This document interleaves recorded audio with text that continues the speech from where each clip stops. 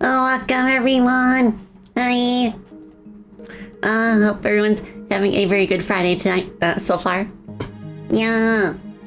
Welcome. I'm Spacey Baltotelli. I'm a gadgeteer bat and a game developer. And today we're doing more Chrono Gear game development. Okay, so last time I was working on Battleship Aquamarine, one of the space levels in the game. Today I am continuing that. I've made quite a bit of progress since last time, so I can't wait to go over it. But first of all, welcome everyone. Hi Dark Moon, Argo, Mike, Lance, Blake, Haas, Gray Stripe, Cyberspace Friend, Edge Drive.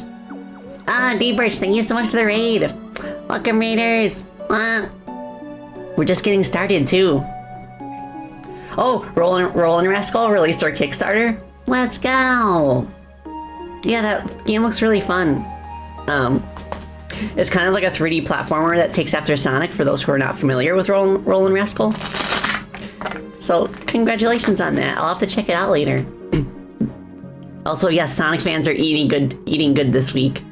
Not only do we have the Sonic and Shadow Generations thing, but also there was a teaser put out for the third Sonic movie that had like a mix of Live and Learn in it. That's so awesome. And not only that, but it has been confirmed that Jim Carrey's coming back as Robotnik. So, oh my gosh. Let's go. Yeah, it's like a 20-second teaser on the Sonic movie Twitter account. I'm so happy about that. I cannot believe that we are getting Sonic Adventure 2, the motion picture, this year. It's gonna be so awesome. I wish I could be in a theater with like, that's just like packed with Sonic fans. That way we can all just like pop off at like certain moments that we're excited about. Oh my gosh, yeah. Yes, let's stay winning. Wahoo! I feel like I've wahooed a little too much recently, so hold on. I'll go to another. Okay. Yeah. Wait, there's gonna be a TV show? Based on Shadow the Hedgehog? I thought they were gonna make it based on Knuckles. Oh well. Anyway. Yeah, so I have built out some of the interior sections since last time. I also fleshed out the asteroid belt a little bit, so that we have actual like gunfire. Well, not gunfire, but like cannonball fire from the background ship, and that makes this part like a little bit more like intense. My original idea with this actually was that the stage was going to be like a multi-tiered like boss fight against the ship, where like you would originally like. You'd start off, it'd be in the background. It would shoot stuff into the foreground when you're on the asteroid belt. And then you'd have to kind of like find a way to reflect the cannonballs back at it and cause enough damage to disable the shields. And from there, you'd be able to board the ship. And then while on the ship, you'd have to like destroy like the weapons and the cannons and stuff. And then you'd fight the actual boss at the end. But upon further reflection, I don't think it needs all of those missions. And it may not be readily, I'm worried that it may not be readily apparent to the player what they're supposed to do in that case. Since there's so much going on in the stage and it's just like pure chaos, they'll probably assume that they just need to keep moving forward like they do in every other level. So I've scaled back my ambitions for this stage a little bit. And I think that's a good thing. I feel like in general, this project is like really teaching me how to properly scope my level design. Based on how the level design is turning out with like the rest of the levels in the game. Like the rest of the levels in the game just feel like so like packed with stuff and they don't have like these side quests in them yet. And I don't think they ever will need to. So yeah, scoping is like a whole skill unto itself, and it's something that I have felt myself like improving on during this project. So I don't think we need to make the ship like a multi-tiered boss fight. So rather than having to like damage the ship during the asteroid belt section, all you have to do is get to the end where Yadagrasu is waiting, and then he'll create a portal for you to get on the ship. And I think that's it.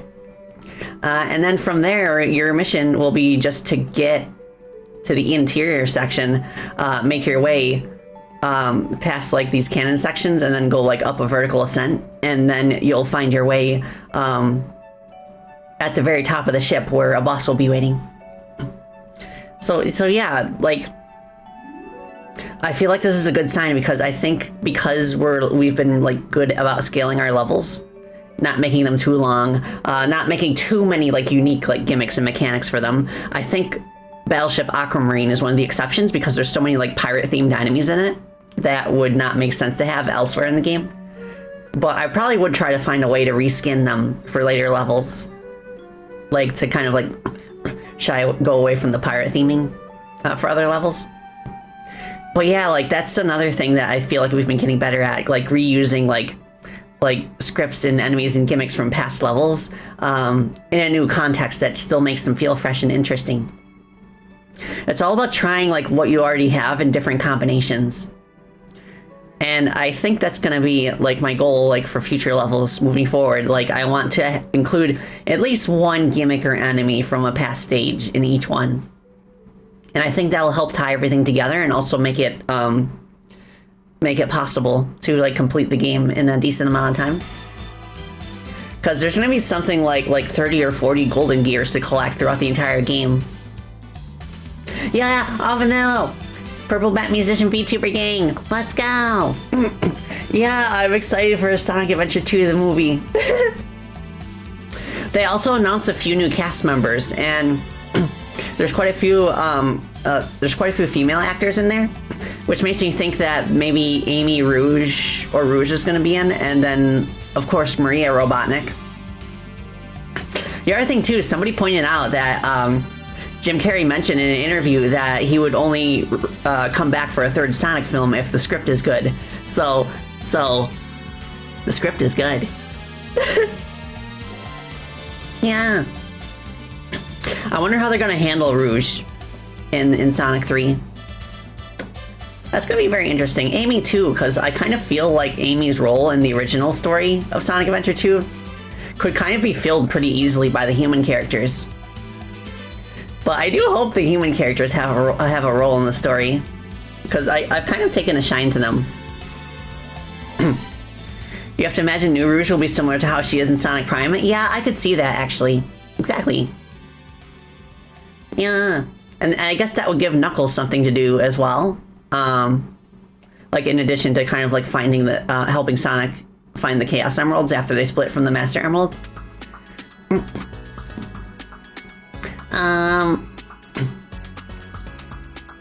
Oh, yeah. I get you, Edge Drive. Alright, so I guess what I could start with is just, like, playing through what I have so far.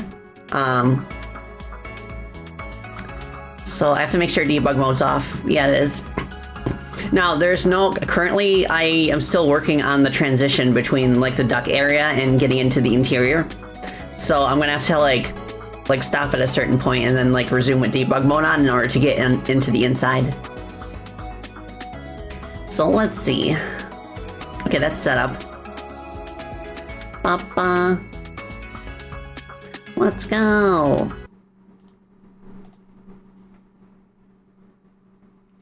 Papa.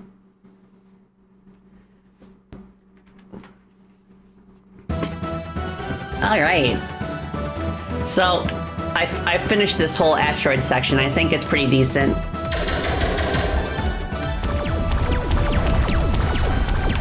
The only thing I feel like is missing is that one of the attacks that the ship does not have, like, sound effects or, like, a warning cue.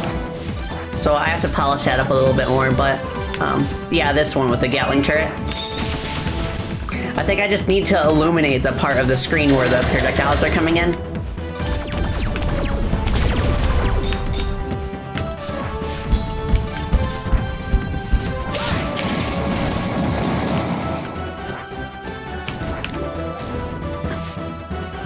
Nice. Oh, yes, I also have, like, in-game dialogue now.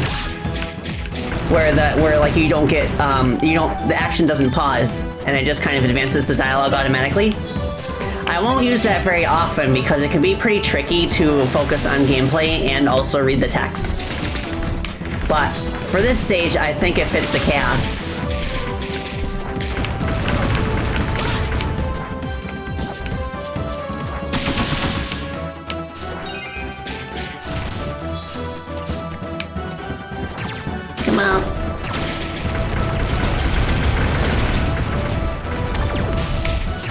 Oh, also, I like how, because of the way the sword works, you can reflect any projectile, no matter how big it is. So you could do this, if you got the timing down.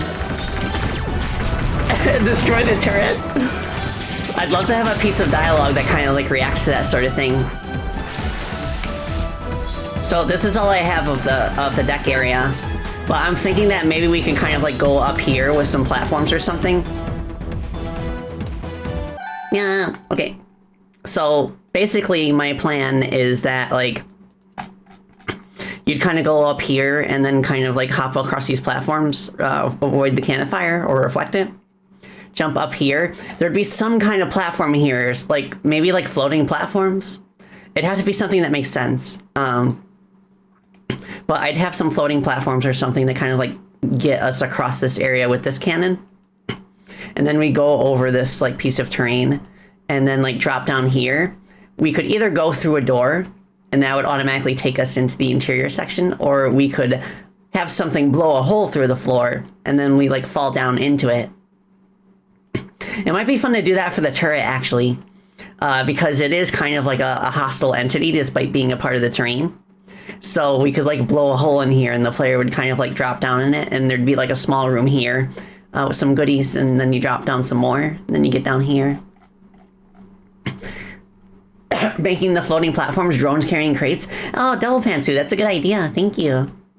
I appreciate the suggestion. What, ship sail for higher platforms? Maybe. It's not in the original sprite, so I'd have to think about how to handle that sort of thing. I do like the crate idea, though. Alright, so the second section, there's not much done of it, but it kind of like gives a rough idea of how it'll feel.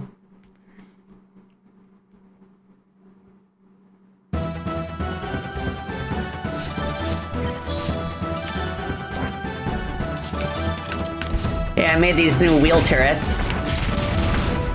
They'll always turn to face you.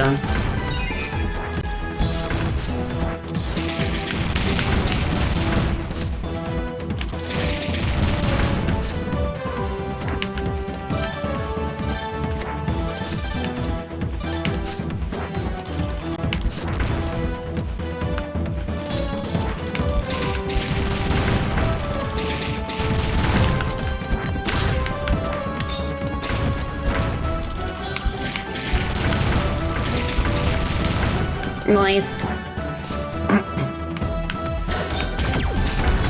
And you can reflect those. I think I'll have some platforms where you kind of like climb upwards closer to the turrets so you actually see them getting destroyed if you reflect their shots. But like somewhere around here, I would have like a vertical ascent upwards.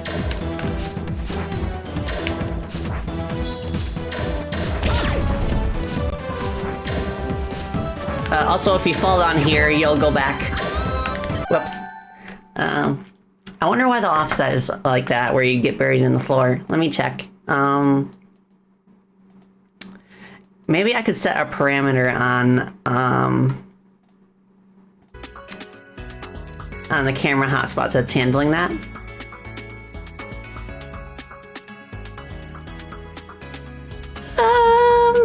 Okay. Okay, yeah, I'll just add a property here. Camera hotspot. Change player position, and then player position offset, make this a vector 2. And then we search for change player position in the script to see where we are repositioning the player. Change player position plus player position offset.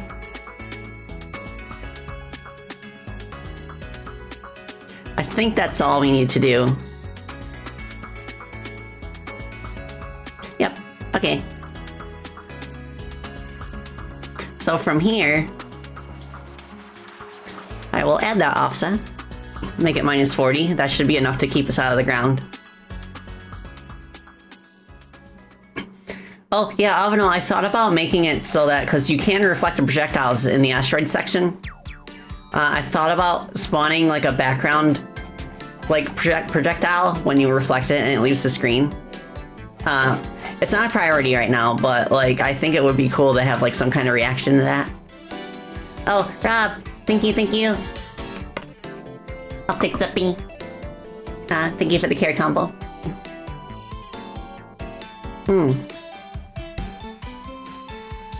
Good stuff. Let me stretch. Oh, really? The Lunar New Year is only in 8 days? Let's go! We're coming up on the Year of the Dragon. Fun fact, I was born in the Year of the Dragon. And also, my mother was born in the Dragon Year. So we got a family of dragons. Mwah. Also, yes, today is not only Hedgehog Day, but it's the 30th anniversary of the original Sonic 3. So that's pretty cool. Like, it's funny that we got news about the Sonic 3 movie today because it's Groundhog Day. So you could say that the groundhog saw his shadow. I bet that was on purpose. Think it should have a bigger hit spark to make it more dramatic. Yeah, I could maybe base that on the size of the projectile, so bigger ones would have more of an impact. But small ones would be like have the effect that they currently have. But it'd have to be something that is like manually specified based on the projectile. What I could do actually, let me check the scene file for the bigger projectiles. I believe this projectile laser huge. Okay, here it is. So, you know that those like red streaks of light that kind of warn you when these projectiles are coming? It's baked into the projectile, and then I have it rotate based on the trajectory. So if the projectile were to make like a 90-degree turn, then you would see the light adjust itself accordingly. Okay, so the way I have the script here is that you can specify the effect that spawns when the projectile is reflected or blocked. So I can make a new block effect that has more of that impact that you were talking about. And then maybe I could like attach like a special script property to that effect that kind of like adds the hit stun.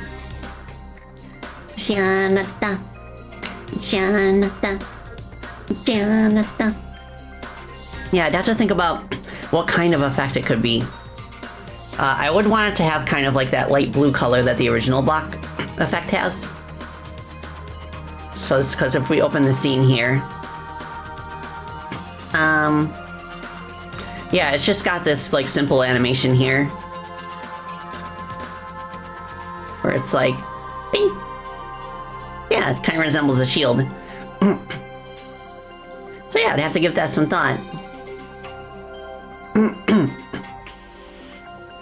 Yeah. All right, let's see. Oh my goodness. So I could make some floating crate platforms now. I would just need to draw like some kind of like propeller claw. But it's kind of tricky though, because I don't want the player to assume that that's an enemy and try to attack it. It'd have to be like clearly like a background decoration. Decisions. There's also this empty space over here which the player might assume there's something over here. But that's basically done for the sake of making it so that you can't like jump up here from this section. No, thank you, Devil Pantsu. I guess for now I could put some placeholder platforms here and then think of the visual later. Oh, your laser hair treatment, Avanel? Let's go! I hope you have fun. Talk to you later. Yeah. Ta-ta. Okay. So for this, since crates were the suggested thing, I honestly don't know if the crates are large enough to kind of like be like easy to jump across. So I'll use the metal platforms for now.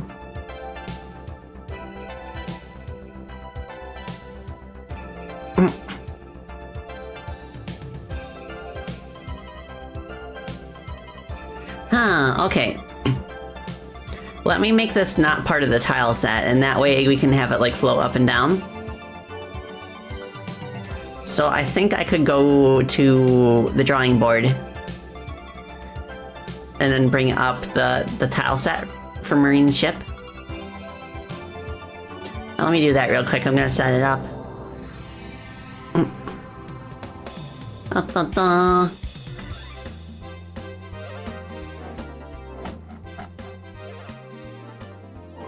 There we go. First time you're seeing this pose? Oh yeah, I like it. It's one of my new toggles that was part of my 1.5 model, along with the bob cut and glasses. So what you see right here is quintessential 1.5 spacey. Okay, so what we want to do is we want to make like a platform that can float.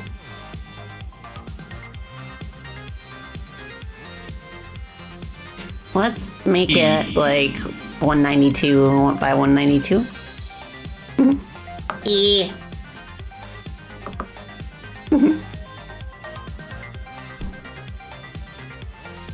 Okay.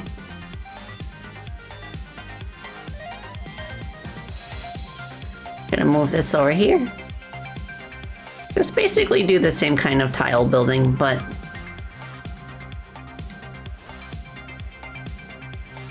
we'll make it a separate sprite, which will make it easier for us to make it into a floating platform.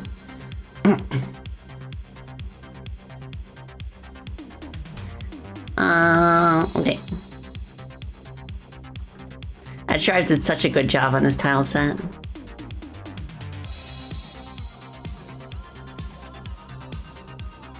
Yeah, I wanna commission Kevin again in the future, definitely, and I'll ask for like the new tech he's been working on, like leaning forward and everything. Okay, that's good. Could also do the chains and then kind of attach the propeller to the chains, maybe. And that should hopefully give the impression we want, which is that it's not like something you attack.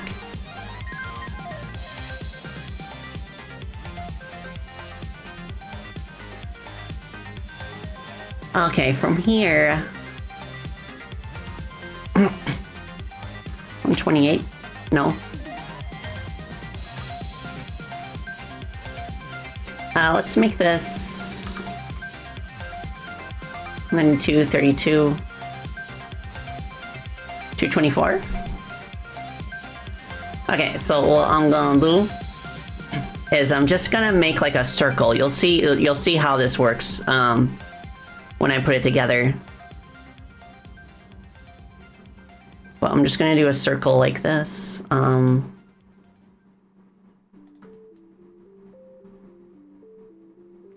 Let's see. 4. That's good.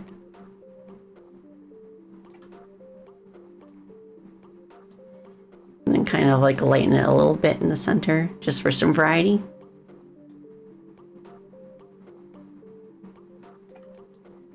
And then in the very middle, I guess. Okay, no, never mind. So we do this. Now I will save this. I'll just name it Marine Platform.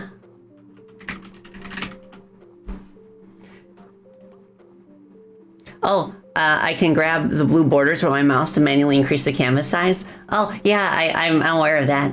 But thank you, Edge. That's a very useful tip to have for our viewers.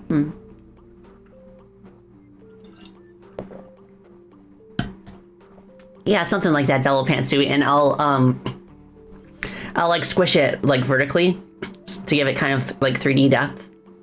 But allow me to demonstrate. Let's see. Let's go back to Godot.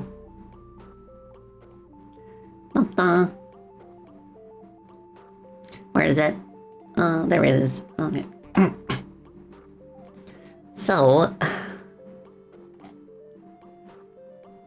what I want to do is I want to create, how do I handle floating platforms in other levels? Let me see.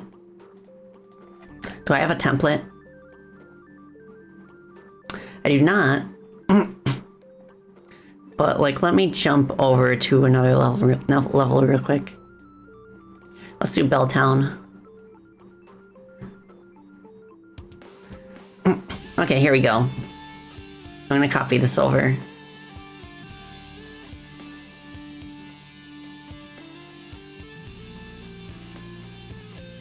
Nice. So I will take this. I don't want to use segments for this. I'm also going to make it a local node, so we can freely edit it. Come on. There you go. So now I don't have to worry about properly setting it up.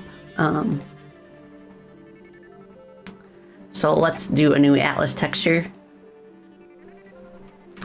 And marine platform. We want to edit the region to just be this part. Then I'll move it up here, and then I'll change the collision box to match. I do not want to use segments, so I'll delete these. I'll name this base.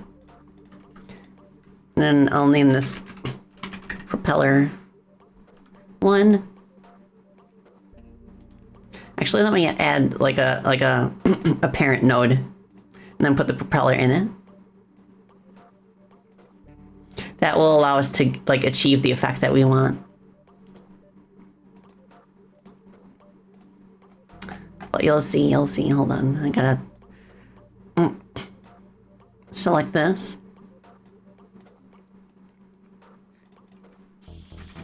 Propeller 1. I'll name this blade. So this right here. Now what I'm gonna do is I'm going to like select the parent node, and then I'm going to compress the scale of that.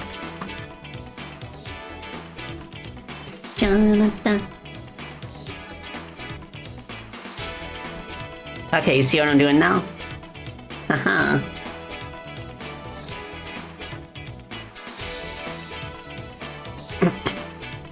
So from here, I will add an animation player. Just name the animation propeller. And then it doesn't need to be that long of an animation. But I'm taking both blades and I'm going to add the rotation as keynotes.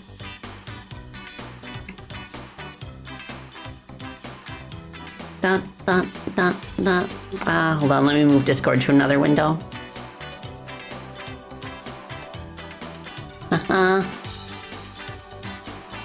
Oh, yeah, the team's talking about the Sonic 3 movie. Oh, Alexis, hi! Hope you're doing well. Okay.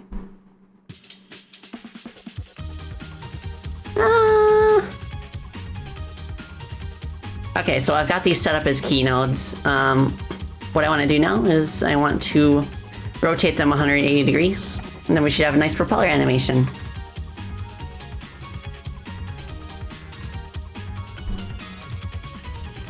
I mean...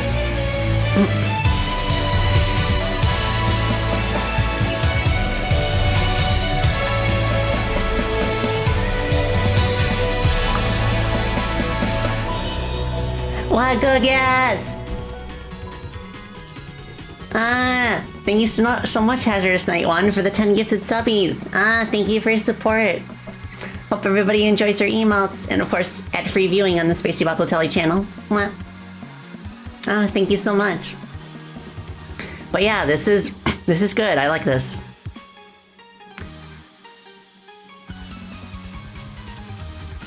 We could even make it faster. 0.15.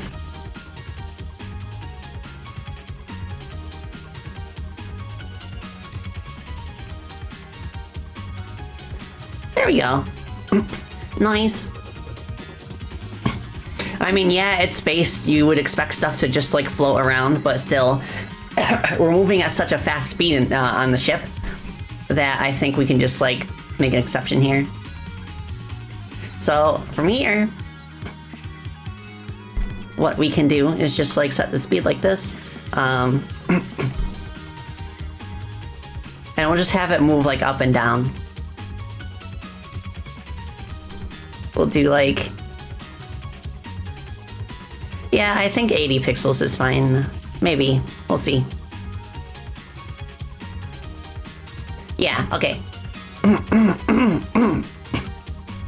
Let's do 64 pixels, actually.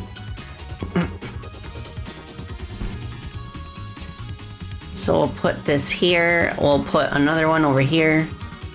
Oops.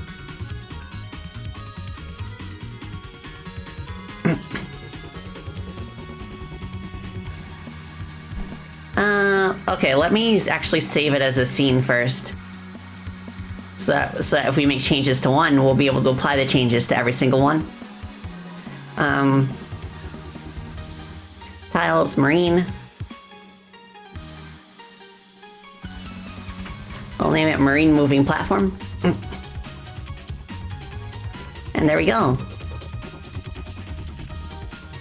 So that way, if I feel like they're like too big or they're like scale adjusted or whatever, then it's no problem. Now, making them move might be a little bit tricky because if the cannon fires and actually hits them, it will not pass through it. Like, it'll actually like collide with it, which I don't like. I wonder if there's something I can do to avoid that. I mean, I could make the projectile collide with like objects on a different layer and just make sure the platforms are not on that layer. Something else I could do is make this platform move horizontally instead.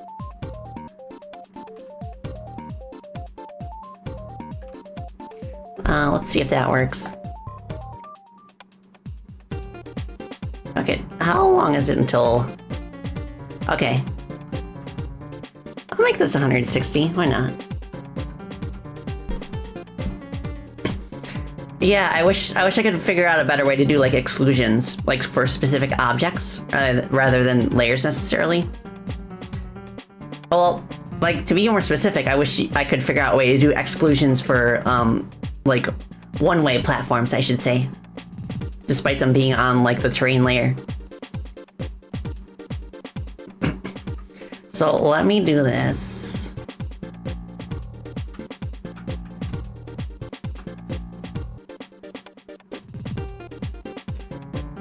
Oh, it's okay, it's plus 160. Okay, that should work. Hopefully this gives us what we need to get up here. And then I could put like another one here.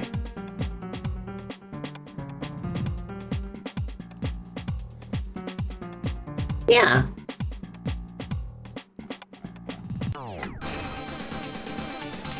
Let me set the debug so that I appear in this checkpoint.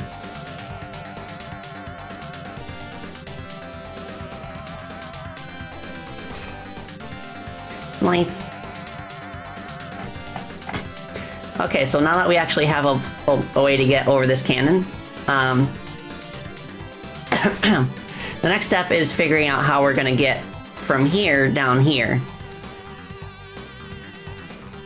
And I'm thinking maybe we could just have like some of those cannonballs from the asteroid section spawn, and then I could make this floor like destructible. Something else I could try, just for the time being, I could kind of mask it a little bit better at some point. Kamiya! Hi! Hope you're doing well. It's nice to see you here. Yeah, we're doing game dev stuff. I hope you've had a good Friday so far. So I'm thinking... we kind of just like punch a hole in here.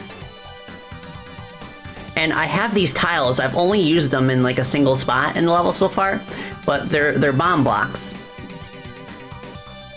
And I'm thinking that we could cover the bomb blocks with fake terrain. So that way, like when like cannon fire like rains down from above, it hits the bomb blocks and it kind of like punches a hole in it. But I would want to figure out a way to like, once it does that, it hides the front tiles. Something I could do is kind of make these bomb blocks have like a different appearance than usual. You're doing really good? Ah, thank you. I'm glad to hear that. Well, alright, let's see. I guess we could just like go straight down and then like fall on top of this. Something else we could do is just like fall down into this section here, and then from here we drop down. I'm gonna try that.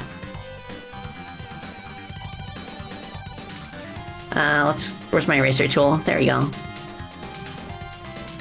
So I'll maybe have the drop-off point right here.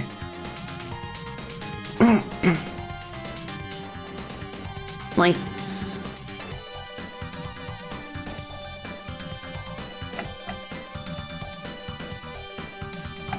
I might have to be over a little bit, actually.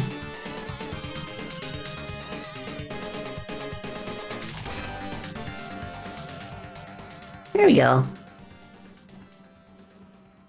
And I guess I could move this part over a little bit.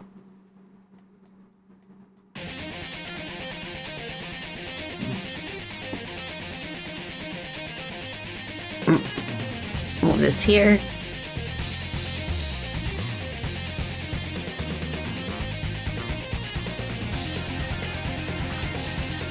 Okay, cool.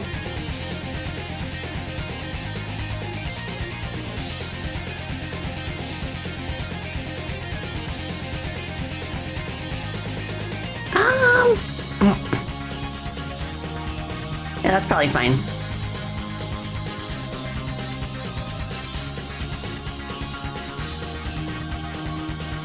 And then from here we could drop down this way. I think we'll just do a straight drop.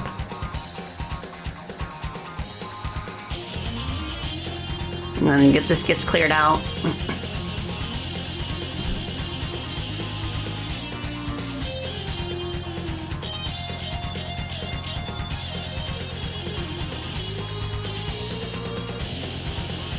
Okay, we could just do enough to kind of like bring this here, and then just kind of like make like a sequence of these like bomb blocks getting blown up.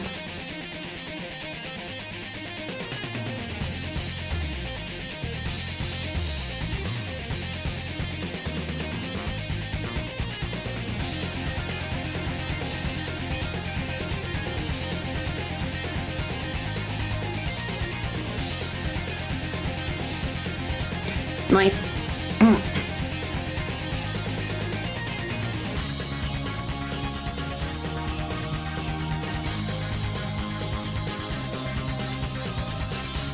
Let's do this. Let's do this. I think that'll work for now. And then we have to make sure to add some background decor. I can't remember what offset I need.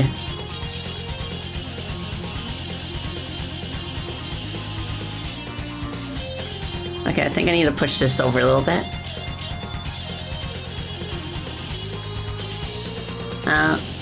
Like that.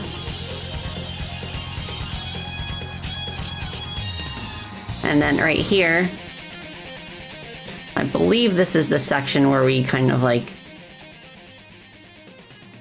yeah, fall down the hole. Just put it like this.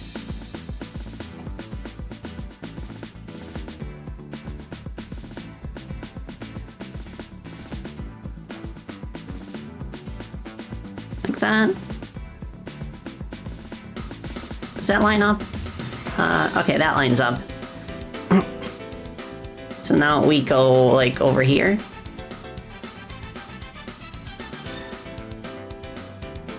No, it's like this. There we go.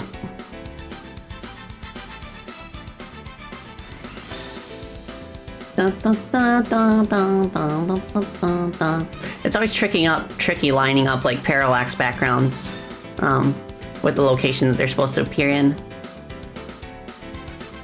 But we do our best. So this part, I believe we can use this tile. Have some sunlight peeking through. And maybe we could like stuff some of these small windows in this space too. Da da da da da da da da da da da da da da da. Okay, let's put the small windows in.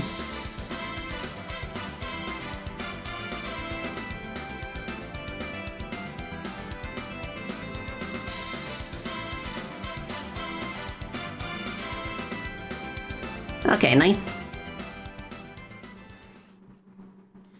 And then, what would be good for this section, I think?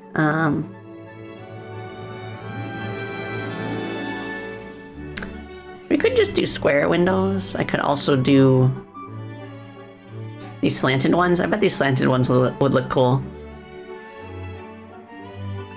If there's space for it. I think there is.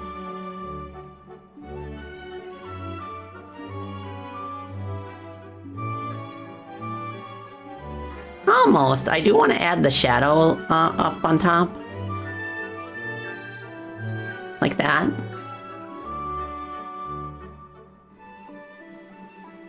So I think maybe it's best if I use this smaller one.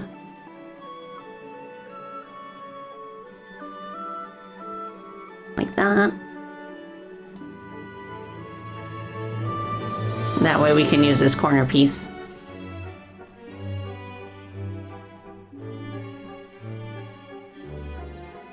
And then it goes like that, I think.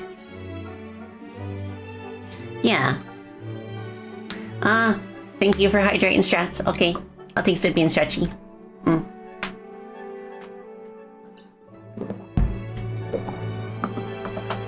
Oh my gosh. I am grateful for the reminders because it can feel so good if I've been doing a lot of clicking. Oh my gosh. It's especially important for a batto like me with the big winglings to take care of my bones. Which, speaking of which, I've been taking vitamin D3 supplements recently. And what vitamin D3 does is it basically like helps the body produce the same kind of like calcium and other things that you normally get from sunlight. It's especially useful like now that I'm living up here, I figure, because like we don't get as much sunlight as I did in my hometown. So I'm hopeful that I'll get some like long-term benefits by taking those supplements.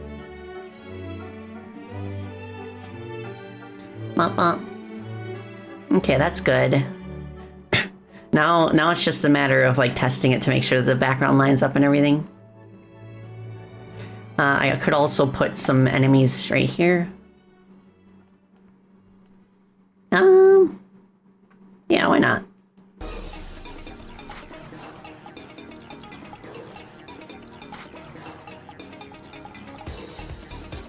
Let me put a wheel turret there.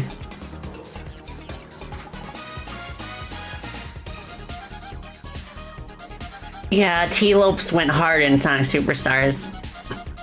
I honestly don't mind June's tracks that much. It's just like conceptually they're pretty solid. It's just that it's using the Sonic 4 sound fonts. That's the reason why like people have a problem with it.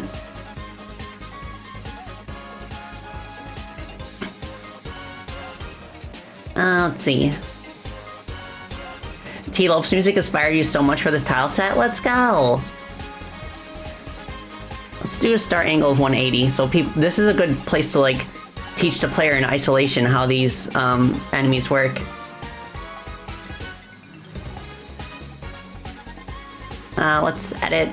I just recently found out like you can right click a node in Godot and select editable children.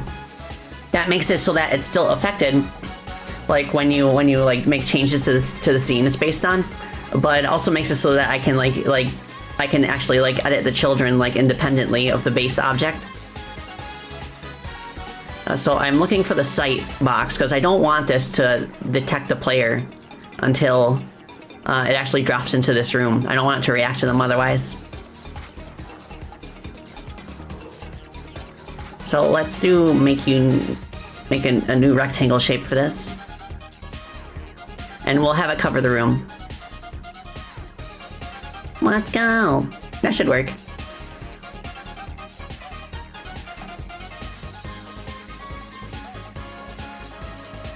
And I guess I could put some notes in this tunnel as well.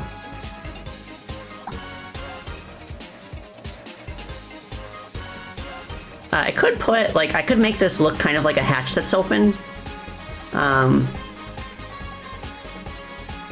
Let's see if there's something that I can use that kind of like, maybe tiles for now.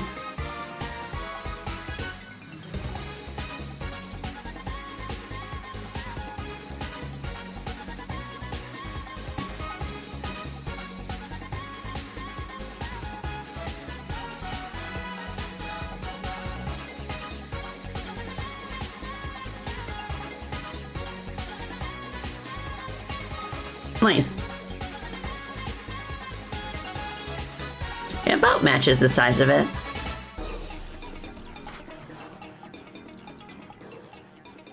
Okay, let's see if that feels good. Well, we can also test the moving platforms as well. Well. Oh, right, I forgot to set, the debug checkpoint to be outside the ship.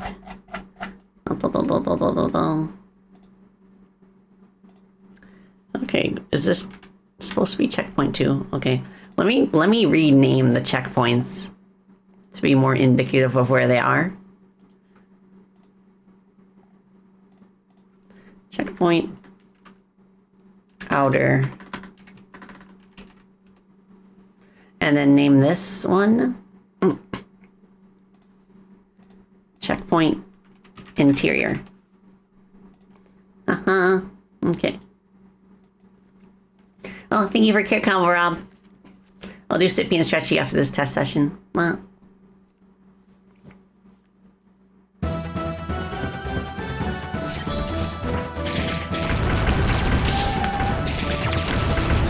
Let's go.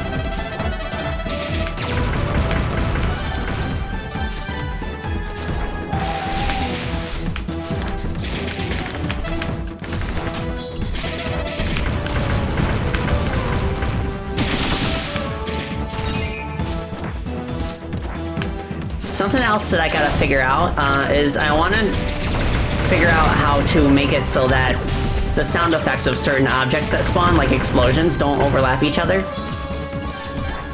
So maybe instead of playing the sound effect like in the explosion object itself, I could have it make a call to a separate like audio channel. Okay, I like this part. I just think it needs to be a bit more visually impressive. But like, I like the idea of having to time your jumps on a moving platform.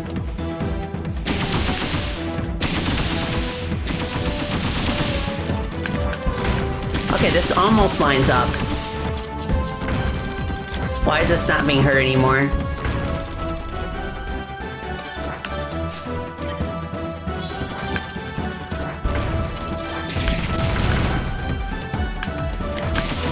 Will there be special dialogue if the player dies in the first 5 seconds? Maybe, but for the time being, I have it so that the dialogue like turns off automatically if you happen to die in the middle of a dialogue conversation.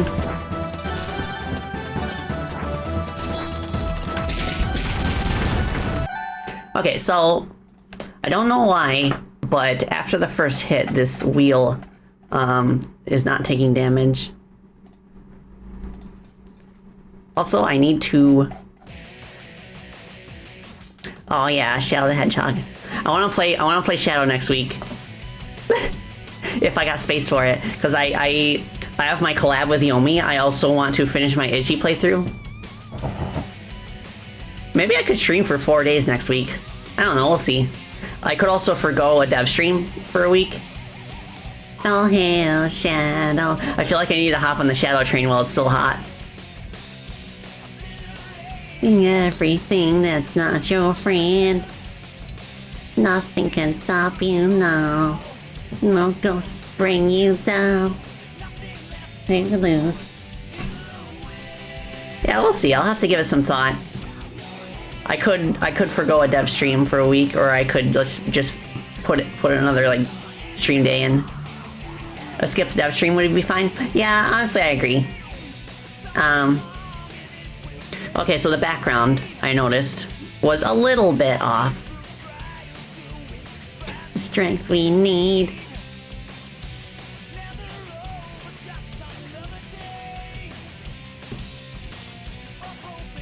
So I think we just need to move over one tile, and then the rest can kind of be handled with some duplication. Just a little bit of extra buffer on the left and right sides. I do like the idea of kind of like descending down the turret by destroying the blocks. That was pretty fun.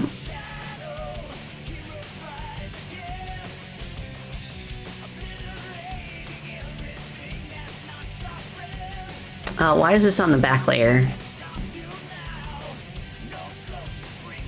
Is it? Run.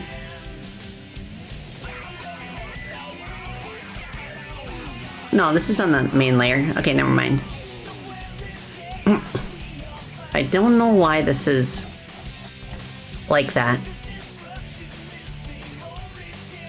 Okay, so as far as like the explosion sounds overlapping,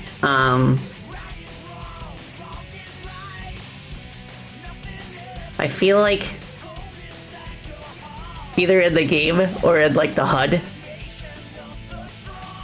like the HUD like object, I could add like another channel just for no, because then it won't have the proximity stuff, like the audio panning depending on the object's position. So I feel like there needs to be another way for audio channels to like audio nodes to detect when another audio node is playing with that specific sound effect.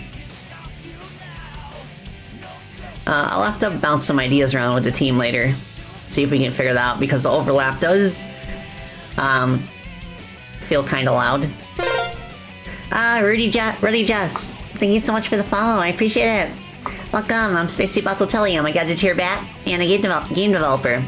I'm working on our team's hololive fan game. If I play on Channel Hedgehog again, you recommend downloading? Oh yeah, I did play it. I played it on Reloaded last time.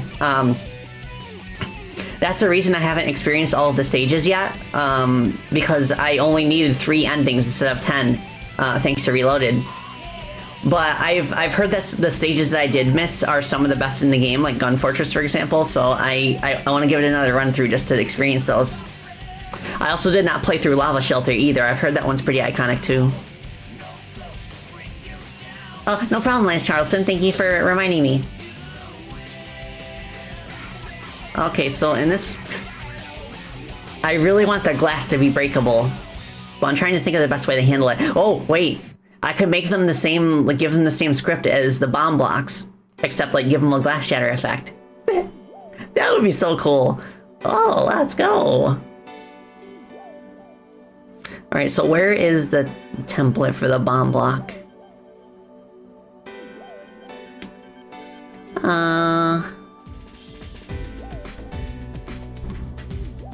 I could also, because the bomb blocks are actually like recycling the script from the card blocks in Carnival Railway.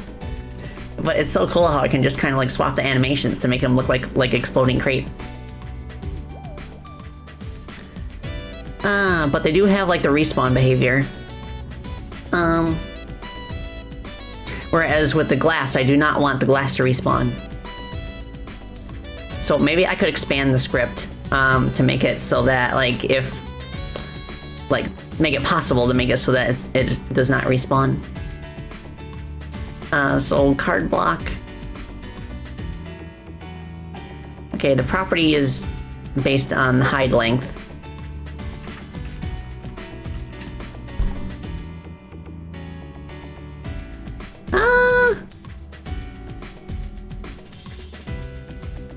Okay, I got an idea.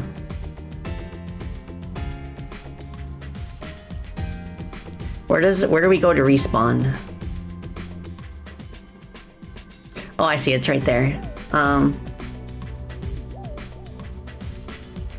So here, I guess what we could do for now is kind of a hacky solution, is make it check if hide length is lower than 0. And if so, we do not increase the timer that makes it respawn. So that way, when we make the glass variant, it will not come back after we destroy it. Oh, Lava Shelter and Iron Jungle bring up a certain plot point from Team Dark Story? Oh, okay, cool. Yeah! Let's see. So now we will get the bomb block. Where is it? There it is. I'm gonna duplicate this and make it marine breakable glass. And then I'm gonna drag that into the tiles folder, since it's intrinsically tied to Battleship Aquamarine.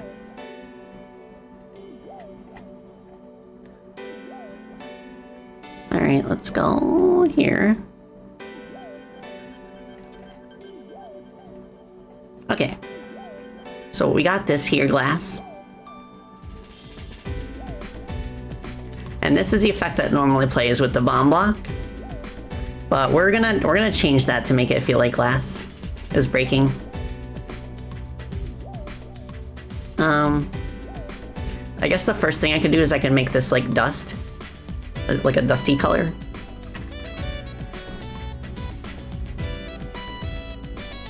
There we go. And just make it like one explosion. Doesn't need to be too crazy. Now for the texture, I will do a new Atlas texture, and I'm gonna pull up tile marine exterior. Yeah. And we just find the glass tile we want, which is this one. This one tiles nicely.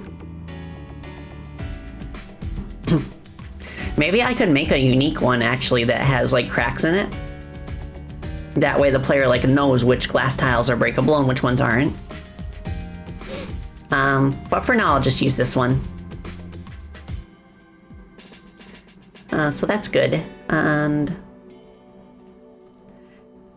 for the texture, what do I have for breakable glass? I guess I could just use another Atlas texture.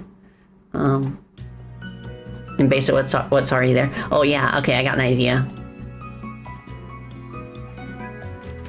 So tile marine exterior. Okay, so we've got these triangular parts. I could easily just like take those and use them. Yeah, like that. And it randomizes the rotation already. So there we go. Awesome. I think that's gonna look pretty nice.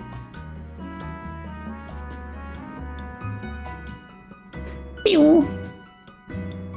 And I also want to change the audio file to make it, do I have a glass break effect? I think I do.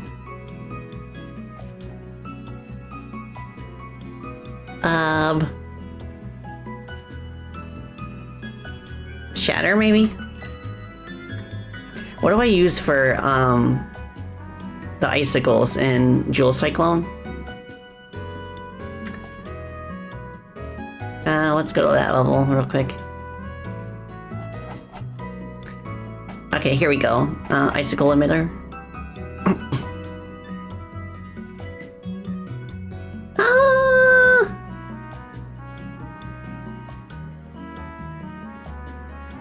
Okay.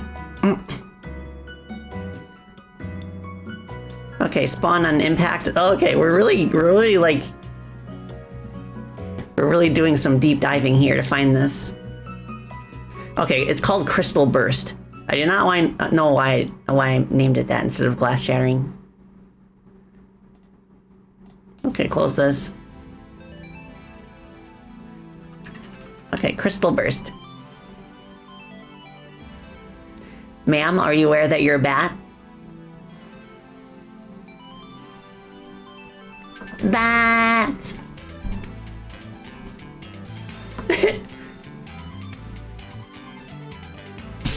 Okay. Nice.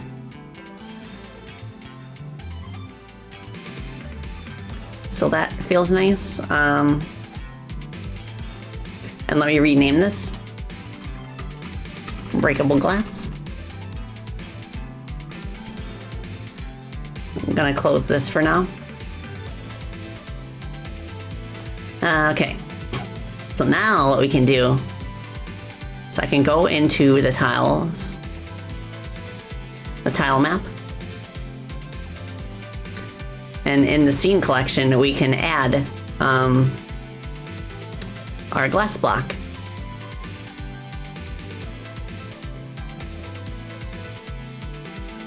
Nice.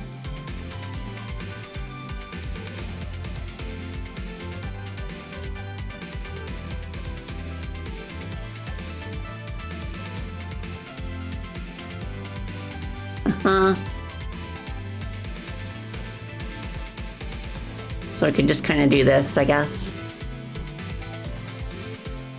And I want there to be some indication that there's something behind it. So we could do something like this.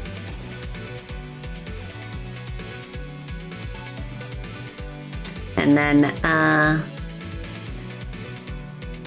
add some like pillars here to kind of like block off the part of the glass that we do not want to shatter. Do I have a tile for that? Yes, I do. Nice.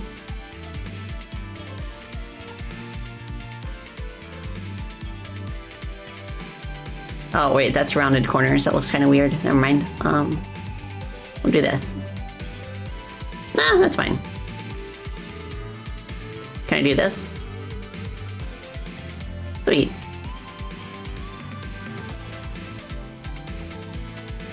Yeah, and we can have like little nooks and crannies here. Ah, Mirren, hi.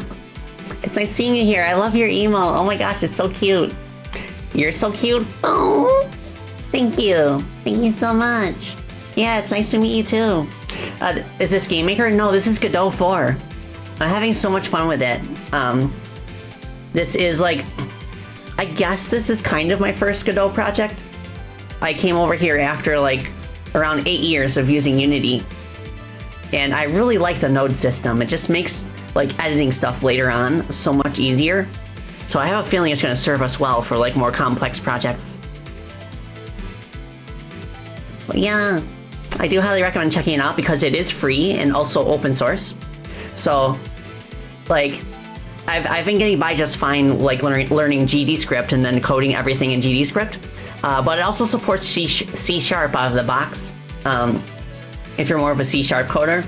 And since it's open source, it can be expanded to support like pretty much any programming language with enough effort, of course.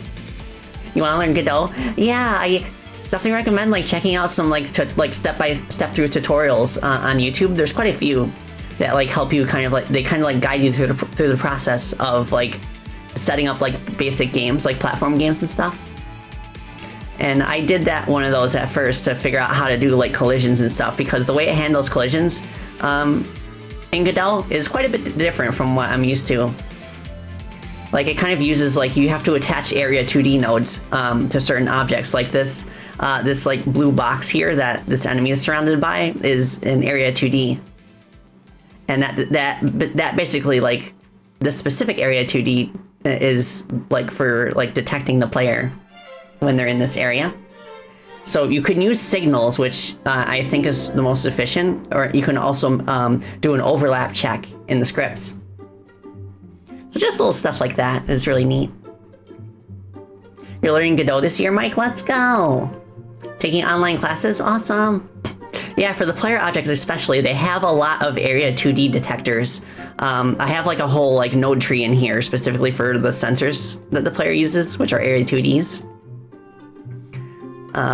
I have an area 2D for detecting ladders, for detecting the tops of ladders, for detecting platforms, for detecting objects that will actually physically push the player around. I have an area 2D for their melee attacks, for their actual physical body that can be hurt by stuff.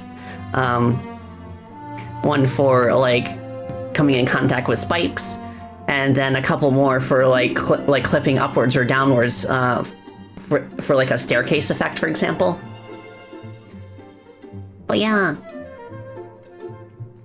And they're very low, like they don't really like, as far as I can tell, like they're not very resource intensive area 2Ds. So like I just like go crazy with them with the player. Okay, so I feel like I need to expand the tile back a little bit, just because we've got the breakable glass here now and expanded a little bit. So what do we want to do?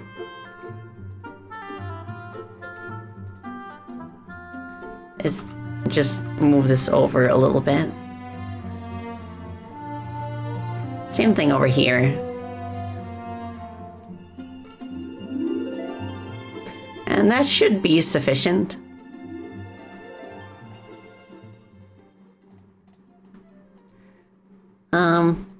Oh, I don't want this on the back layer. Oh, wait, no, it's not. It's just because it's an object. So let me clear out some of this glass. And I've got, since the bomb blocks and the breakable glass windows share the same object class, because like the way they share the same script as the card blocks, and the card blocks, the way they work in terms of being able to chain them together is that like you specify like one of the 4 card suits. Both of these types are part of the same card suit underneath the covers. So when the bomb block explodes, it will break adjacent glass. Okay, so for now I can just put like maybe some healing here. And then also, I could put like music notes here.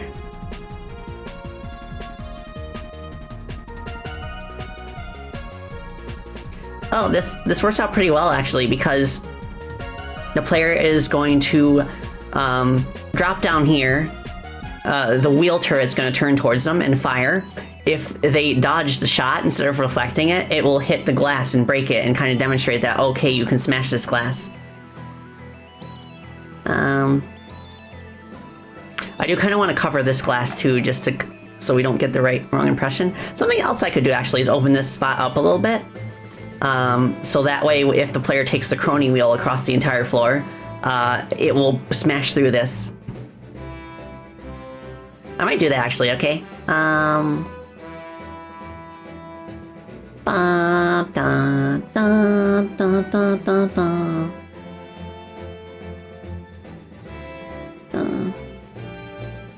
Okay, so what I want to do, I should probably like expand this out a little bit so they don't get the impression that it can be broken through.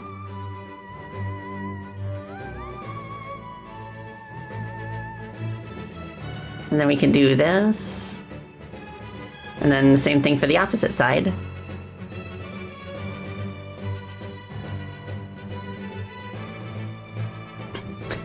This music slaps? Yeah, I love Super Mario Galaxy's music so much.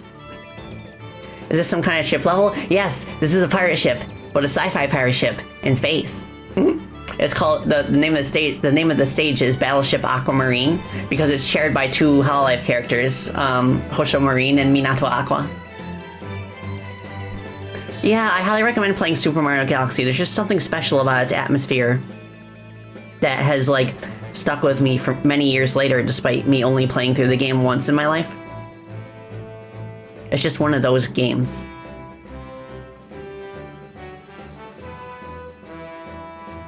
Okay, let's do this. We'll just clear out all of the glass.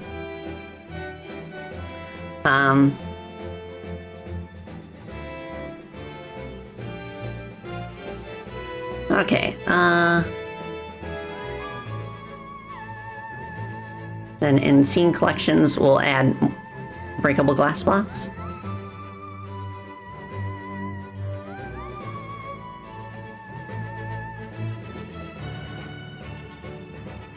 Alright, cool. And I guess we could do the same thing where we like just put like some health here.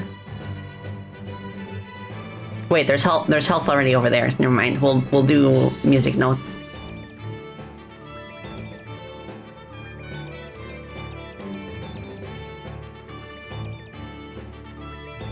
Let's do this like this.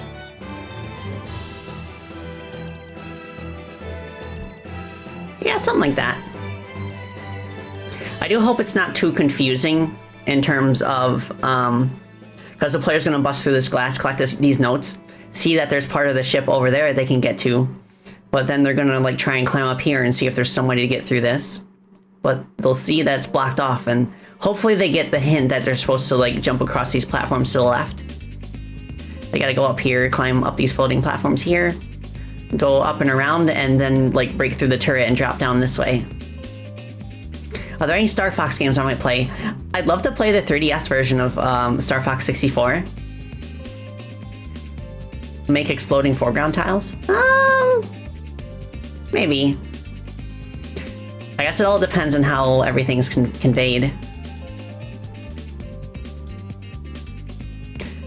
Yeah, I'll have to think about it. See, that's why it's important to have testers, like, internally before your game's released, to kind of like get like a feel for like how a player's gonna play through this during their first playthrough. So that way, Ridge Racer. Yeah, it's Ridge Racer. Yeah, so that way you can kind of like get a feel for which parts of the level they might struggle to figure out where they're supposed to go. But hopefully with the placement of the notes here, they'll get the hint. Alright, so, oh right, since this part is opened up now, I should tidy up, like the wood planks. So, do I have diagonal, like, wood plank? I don't think I do, so I think what I'll have to do is,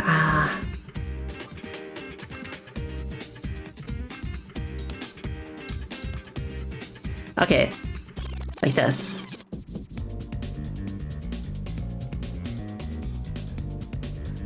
And do I have another? There it is. Yeah, like that.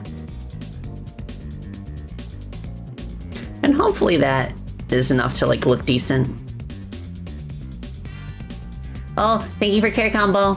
Okay, I'll take Sippy and Stretchy.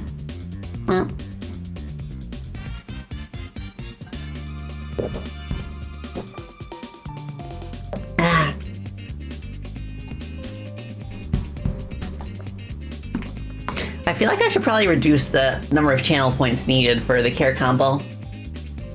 I was thinking about reducing the cost of head pats too.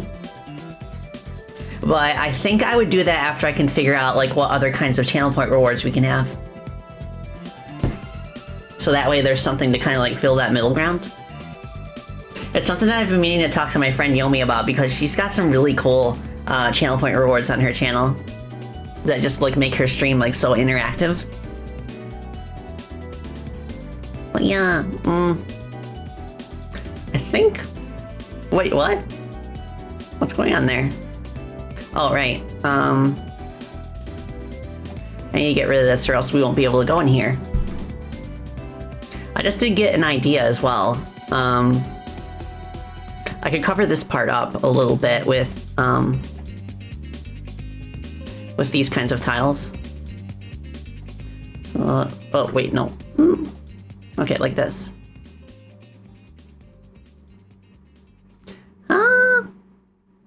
Yeah, okay. There you go, that would kind of mask like the weirdness with the wood planks a little bit, I think.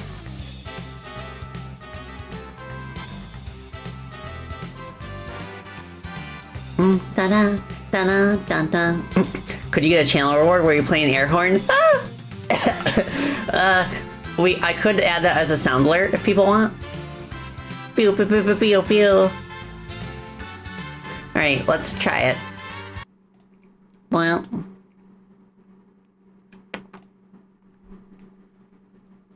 Come on.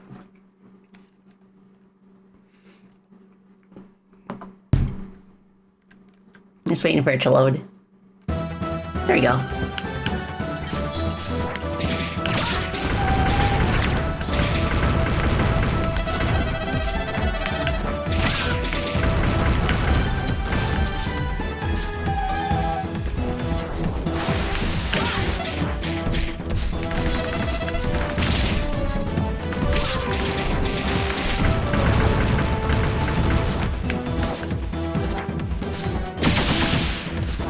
Nice. Well, okay, let's see if we can charge through.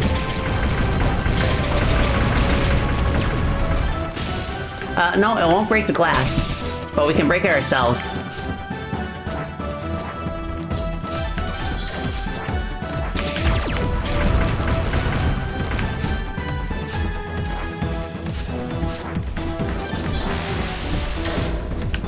Ah, okay.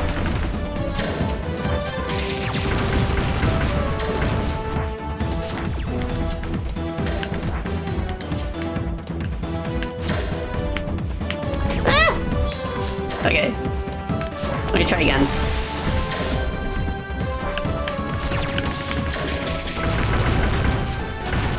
Oh, thank you so much, Mirin.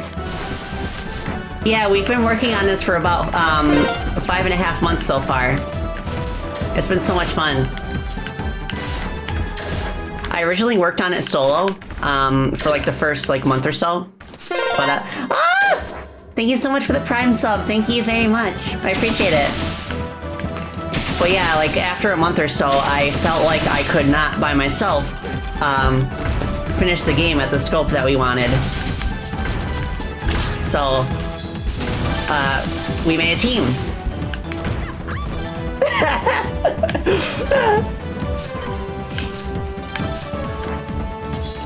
Yeah.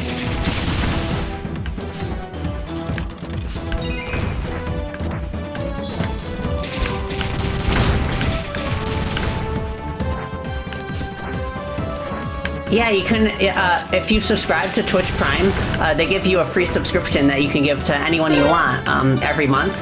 At least I think that's how it works. I don't have Prime myself.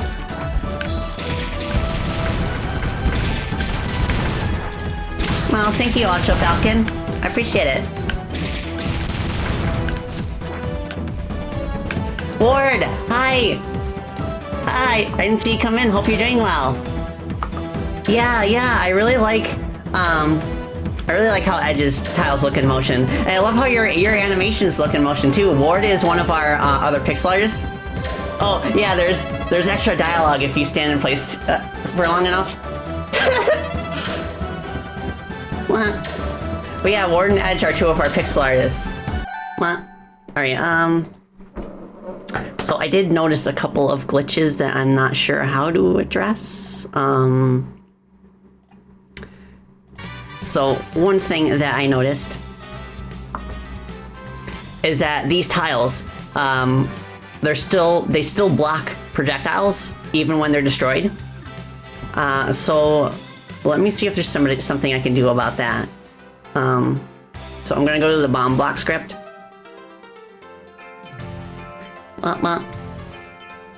Yeah, I agree, Ups. I think that's why it feels weird to me, is because since the background isn't scrolling, there's no way to gauge where exactly you are when you're jumping around in the air. So yeah, it needs some kind of background indication. All little touches are nice. Thank you.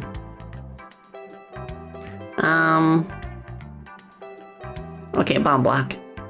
I think the problem is that the collider is still in the object class where that can destroy projectiles. So maybe in the animation I can disable collision while it's hidden.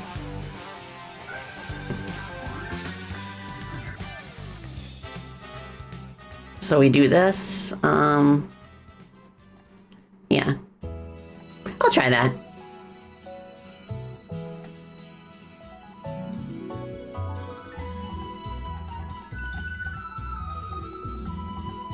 So we do that. And since it's being deleted here, I will set the disable flag on by default. And then the starting animation, we also make it sure it's enabled. So that should make it so that projectiles do not hit the empty space that it used to be in. Okay. And I guess we do the same thing here. Okay, disabled. Yes, please.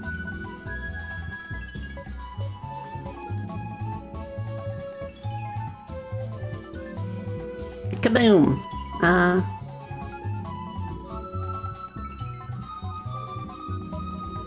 Yep, and here we want to disable. And for this one, we do not want it disabled. There we go. So that should be enough to fix that. Something else I want to do is I want to make it so that the glass can be broken by the Chrono wheels. Which I'm not 100% sure. Let's see, let me check those. So its attack sensor is what controls what it collides with. This is set to detect objects and blocks. And the breakable glass should be part of the object class. It is.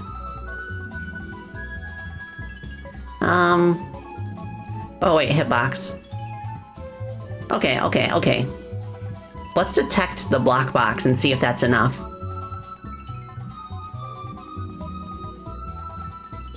Okay. Can we get a stream redeem of the space shout from Portal 2? I haven't played Portal 2, so I'm not sure if that would be, like, personally connected to me enough. But yeah, one of the things I really like, too, about my friend Yomi, how the way she handles channel point rewards on her stream, is that they can combine. You can mix and match them to get, like, interesting combinations. So what I've often seen is that her lab assistants will kind of, like, work together and pull their channel points together to, like, synergize the redeems.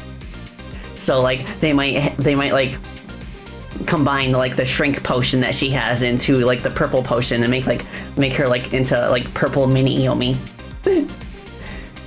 I think that'd be cool. Like I could see us having like a chibi toggle where I get shrunk down, and maybe like one where I change color palettes or hairstyles. Yeah, Gravity Circuit's such a good game. Oh my gosh.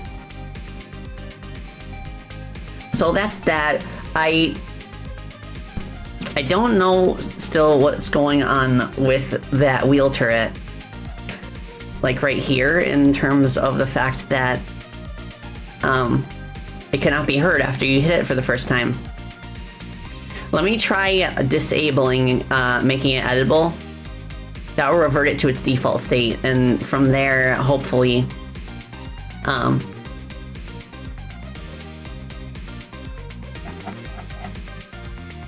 hopefully that's enough to make it actually like work correctly.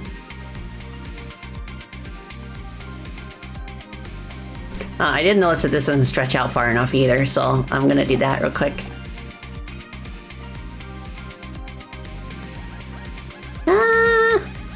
And once I do my next test session, I'll test it from the start of the level to see how long it is so far. And that should give me a good idea of how much more space we need to fill before it's a satisfactory length. I feel like we're pretty much almost there lengthwise, especially when we consider the way the stage is laid out right now. I feel like the vertical ascent is gonna like tack on another minute or so. And then maybe like when I put obstacles down here, that's like another like 30 seconds or so.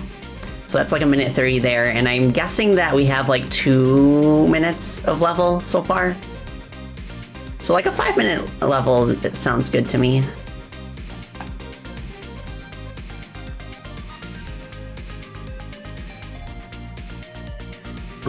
But if it's particularly long, it's not that big of a deal because it's so like chaotic that the player is always going to have something that they're going to be able to focus their attention on. Plus, like kind of the central like gimmick of the World of Space levels it seems like, is that there's less of them compared to other worlds, but each individual level is a bit like larger than what is average for this game. Okay, let's do this.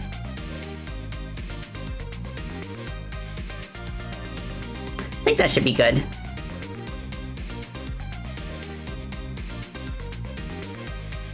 Alright, let's play from the start this time.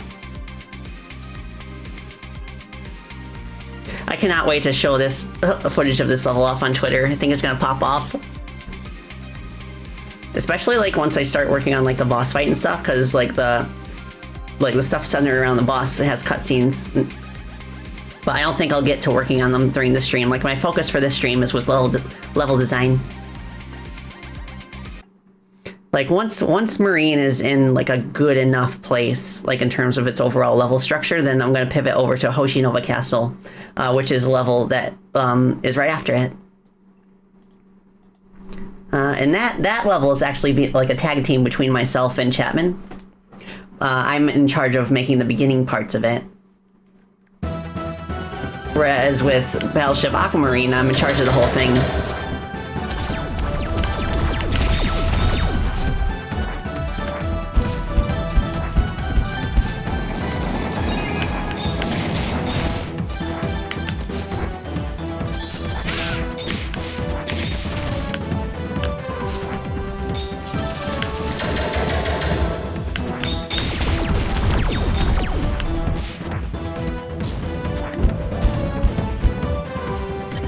Nice.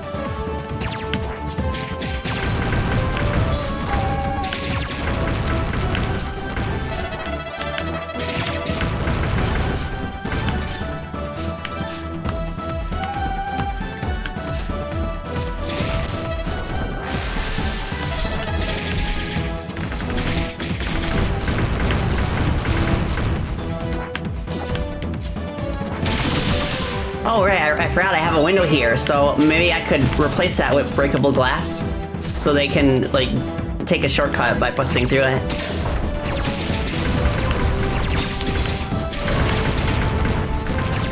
Alright, I want to try that again, because I want to see if it breaks through the glass this time. It does not.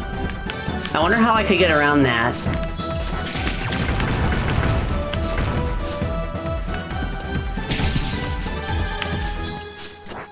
Come on.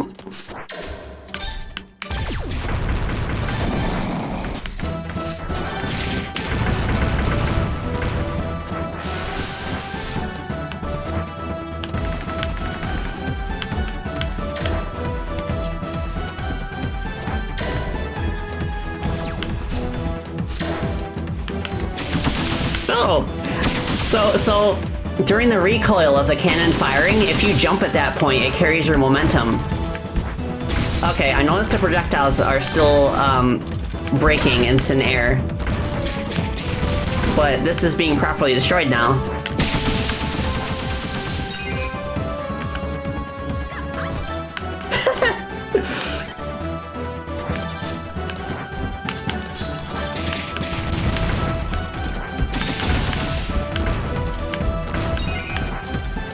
Maybe the Chrono wheel collides with something else first before hitting the glass? I think it's because the glass is classified as a solid, and the wheel is set to like destroy itself when it hits a solid. So I think I'd have to make like the front layer of glass like intangible or something.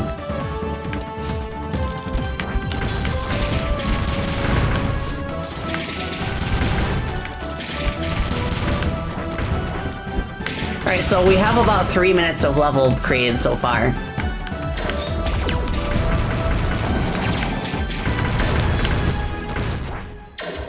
Which is a pretty good length. I think we're in a good spot, so I can continue building out this section right here, and then end it like with a vertical climb up to the final area where the boss waits. Yeah. Bum, bum, bum. Yeah, I'm trying to think what kind of background element I could have here that would actually make sense. Like, I could raise the pipes to be up here, but I don't know, that feels kind of weird. I could do it just for now, just so that it has like you have some kind of like visual gauge of where you are.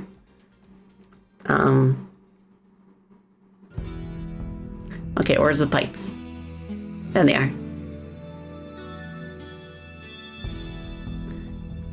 Yeah, I could do something like this.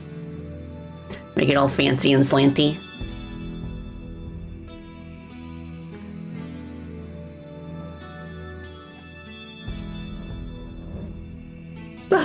I don't know if you can hear Paige's snoring.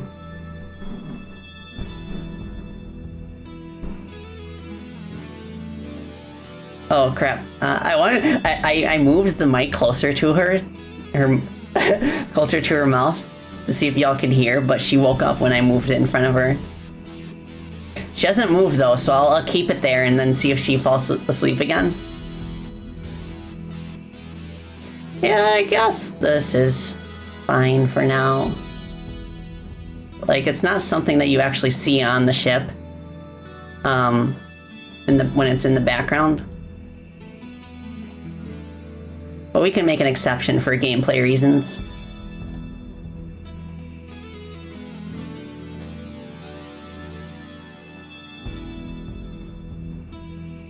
Alright, yeah, I'm keeping my microphone next to her. So she doesn't seem to mind, she hasn't moved. So I'm just gonna leave it. What the dog doing? What the dog doing? She nappy.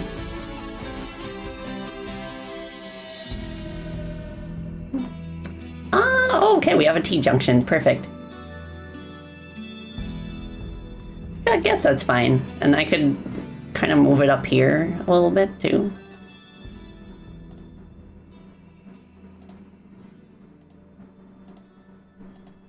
Like that.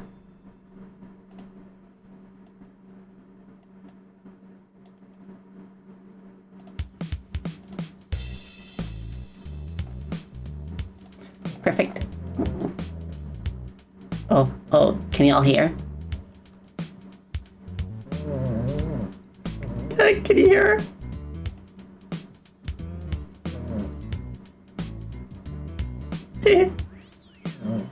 You can hear. Let's go! Let's go! She's so eepy. She's been a spoiled, like, bratty princess lately. Like, if you imagine those young little princesses in anime sometimes that are just, like, spoiled rotten. Because, like, she never used to, like, beg to sit on my lap while I'm working, because I never let her onto my computer chair.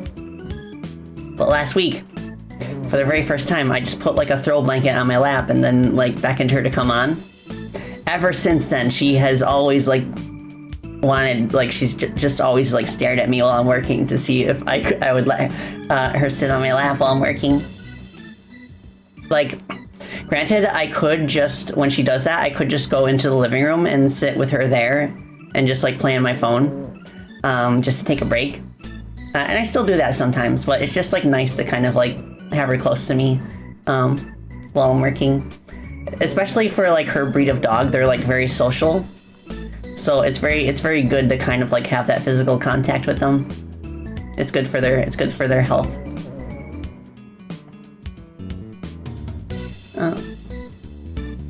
Oh, yeah, she's so cute.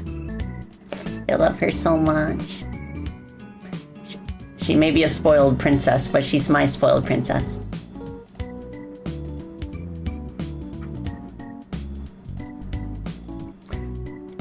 And, like, you can tell when she's dreaming because, like of the way her limbs twitch. Yeah, doggy coworker.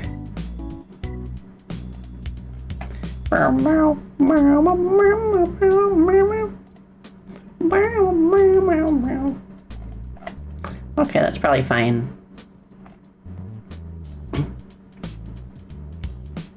I could put one here, maybe. Does she run while sleeping? Her and Sammy do sometimes. Sammy also, like, barks sometimes in his sleep. Yeah, some doggies run while they sleep. Okay. Okay, this is probably okay. It does kind of look like a pipe frame, like like the kind that you see on sports cars, because they strip them down to remove as much weight as possible. But at the same time, they also add like these roll cages in the back so that in case the car flips over, it doesn't completely crumble into like a little ball of metal. So that's kind of what it reminds me of. It kind of reminds me of a roll cage. We could kind of do the same thing up here if we wanted to. And we could just hand wave it in terms of it not being visible, like right here, because it's so small. Oh yeah, they're on Formula One racers too. Like the newer Formula One cars especially have like that circular roll cage around the driver, and that has come after like years of like accidents that have often been fatal. Like, thankfully it has not happened that often, but when it does, it was always like devastating. And I heard from one of my racer friends that there was some pushback about like how silly it made the new Formula One designs to have that roll cage over the driver. But you know, you gotta do what you gotta do to make it safe.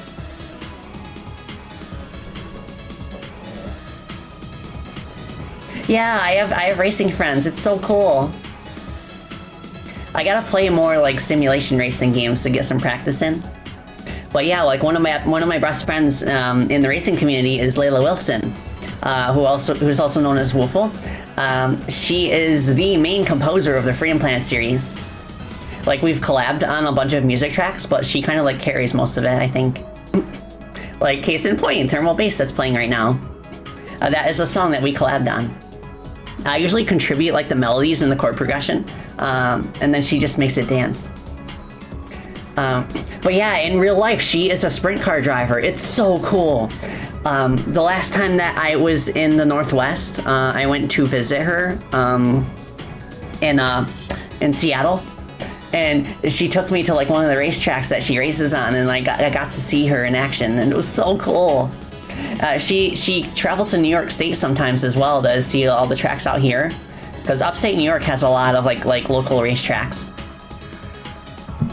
Your cousin's husband is a firefighter? Let's go! My mom used to be a firefighter. Now she works at a hardware store. But for the longest time she used to be a volunteer fireman. Or a firewoman, I should say.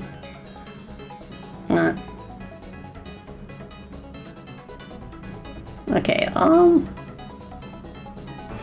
I guess we could do this. But yeah, another racing friend. I have a few like racing VTuber friends as well. Yeah, they're all just the sweetest beans.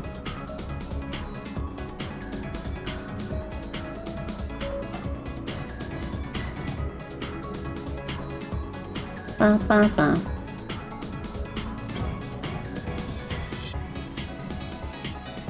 There we go. 1, 2, 3, 4, 5, 6, 7, 8. Like, I had a feeling when I started working on the stage that this was like gonna this was gonna be the stage that drew in Freedom Planet fans, because it has that vibe. Because like between Sky Battalion in the first one and Airship Squadra in the second, I have a soft spot for like airship raids in video games. It's like one of my favorite like tropes to work with.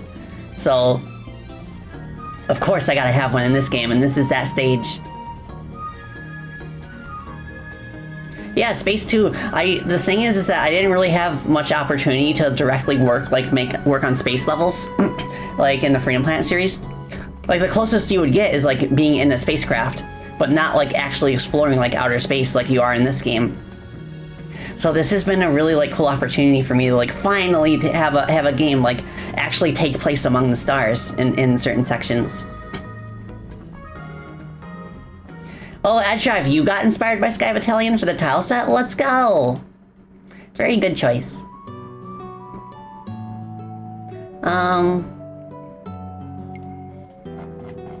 Okay, so from here, I feel like I need to do something more with this empty space around here. Maybe with the bomb blocks. But for now, I'll focus on kind of like fleshing this part out a bit.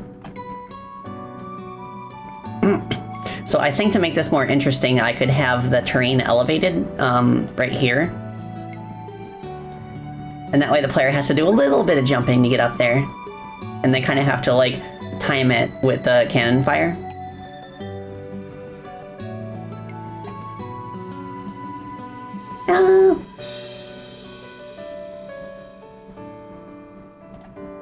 Let's do this.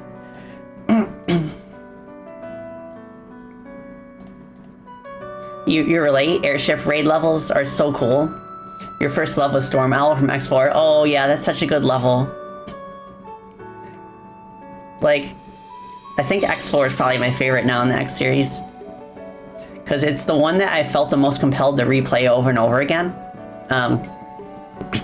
I do still feel like X1 and X2 are very technically sound, and I feel like X1 is just like the perfect introduction to the X series. I like whenever anyone asks me what Mega Man game they should play first, I'm like, play X1, play X1. And like I really like the level design in X2, but like something about X4 makes me just keep going back to it. Also, welcome raiders. Thank you, Durly D. Hi. Welcome, welcome. I'm Spacey Batotelli. I'm a Gadgeteer Bat and a game developer, and I'm building out a level, which is like a sci-fi pirate ship in space. And I'm doing the interior section right now. What did y'all play in your stream, by the way?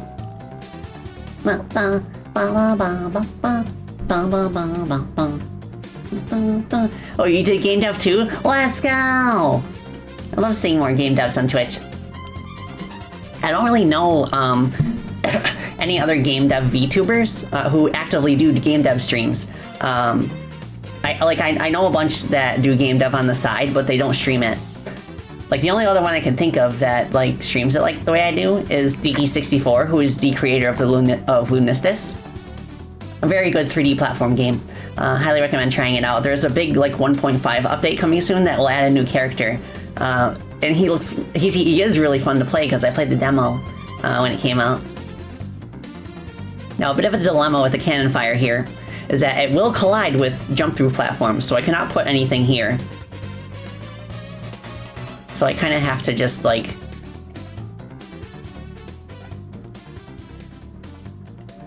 deal with that. You're just working on boss design? Awesome! Yeah, I love making bosses. I feel like I really popped off in our previous projects, but for this one, I'm admittedly kind of struggling to come up with good boss designs. Just because the player character just controls like more like a traditional platform character. So it's kind of like forcing me to change my approach to boss fights.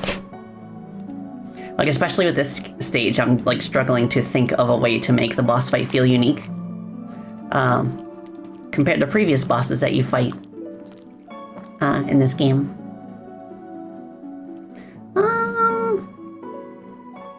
I could do like a staircase maybe from the ground. So you climb up over here and then jump over here. Yeah, let me try that. I'll move this up one tile to make it a bit more challenging. Or I could just like do this, maybe move it up here.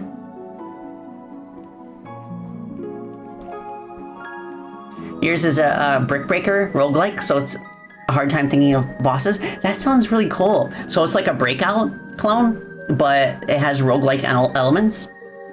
I've never heard of a game like that. I think that has the potential to be like really engaging.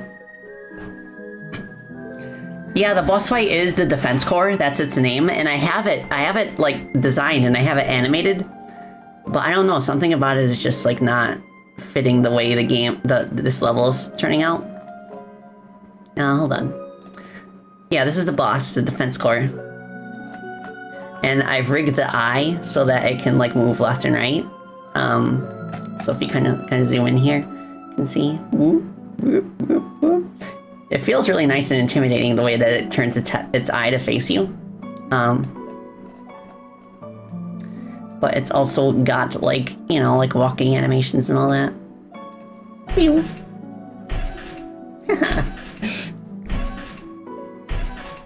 And it has an animation for kind of like jumping in the air and then like shooting its gun downwards. But I feel like I want to revamp it so that instead of like walking on the ground and being affected by gravity, it just like levitates. And then instead of having these two legs on the side, it could be like a cross shape. And you'd have to it'd like rotate and it'd shoot a different weapon from each leg. Each of the 4 legs, and you have to destroy each of the 4 legs first before the shield surrounding the eye gets disabled, and then you can attack the core. And only after the legs are gone and like the core is exposed does it use these like little cannons right here. So hopefully it won't take too much in the way of like redesigns. I just need to rethink the way I want to design the legs to accommodate that. It could be a second phase, yeah, maybe. Something else I could do is that like a common like thing with the bosses in this game is that for the majority of them outside of rival fights, they will come back later as regular enemies with like no changes. So I feel like maybe like this could be an alternate form, that like the walking form. They could be an alternate form where when it comes back as a regular enemy later to make it like fit more with like normal level design. Oh, I've heard a lot of good things about Crosscode. I actually backed the Indiegogo campaign back in the day, and I have a copy of the game. I just haven't gotten around to playing it yet. Okay. I guess we could go, like, down here.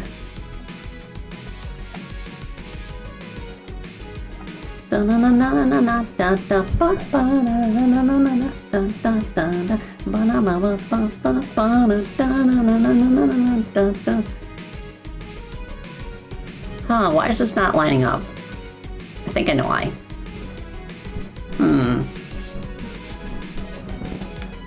Oh, Paige has woken up.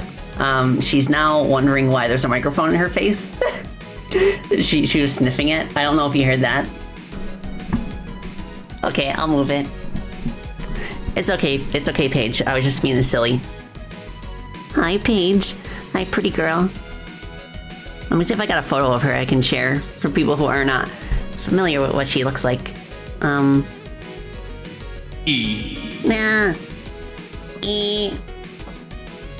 What the dog doing? What the dog doing? She barky. I mean, she's not barky, but she's sleepy until now. Okay, let me see. Do I got a good photo of her? Yeah. Wow. Let me just shrink this down. There she is. I'm interested in this. I'm just gonna put her here. Yeah. And I need to change the layer so that the game appears first and foremost.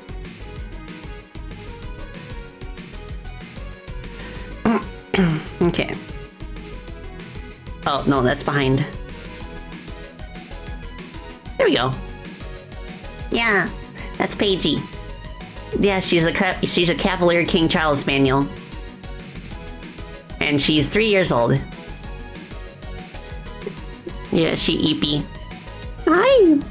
Hi. She's staring at me now. My pretty girl. I'm giving her tummy rubs. My pretty girl. She has leaned back in a way that kind of has pinned my right hand down, so I can no longer use my mouse until she moves. Yes, she is friend-shaped. But she's so soft.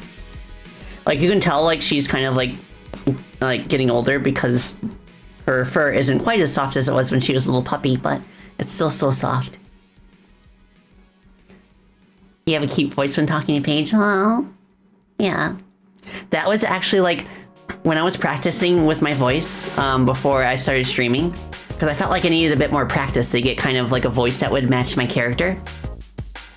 When I was practicing, I kind of like used my dog talking voice as a reference. Hi, Paige. Hi. Oh, pretty girl. Pretty girl. And then I just kind of like, tried to make it a habit to talk like that normally. And yeah. Hi. Hi. You need a dog stream? Yeah. I want to have a Sammy Cam stream sometime. I just have to think about a good way to do it. That where we could still kind of like do other things at the same time. Oh, okay. I'm lightly tapping her belly like a drum.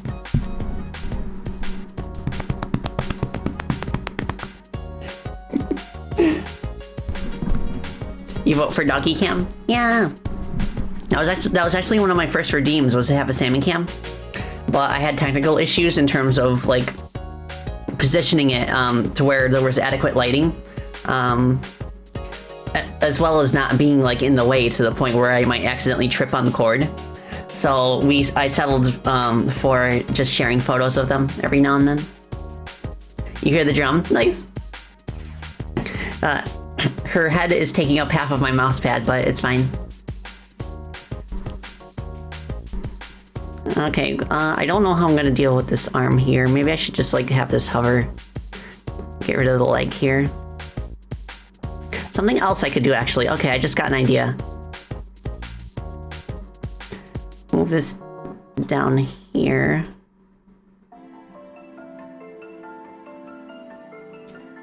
Yeah, I could do like this. And then we drag this down, and this becomes, yeah, like that.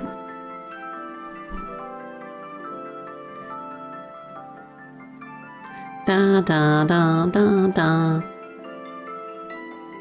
So how do I... Okay, I guess we do this. Like that? Oh, maybe I could do this. There we go, that's better.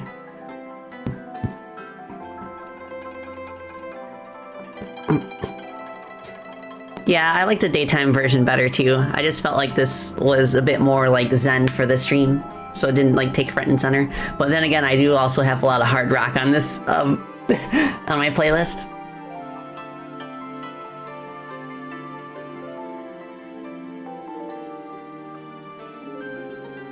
Okay, yeah, like that. And I guess from here, we could have like a smaller platform. Ah! Okay, move this down one more.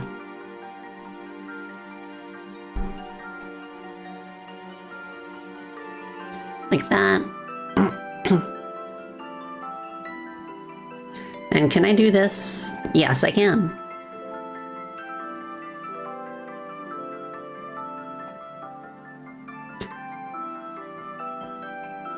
Okay, guess we could put like a smaller set of platforms right here. Like that.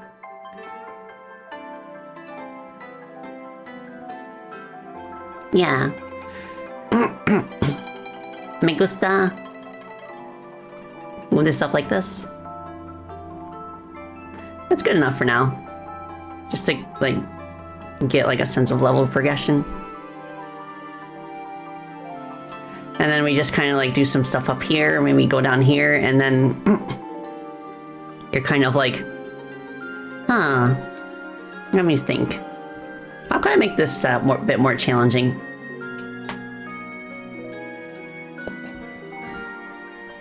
I could, potentially, I don't know how obnoxious it would be, but basically like, my idea, is where like you kind of like have this setup where like you kind of like jump in and you have to fall down and hang to the right here.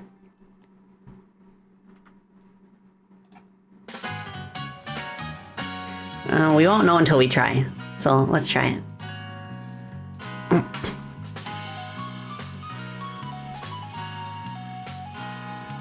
Da da da ba.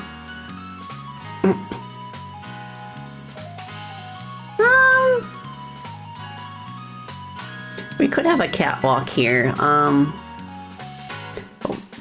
could also put like blocks right here.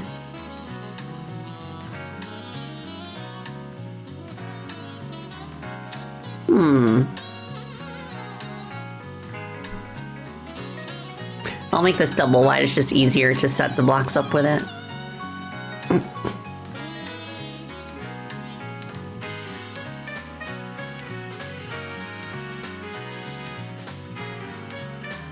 So then we kind of like do this.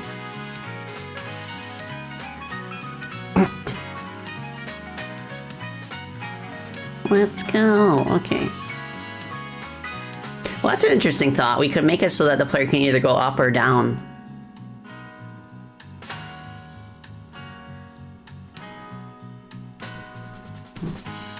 So I could put like little notches up here.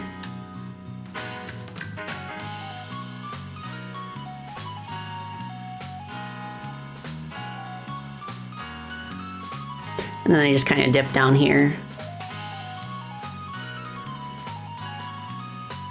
And that's kind of interesting because if they go upwards, they're able to like destroy the camera with the cannon with their sword before dropping down here, so they don't have to deal with it.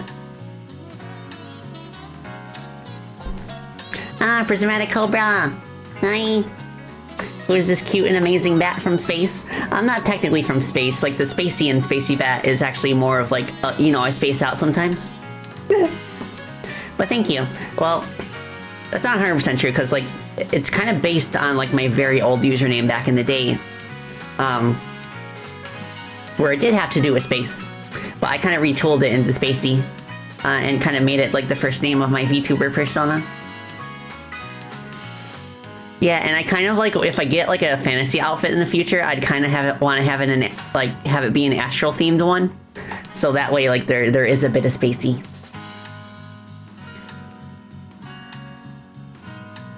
So this setup is pretty good. I feel like 9 times out of 10 they're going to want to go upwards because they see the platforms there. So I need some kind of incentive for them to drop down instead. Maybe I could put a stack of boxes. And then put like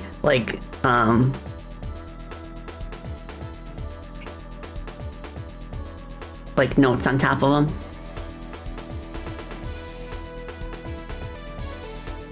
Yeah. Da da da da da. Ba ba. Yeah, and then you can put a box here. Then in front of all of that, we got notes.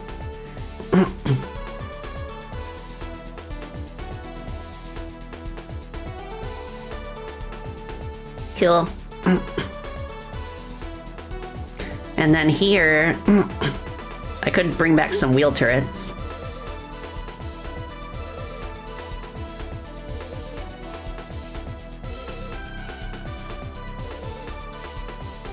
Just put one up here. I could also put a keg cannon up there. Would that fit? That could fit. I could make him extra obnoxious and make him start his behavior by throwing bombs.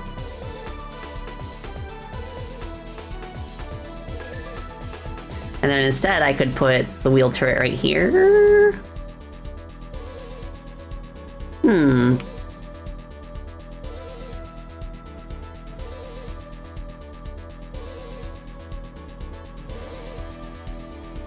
Yeah, let's try it for now. Bit of a tight squeeze. Yeah, it does feel like that, doesn't it? So what I'll do is I'll modify the tile set. Well, the tile a little bit. To go up. Like that. So they could kind of have, there is like a clear path here where they could kind of like drop down a little bit and then chronicopter upwards. But they'd have to get the timing right so to not get like destroyed by the cannon. Something else they could do is they could chronicopter down this shaft and the copter blade will actually block the cannon fire because it blocks projectiles.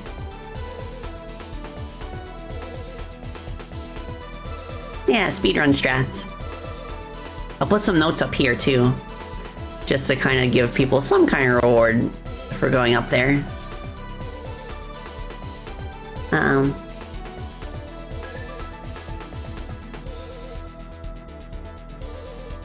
I'll put you over here. And I could have like a kind of a mini platforming segment.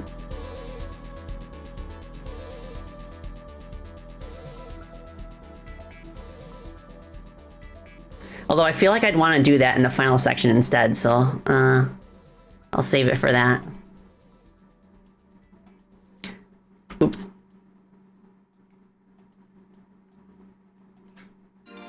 Yeah, when we're going up here, I think that'd feel cool.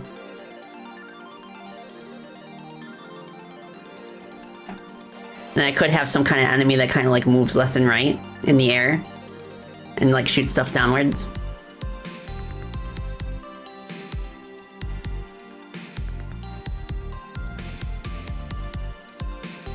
Move that a little bit over here like this.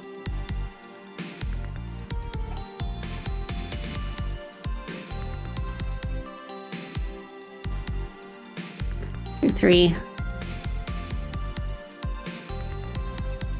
Ooh, okay, I got another idea too.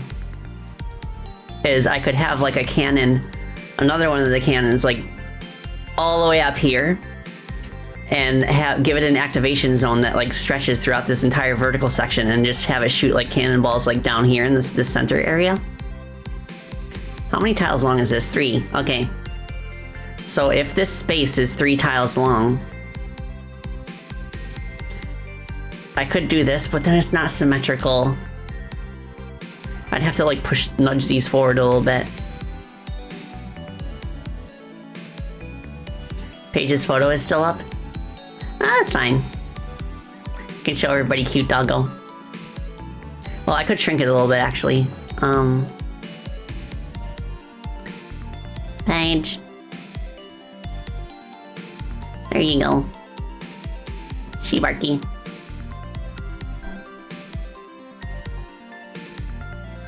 Oh, let's see. I noticed that it wasn't entirely consistent with the spacing here, because this gives us the space we need to put like a cannon in the middle. But this vertical ascent does not. But that's probably fine. I can just set up something. I mean, I could narrow this on both sides.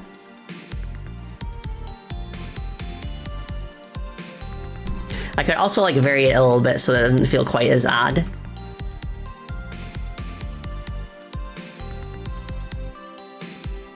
But nah, I'll just do it like that. I do want to add some notes here too.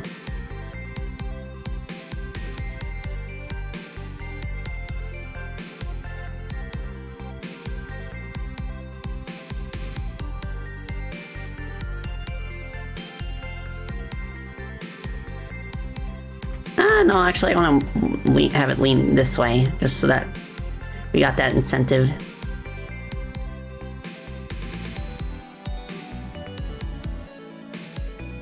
And put it like this. Yeah, something like that. Yeah, she's small dog. Ah, she's been such a good girl this stream.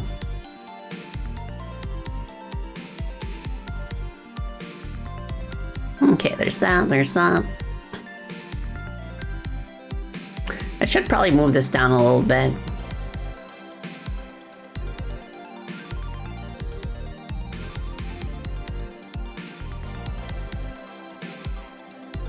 Just so you actually see that, okay, this section's gonna have these kinds of cannons.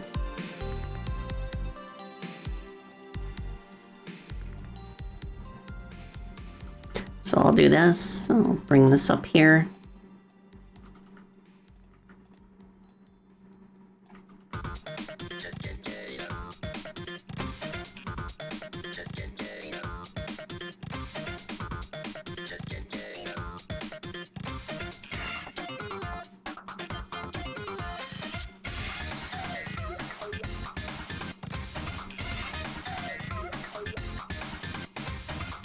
Ah, Rexter, hi! Welcome, welcome. Hope you're doing well. Thanks for stopping by. I hope you are having a most Friday of Fridays. I'm doing level design for our fan game. Yeah.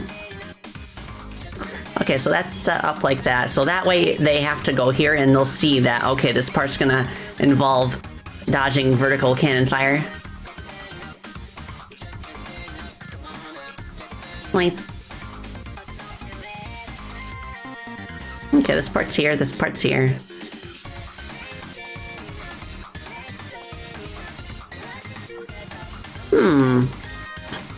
Maybe I could have a little nook here just so they can kind of save themselves if they miss. Yeah.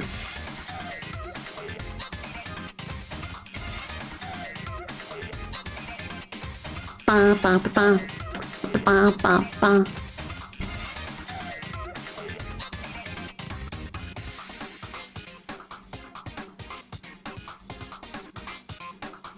The question is, how do they get back up from here?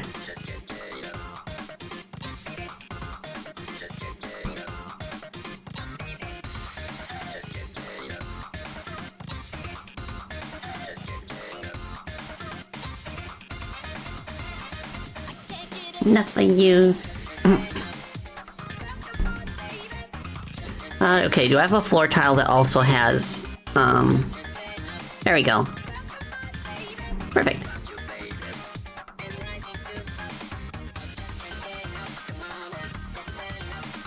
Just can't get enough. Oh no, let's get enough.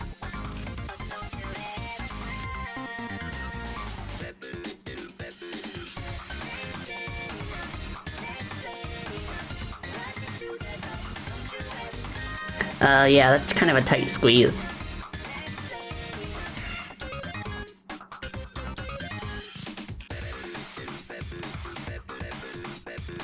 Huh. Okay, let me remove that. Just make this here. And then I could add like a jump through platform here.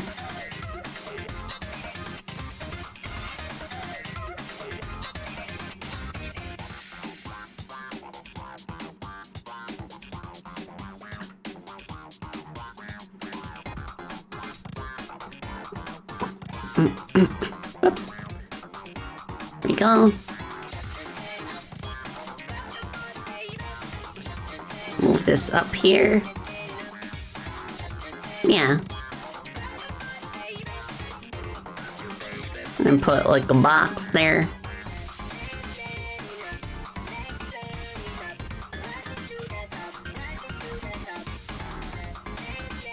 I could also do this. Nah, I'll do normal box.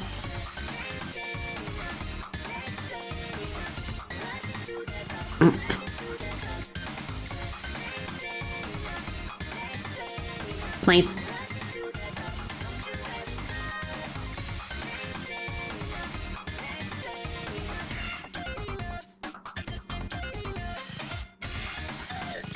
Instead of a catwalk here, I could put this kind of box. Huh? Maybe not that big, actually.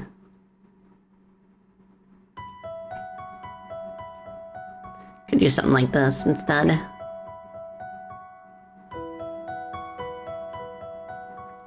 Although, okay.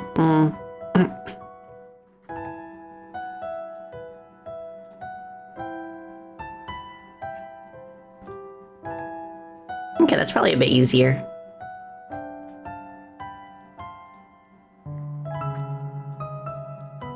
Nice.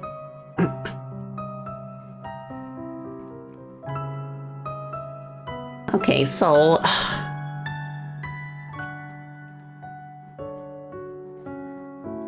I'll add like a note here just so that they're aware, okay, please hang this way, or else you're gonna fall into the abyss.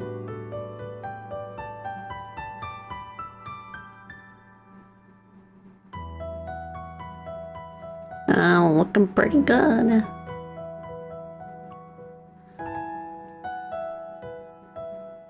I don't think we necessarily need this, honestly.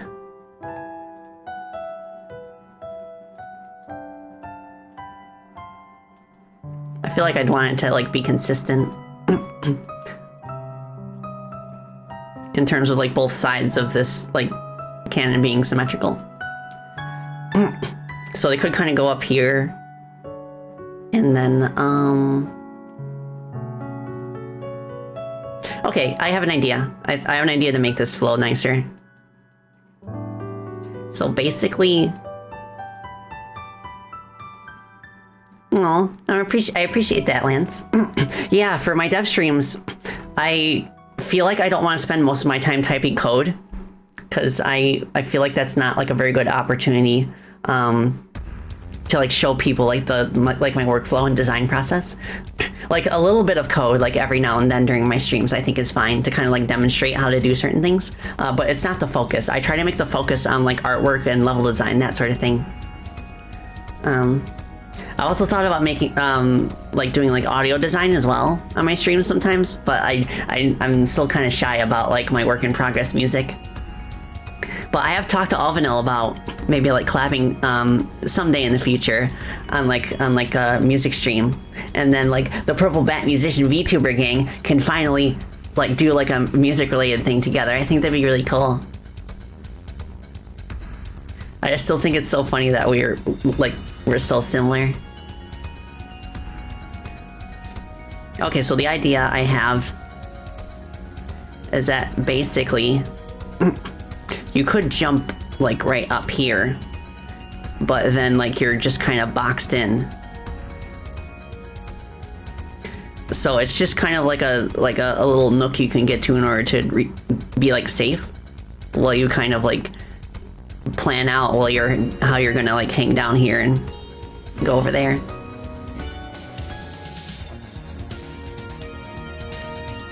Something like that.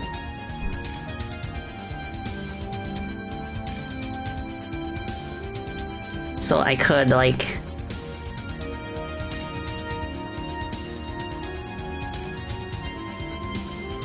do this.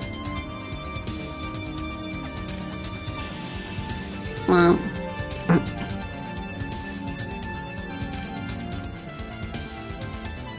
so this is just a nice place to catch their breath. Or even like chronicopter up here at the cannon and destroy it.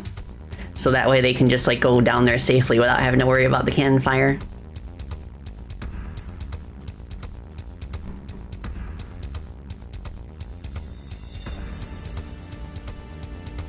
Nice. Nice. Nice. Nice, nice, nice, nice, nice, nice. Okay. Go over here. And then we kinda do this. Do I have like a downwards facing piece that's kind of a corner as well?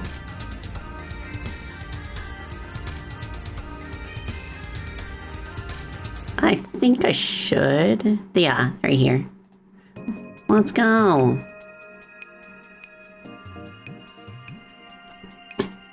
Speaking of Namco created games.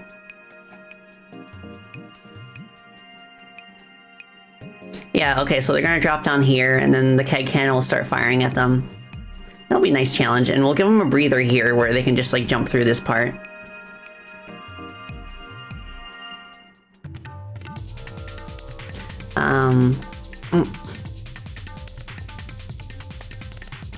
Ridge Racer.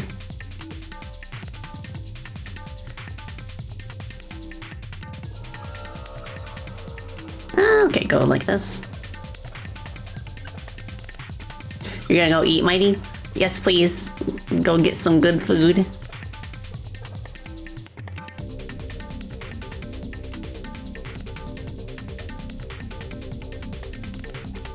Okay, that looks good.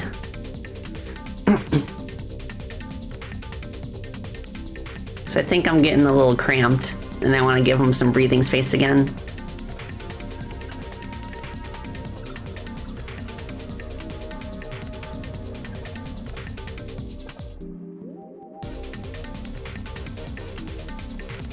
Yeah.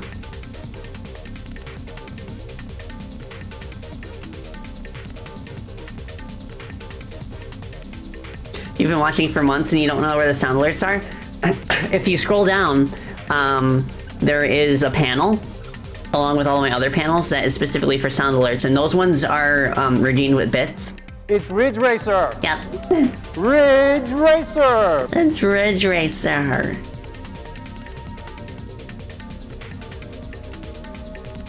Yep, there you go. You found it.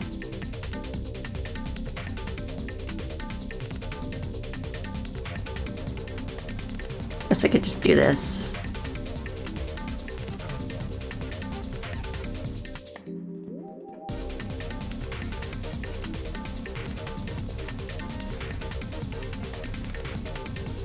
How about a kiss for luck? You've got to be joking. Huh. Oh, yes. Oh, yes.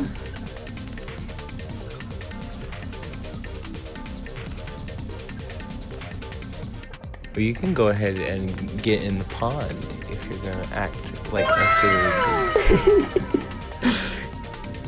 Well, you can go ahead and get in the pond if you're gonna act like a silly goose.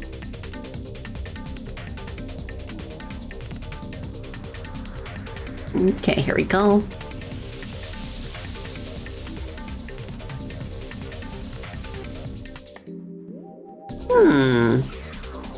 I feel like we're doing a lot of jumping here. Maybe I can start combining the bomb blocks. I could even do that down here, where they could either climb up and around the keg cannon, or they can like destroy the like a group of bomb blocks down here in order to make a path.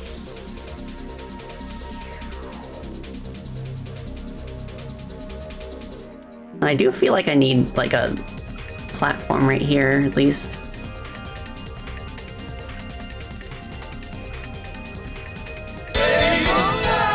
Daytona.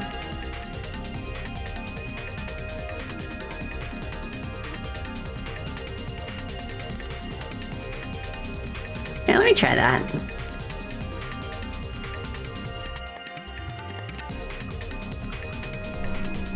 Can we pretend that airplanes, the noise scudder, like shooting stars?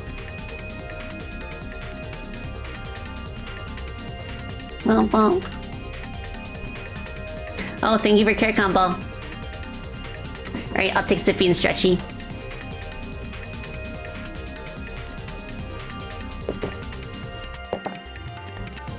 Ah, good stuff. Hello, it's me, Super Mario on the PS4. Sorry, I know that one's a little loud.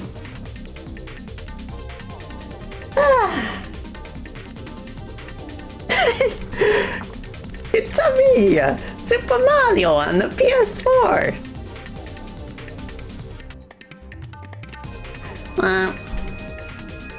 Okay, so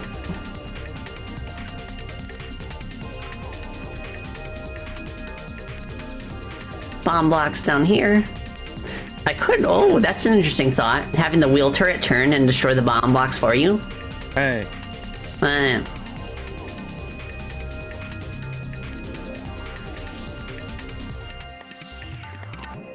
Yeah, that could work pretty cool. NANI?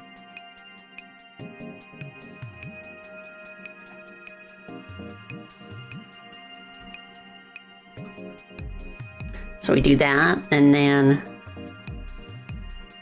I kind of like clear out these boxes a little bit so that the cannon can shoot.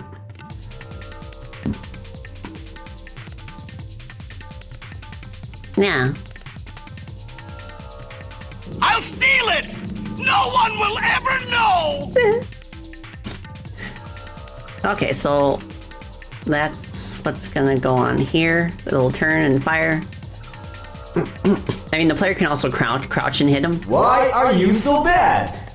Yeah, that one is the one that you're referring to. I'd try it. That's specifically, that's like an inside joke with my playthrough of Auto Modelista. Yeah, the delivery is so aggressive. Like when he says that in game, like you're not expecting it.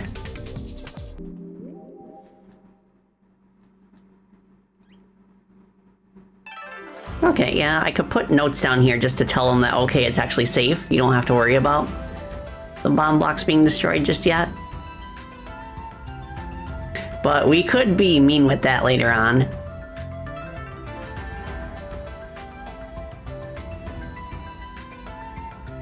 We could be mean with that in the sense that, like, we could have this whole underside right here be bomb block terrain, and they just kind of have to, like, hustle in order to avoid, like, getting deleted.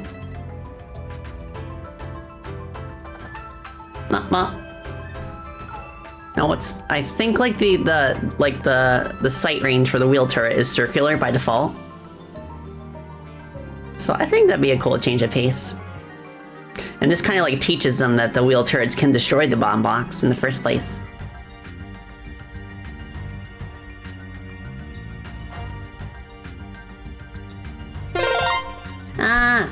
I need to underscore the cute bad emotes. Spacey 56 stare. Spacey 56 stare! Thank you for 2 months, Osha Falcon. Thank you. I appreciate your support. Okay, Paige is stretching and she's trying to jump off my lap now. Allow me to let her. There we go. So, I am taking the throw blanket off. There we go. Okay. I should actually take this opportunity to freshen up while I can. So, I'll be back in a couple minutes. Thank you all so much for watching so far. Bye.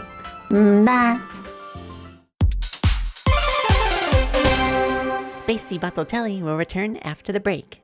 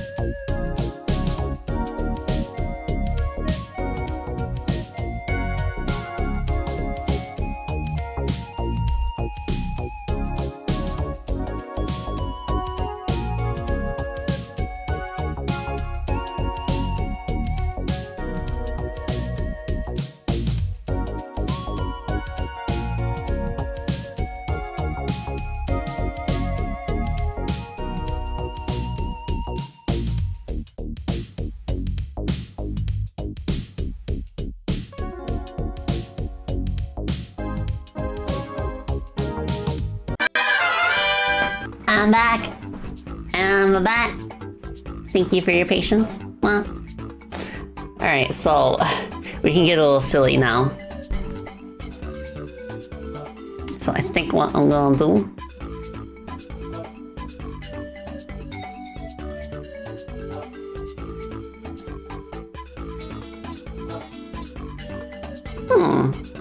okay. So I can just, like...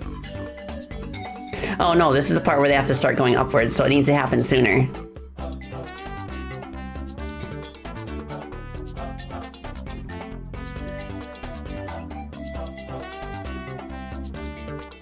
So I'm gonna do this.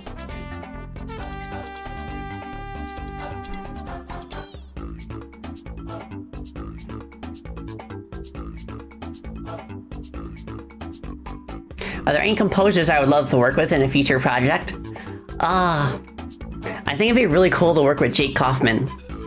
I love his stuff in like most of WayForward's original 2D platform games, like the Shantae series and the Mighty Switch Force series, for example, and Shovel Knight. Yeah, like collabing with Jake Kaufman honestly would be a dream. He makes such good music and he's so good at melodies. And like I have a huge amount of respect for that as a composer who tends to like focus on melodies in my tracks. Yeah. And I know it's never gonna happen, but Yoko Shimomura would also be like a dream to collaborate with.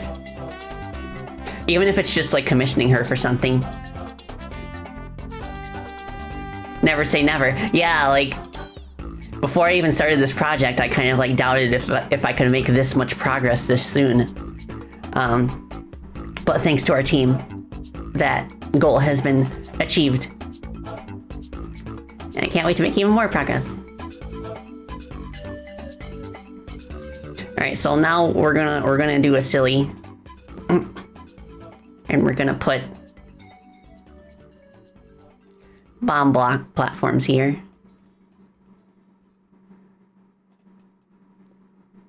And wheel turrets. And I'll make them, okay, what's the default rotation? Okay, so we'll put the start angle at 90 so the player has a bit of time to react to the fact that they're there.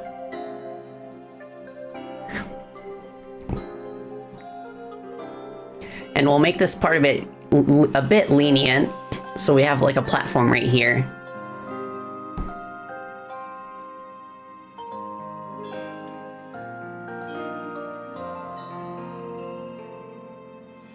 Well, they could like jump over this way too, but having the platform here means that they'll like have options.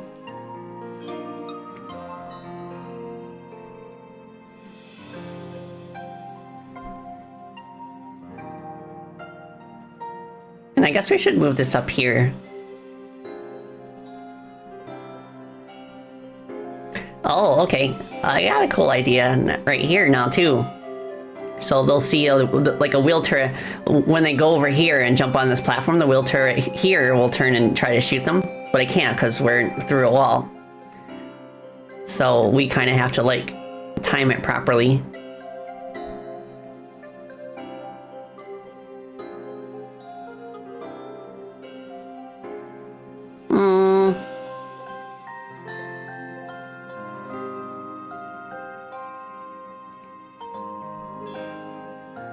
So we do this.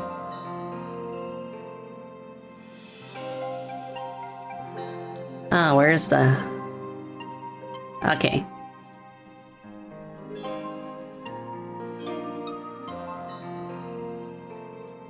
That.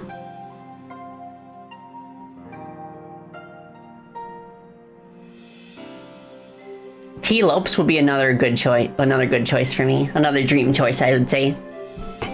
Just like the fact that I could like send a bass melody to somebody like that and then just have them like do their thing and make it their own. That would be so awesome.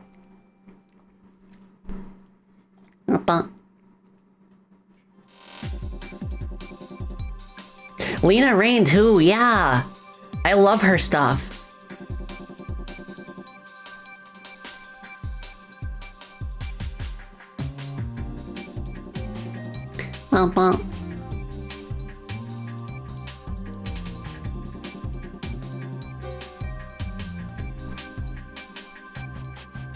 Gotta go now, Edge Drive? Okay. Thank you for hanging out with us today. Oh, I haven't played Transistor yet. So I'm not familiar with that composer. Well.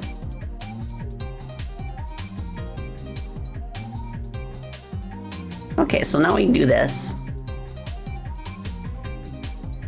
Oh, what I could do is I could put like a row of bomb blocks here. No, but actually that wouldn't make sense with the platform being like this. So I will settle for just giving this enough space.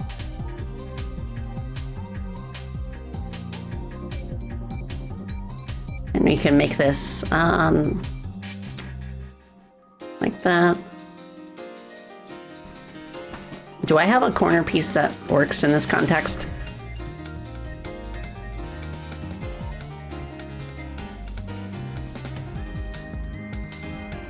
I feel like I should.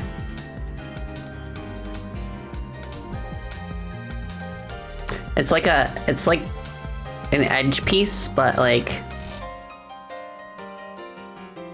it's got like that corner notch.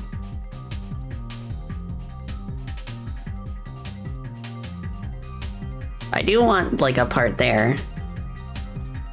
And I think that's the one.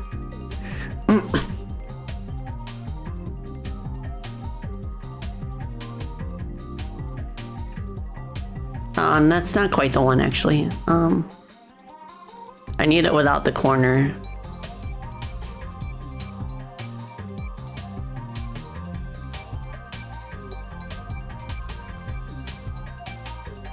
Like that? No, that's not it. Cause it's gotta have the left wall on it.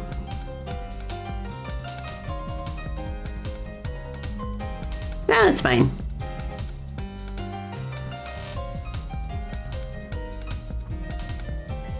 And then what we could do now, just kind of move this over a little bit.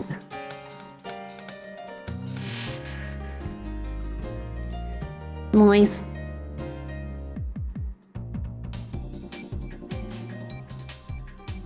Excellent.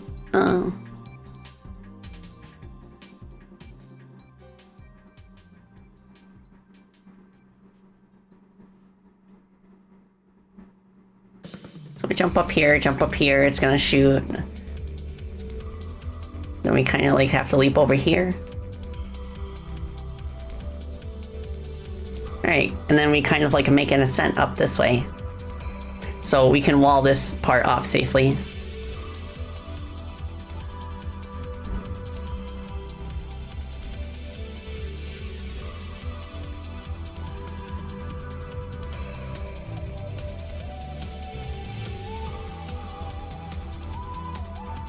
Like that. And then for here, I can make this kind of like a divide. Like that.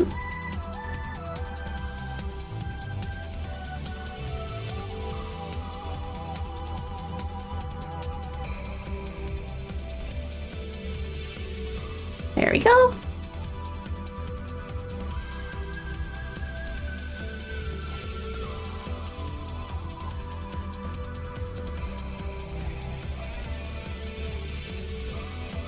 That is true, the ukulele games do have a purple bat in them.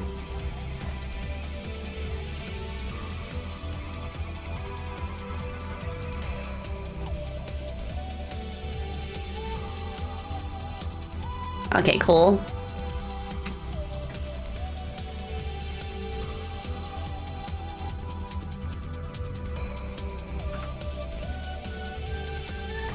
Yeah, it's probably better.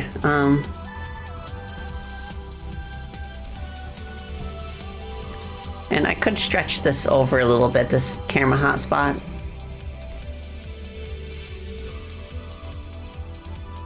And we'll make it so that like it kind of like blocks the right border of the screen.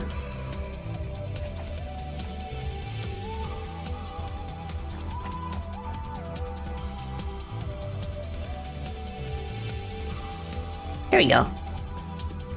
Now let me add a new camera hotspot for this part right here.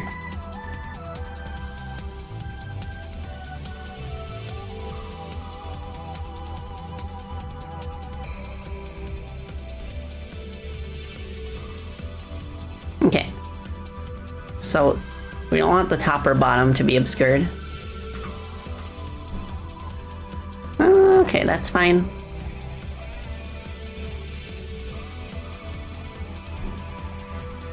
Let's make this a little bit smoother.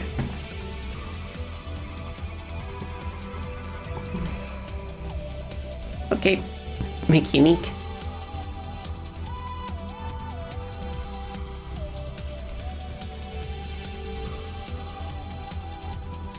Sweet.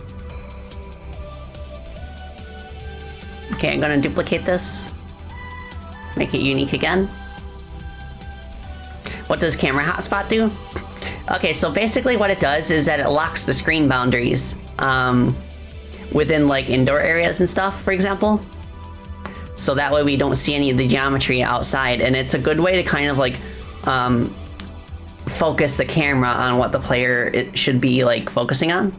So it can help them get around depending on how it's utilized.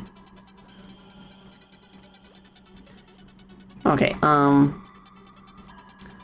let me turn this off now. Okay, that should be cool. Oh, hi, Lockdown B. Hope you're doing well. What do I draw? I draw all sorts of things, primarily pixel art. Right now, I am building a level for a fan game. I'm doing like the interior section. So here, I think we can have like a staircase, kind of.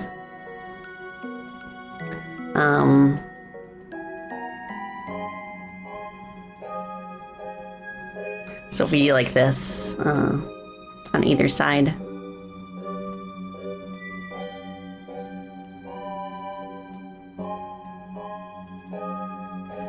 And from here,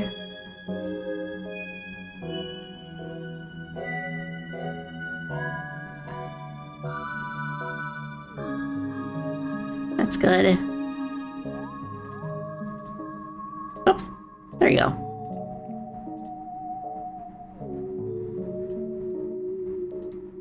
What do we got for this? Almost.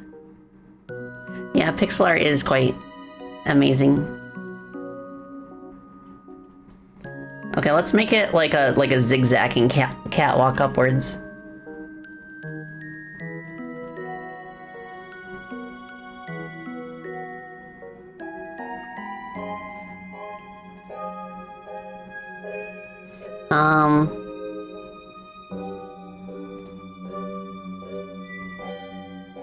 Yeah, like that.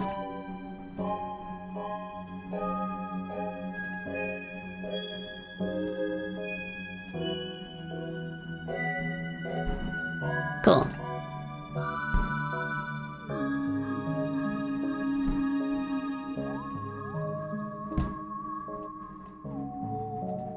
Oh, Argo, thank you for care combo. Okay, I'll take Sippy and Stretchy.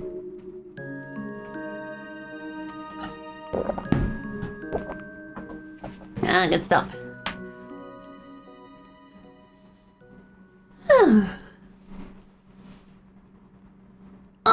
Awesome.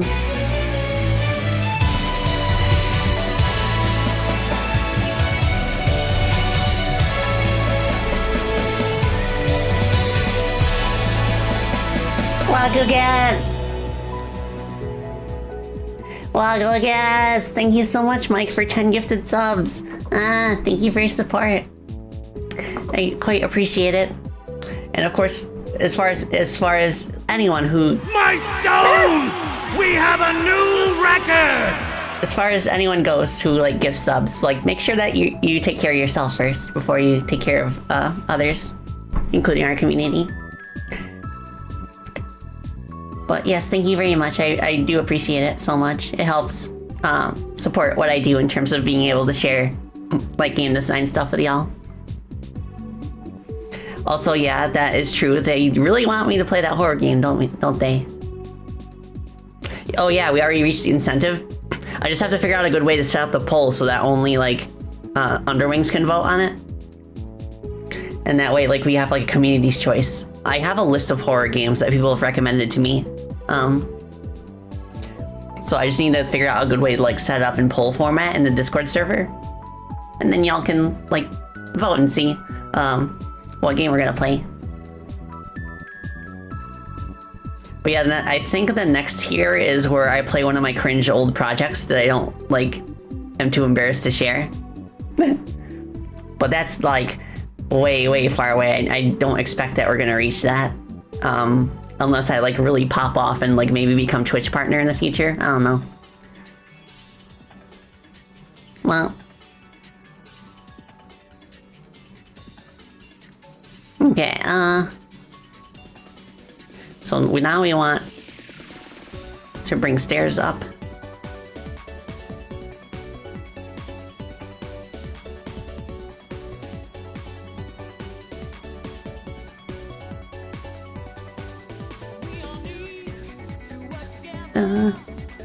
Build a better life. Make it what we feel. We have to make it real. Remember, nothing in this world comes for free. We want. Okay.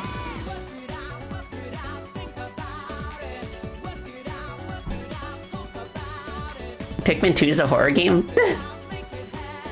It's interesting to think about because, like, for certain people, like, specific games can be horror to them, even if they're not necessarily made with that intent.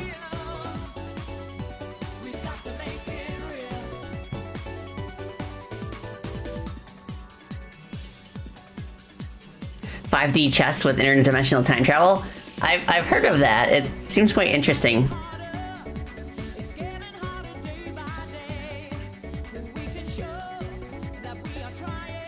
Okay, let's go back for this.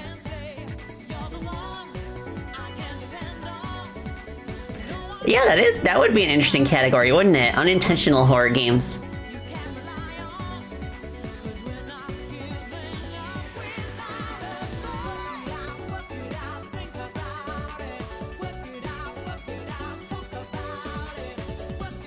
Huh.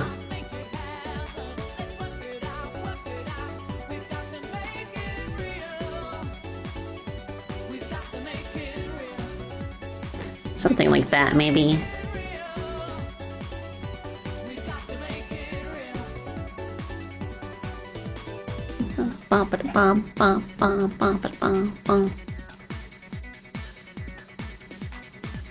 Oh, no. We're going behind now.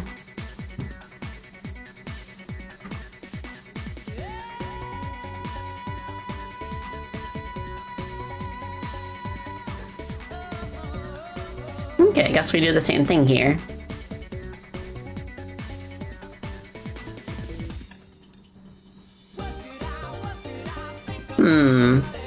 I could put a spring here. Maybe.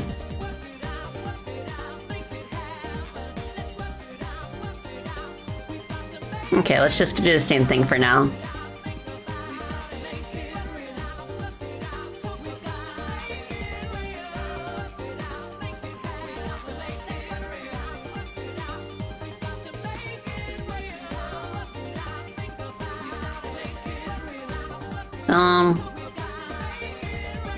Okay, that works.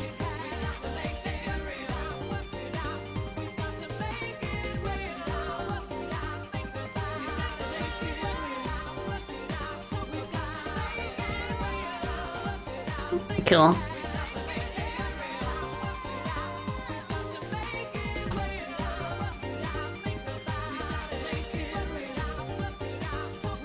Okay, I think that'll work. And then we could put wheel turrets up there. I think that'll work quite well.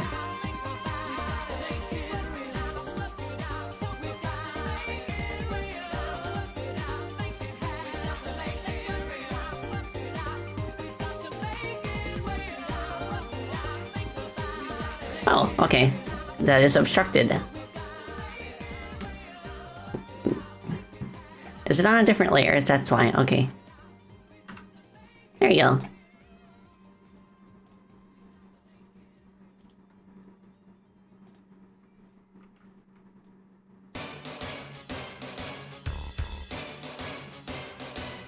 Okay, cool.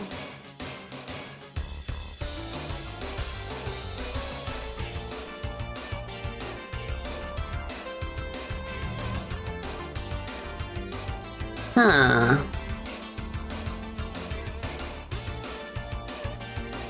Okay, I got an idea that maybe I could... Okay, which one is this? Okay.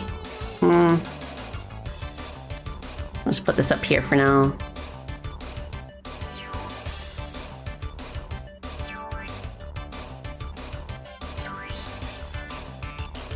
Move this out from the wall.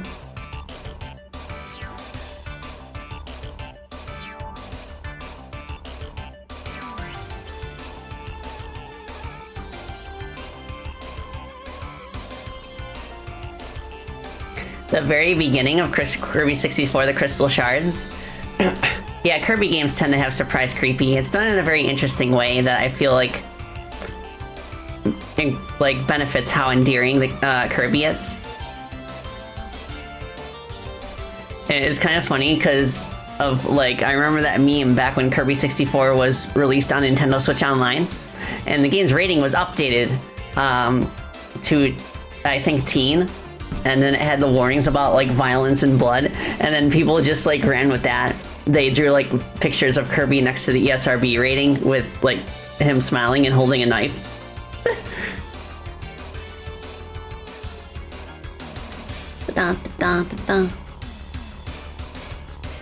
Okay, now we can bring back another one of these dudes.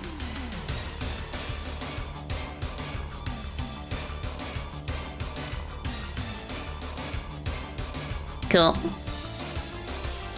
I could also, add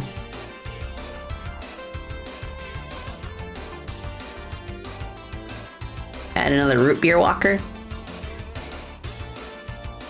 Specifically for this bottom area. And then it would just kind of shoot it upwards if you decide you don't want to fight it. I feel like I should put a little notch in the ground so it doesn't fall to its death.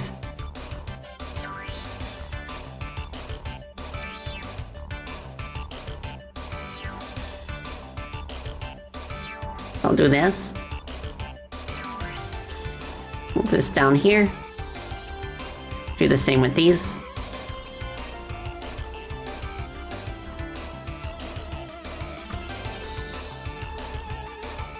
Okay, back.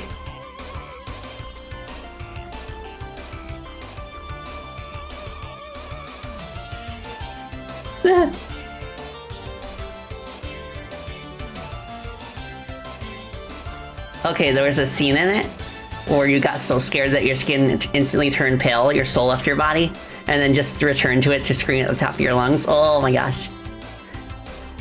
I felt that way watching a friend, because I was on one of my trips to Texas for convention stuff, and I remember one of my voice actor friends, actually all of us just piled into one of our hotel rooms to kind of play games together, and we were watching Markiplier's playthrough of Five Nights at Freddy's 3, and there was one particular jump scare in that kind of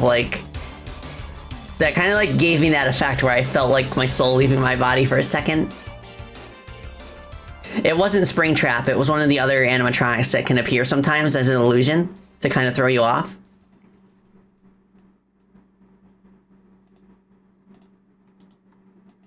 I feel like Springtrap was, watching his playthrough, I feel like Springtrap was the least scary part of that game. Well. But I've never actually played a Five Nights at Freddy's, on my own. And of course it is going to be in the poll, as for what horror game I can play.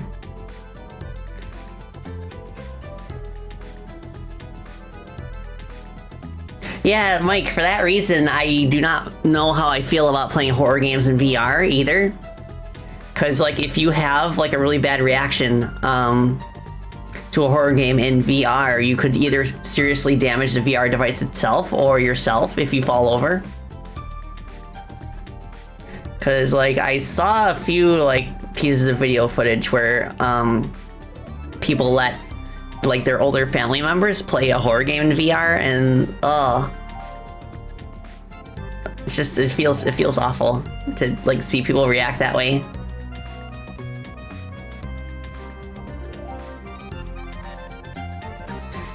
you were playing Valve's The Lab, and they had an Easter egg where a certain character can appear just out of view under certain circumstances, and you haven't played it again since. Yeah, like it just makes it that much more real. But people can be drawn to that, you know. Okay, so that is the way I want it set up, I think.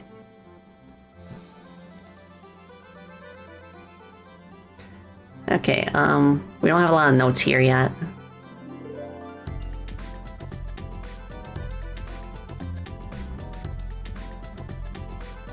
So I'll do this.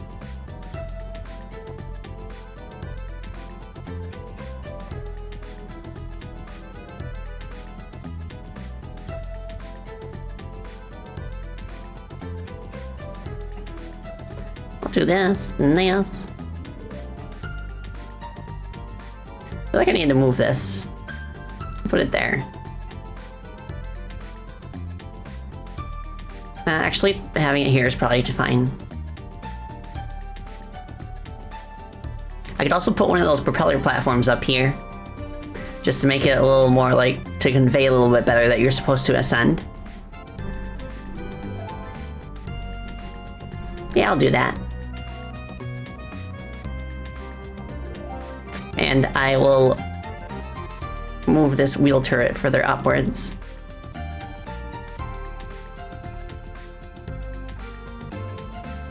What? Did I have two there? Seems so. Interesting. You tried VR for a roller coaster? Yeah, I feel like that would be my first experience in VR. Just like doing like a thing where you ride a roller coaster.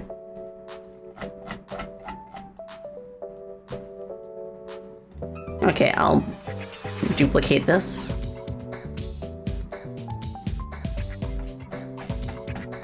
Move this guy up here.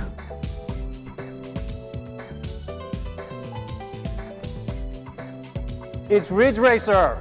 Ridge Racer. Ridge Racer. Okay.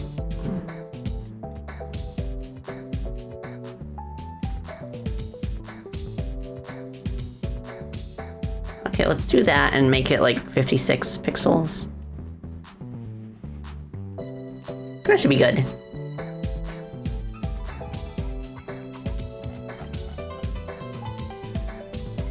Huh.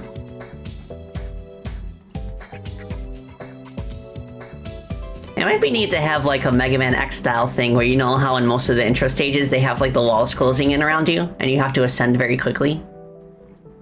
That might be fun to experiment with right here. But the thing is that I don't have a system yet in the player script for handling crushing deaths. So that might be something I need to save for later. But for the time being, I think we made enough progress that I can give this a whirl and see how it feels.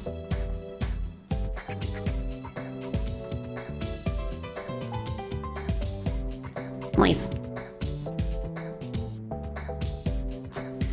Well, I do think like for this bottomless pit, I might want to have like a respawn point, like sooner. Like maybe right here instead of like all the way back at the checkpoint.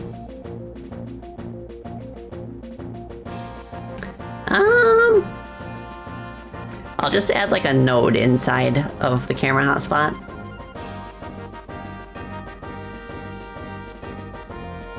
Actually, the camera hotspot itself might work. Sure.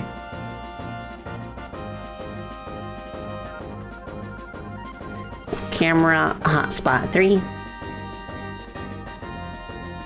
Nice.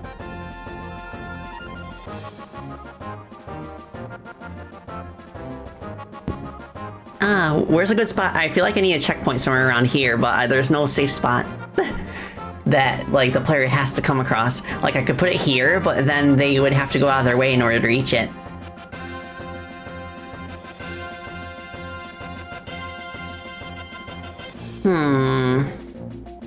I can't put it here because then they're going to spawn when this enemy's in the middle of an attack.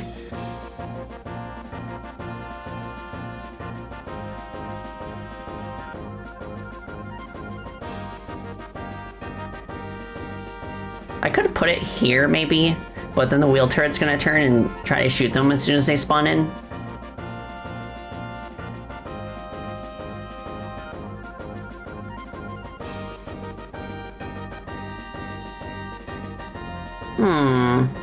This is tricky. I did not take checkpoints into account when I was building this. I could have put it like a notch in the wall over here and then put it there. But there's no guarantee that the player is gonna like go over there.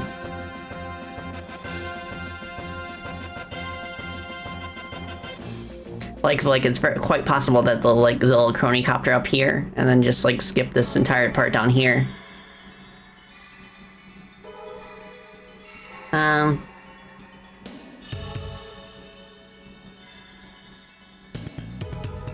I could replace this keg cannon with a checkpoint. But it feels like it's in the middle of a section. I want it to be at the end of a challenge rather than in the middle of it.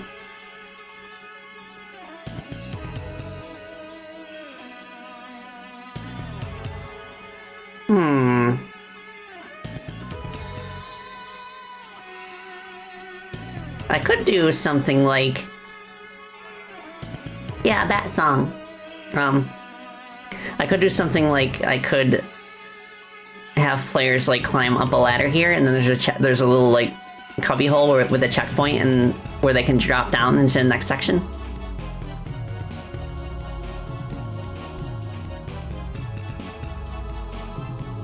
Let me try that. Yeah. I honestly prefer the name Dark Necrobat over Dark Dizzy. Like the only Guns N' Roses name that I have a soft spot for is Duff McWhalen, but everybody likes Duff McWhalen. But I'm fine with making them more accurate.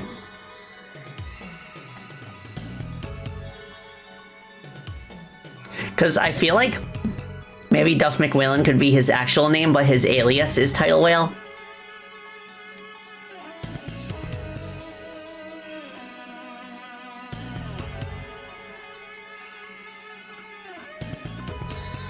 Okay, let's move this here.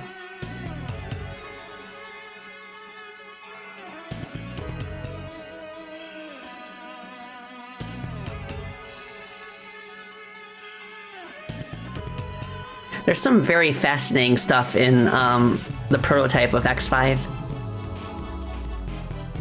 I just like reading up on like game prototypes.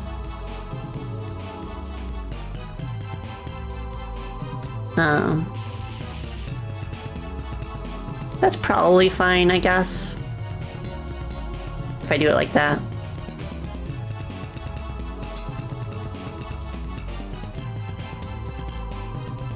Maybe like this? Yeah.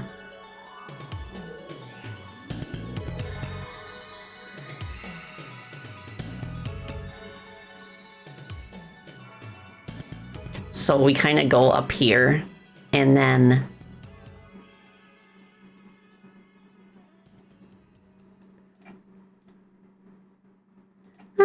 Okay, this way.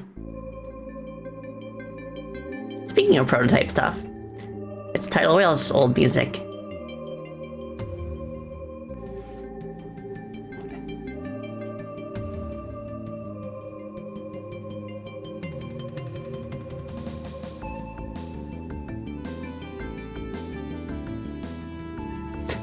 This game would have been wild if it was made, like, if it was part of the Maverick Hunter X series. Like, all the stuff that goes down in it. Like, imagine if we got to hear, like, Mark's X react to that sort of thing. I'll see you later, Apps. Thanks for hanging out with us.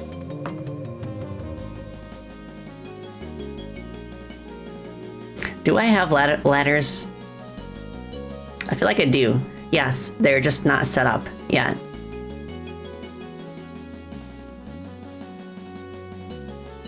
I'm surprised I went this long without using a ladder in this stage.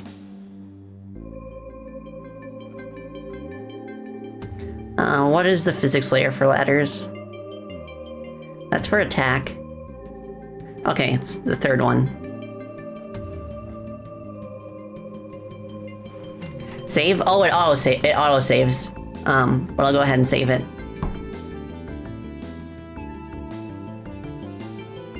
Thank you for the reminder.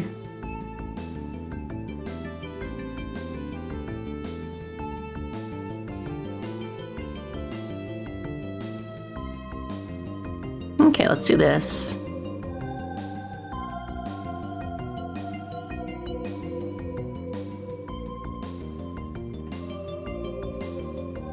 Nice.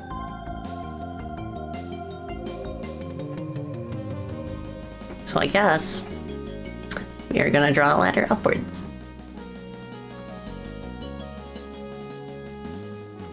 And then behind it we'll put a catwalk. Yeah, you can never be too safe. So then I'd have a checkpoint up here and then we can just like drop down.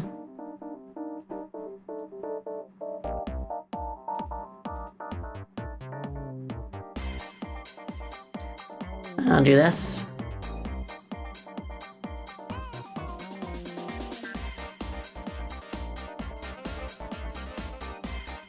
Yeah, you can never predict when the program will decide that it wants to crash.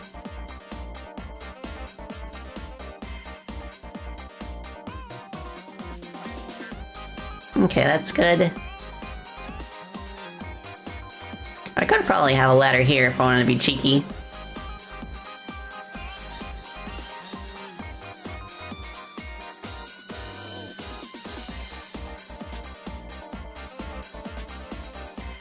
I could put one here too.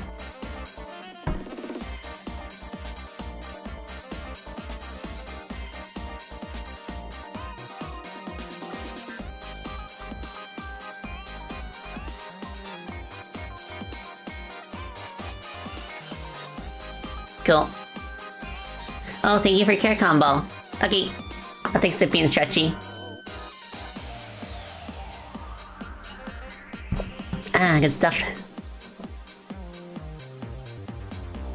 Yeah, that's kind of the challenging thing about level design sometimes. If you make a lot of progress and you like forget to accommodate something specific that is present in most of your levels, like checkpoints, for example, you could find yourself like having to redo entire sections to make it work.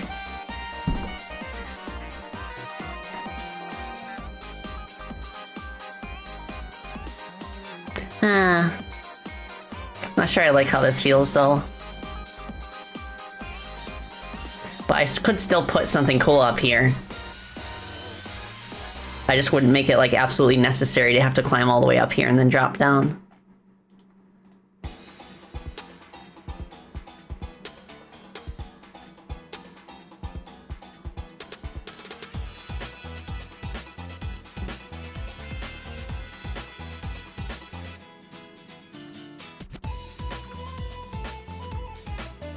Nice.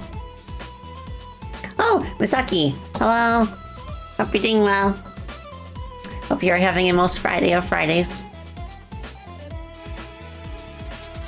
Oh, what's that? Okay, I see. Let's remove that. Move this over a little bit.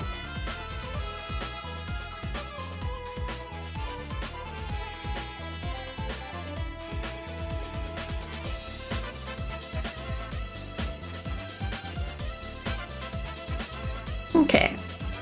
And then up here.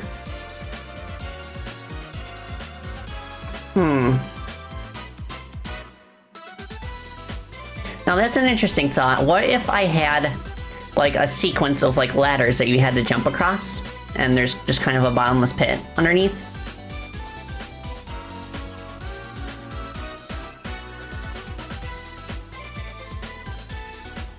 Because I kind of like the idea of like rappelling across ladders. I think that's like a piratey thing.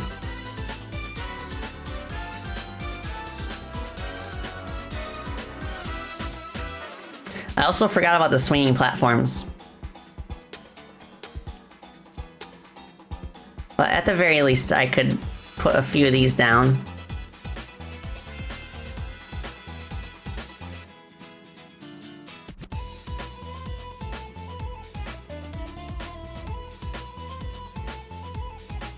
Nice.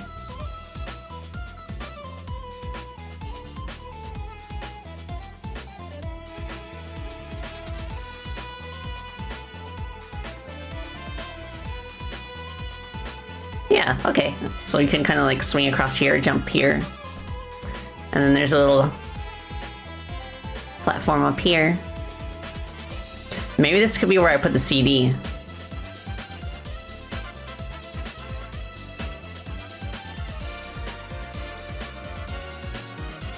Do I have the CD here? I do not.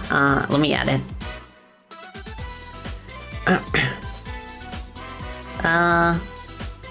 Scenes. Common. There we go. Awesome.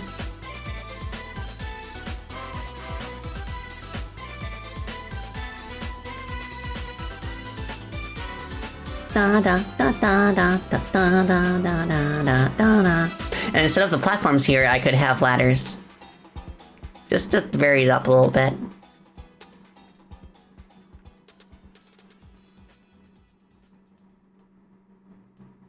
Where'd it go? Okay.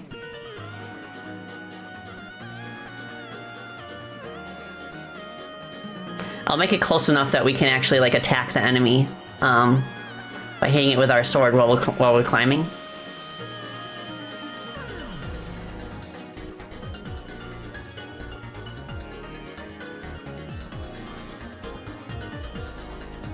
Nice. And then I'll kind of like put some solid terrain down here so we don't get the impression that we can climb higher.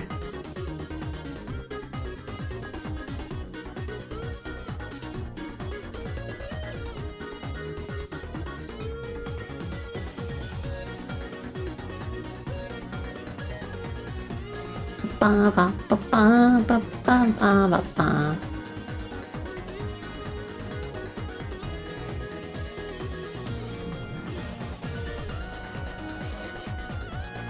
Da, da, da, da, da. There we go. Yeah, just having these like hanging down kind of gives it like a piratey vibe. I could also add some of those decorative chains to certain spots. Like these ones right here. I could do that for the cannons. Yeah, that's a good idea.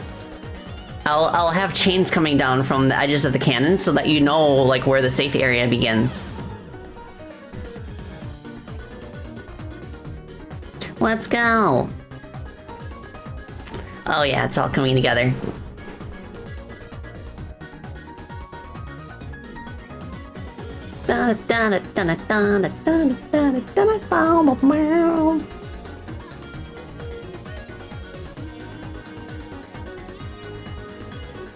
Awesome.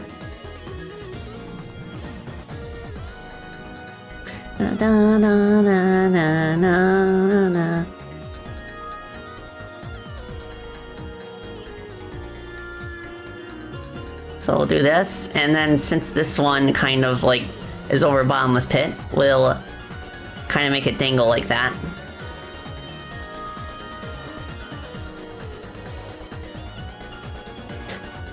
And I could add another cubby hole here where they can kind of like jump here and get some notes. But I don't know. At the very least, I'll put a checkpoint.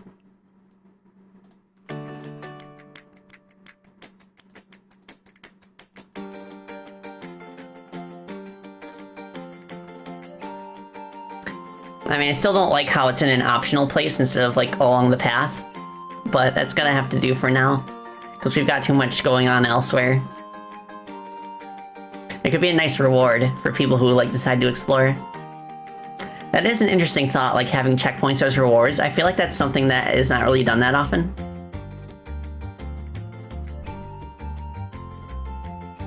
Leading them there with notes, that could be a helpful thing, so I can put some notes here. Good suggestion, Haidon. Well.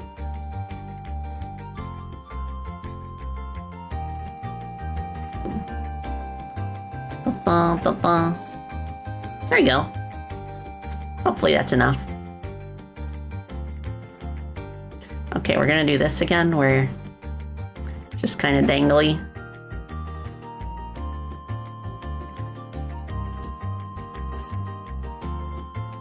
move this behind here.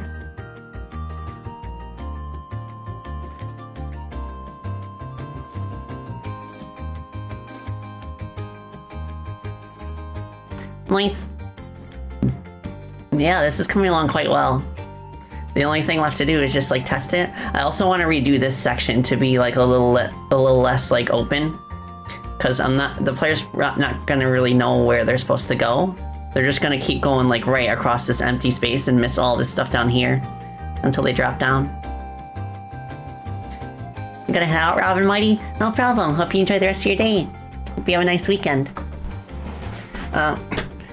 So you're curious, how would my level design change from something like this, that's self-contained levels, versus something that's more open, like a Metroidvania? That is an interesting question, because in a Metroidvania, you have to account for any like abilities that the player might learn in the future, and just like add like secrets and like very obvious like closed off paths to different areas. That they will remember like hours later after they get an ability that will allow them to like proceed to those places.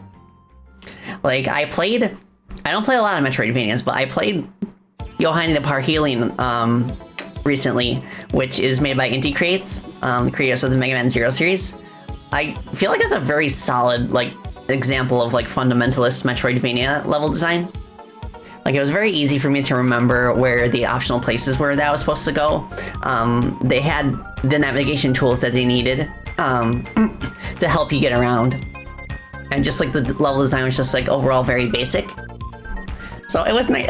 It was kind of like the Metroidvania type that I prefer, which is like nice and simple navigation. Like the focus is on the action. Like other than that, it feels like a pretty linear experience for the most part. But I quite enjoy that. Okay, I'll type it in the chat. Yohane the Parhelion. Blaze in the deep blue.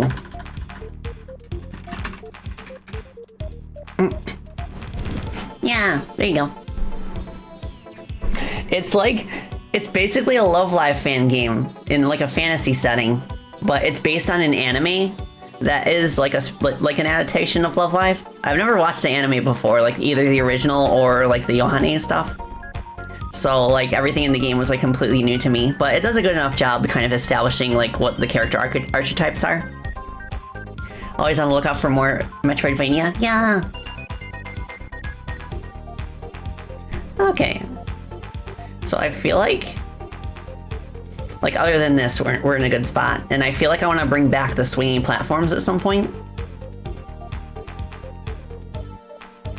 Because they're only in those two spots and nowhere else in the level. It's already on your wish list? Let's go! I could put it here. But then, like, because it's swinging left and right, it's kind of incentivizes left or right movement. I could put it here, maybe. But for now, I'm just gonna play through what we got so far and see how it feels.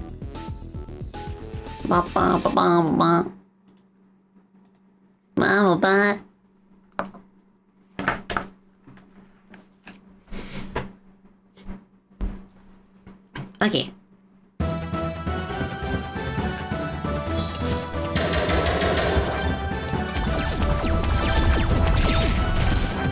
Nice.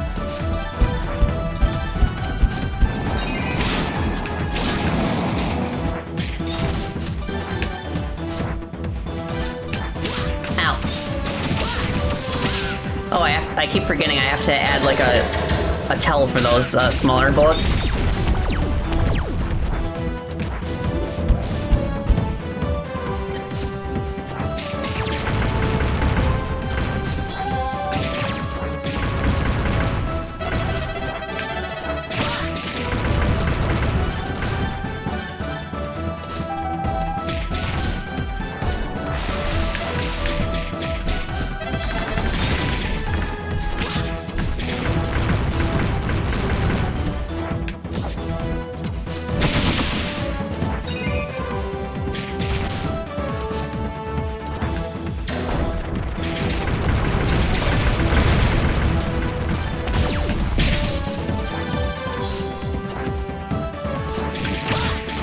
Well, the ladders I noticed are in front of us, so I'm gonna have to lower their Z index.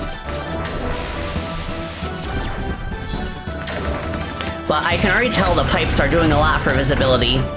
So despite it maybe not making like sense that they're there, it just helps.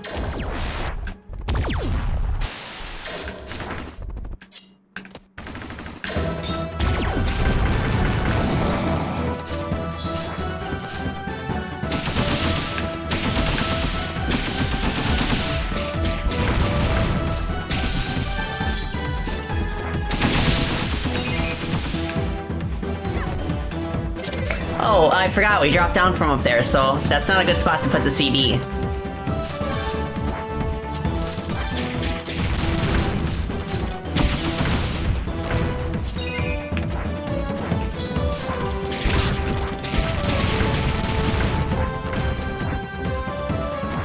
Yeah, we're in front of the ladders.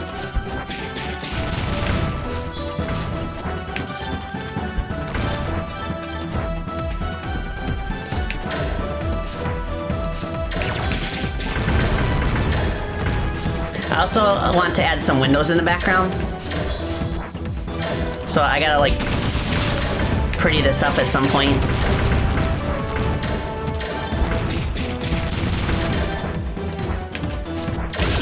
Ow. Okay, this part feels pretty decent.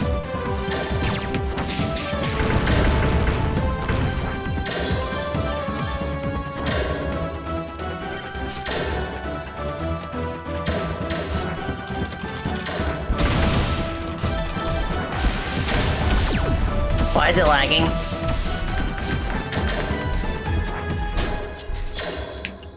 Why is it lagging?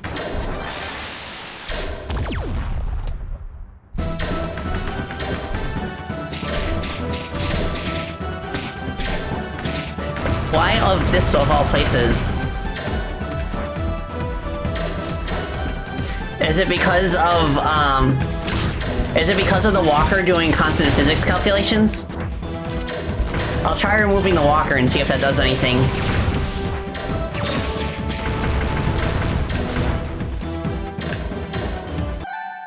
Yeah, maybe. Well. Because if so, I wish that would not be the case. I might have to do the same thing I did with Jewel Cyclone and split the level's terrain into 2 halves. The lag did go away once the walker was killed. Yeah, I noticed that too. I want to keep the walker there though. So I think what I could do is I could split this piece of terrain off into its own separate thing. Actually, let me try something. I have a theory. So for the tile map, this is part of the main tile map. What if I transferred this to a different one, like right here, and then I just deleted the ones here? I wonder if having it on a different layer would stop the lag.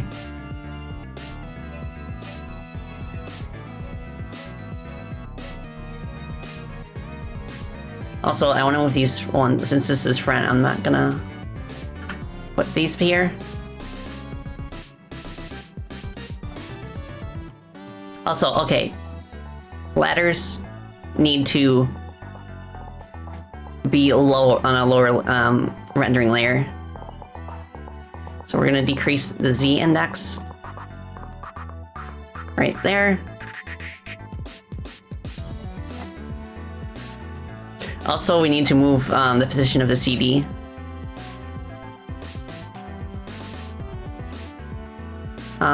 Let's put it up here instead. Maybe. Honestly, I would be fine putting the CD up here instead, where the checkpoint is, and then finding a better place for the checkpoint in a more direct position.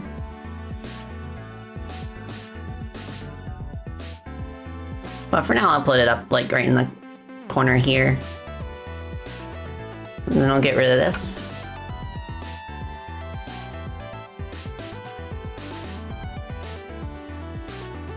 Okay. There we go. Now I did want to add some more windows to the back layer. Let's start with some round ones.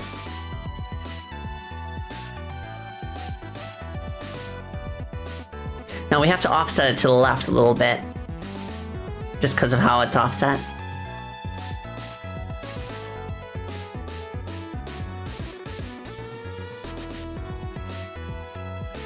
Something like that.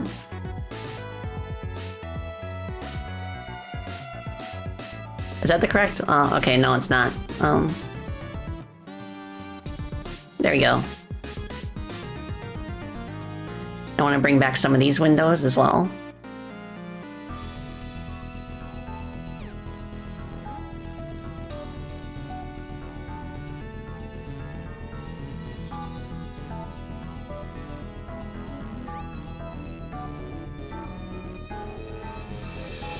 Yeah, so this, I'd want it to look like this when it's properly aligned. But again, I'm probably gonna have to move it to the left.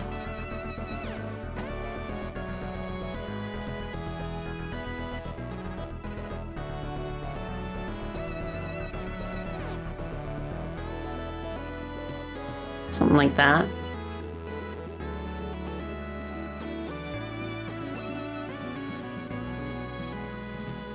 And from here, we'll just keep doing this and hope that it still is aligned when we get to the end part.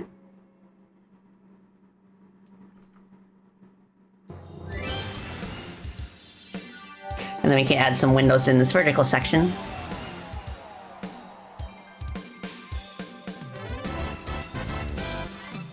What kind of windows do we want to add there?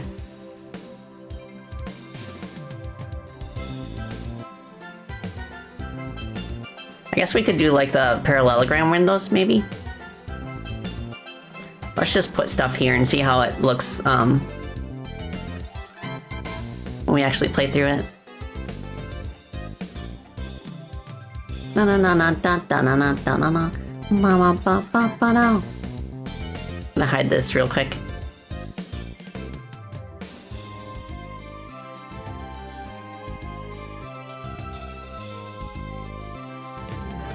Da da da da.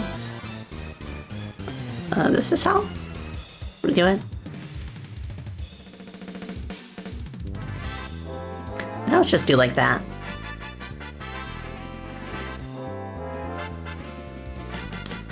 Oh, hello, Princess Mimo Ducky. Hope you're doing well.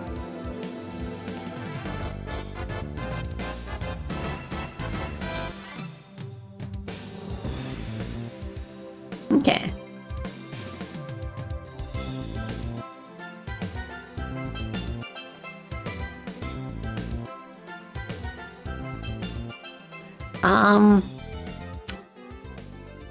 Okay, so it's kind of like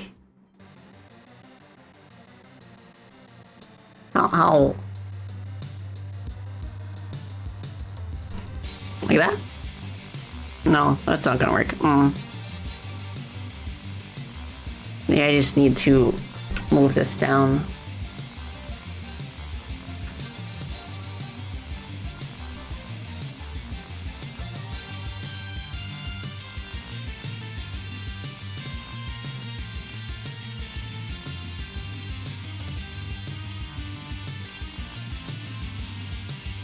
Like that.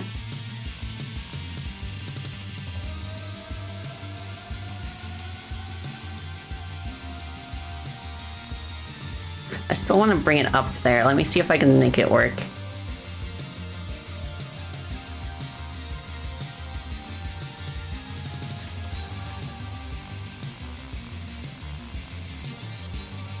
Maybe if I like bring it one tile down, that'll be enough.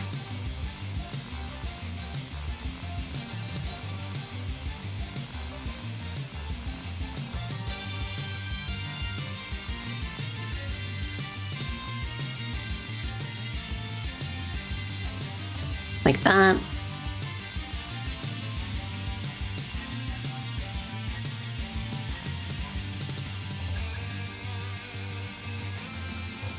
Do I have another? Okay. There we go. Perfect. So now I want to make it I'll make one that faces like slants in the opposite direction.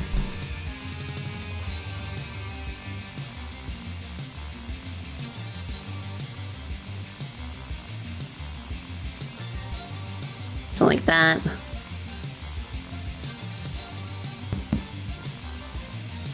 One, two.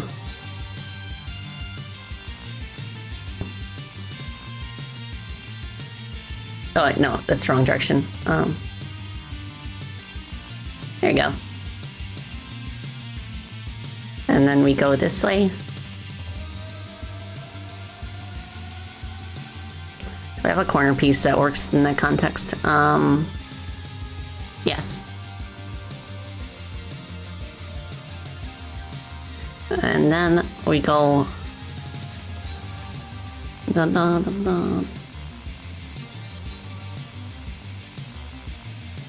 Perfect.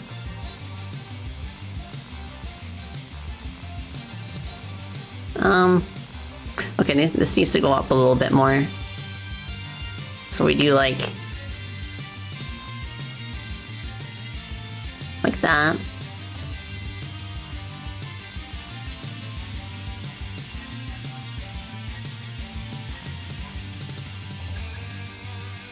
Is it like that? No, just the other corner, I think. Okay. Nice. And I'll just repeat these parallelogram windows as we make our ascent upwards. And hopefully it works out.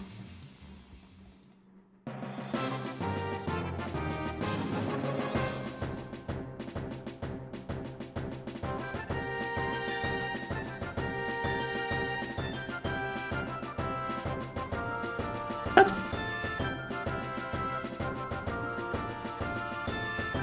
How high does this go? Okay.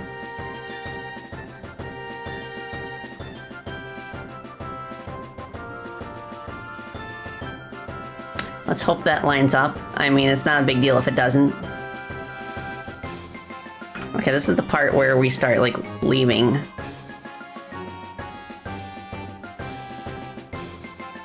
So we'll do this. Like, I feel like it's a good idea for, like, background tiles. That, like, the top sections right underneath, like, ceilings, you make it darker, like, put a shadow there. And it just makes it pop so much more. Especially, that's especially useful if, like, your back wall has a similar color as, like, the front terrain. Which is something you don't really want to do anyway, but, like, still. Just in case. Well, I feel like this goes over here. Because we have to remember that, like, the background scrolls are a little bit differently, so. I think that covers everything that I remembered to do.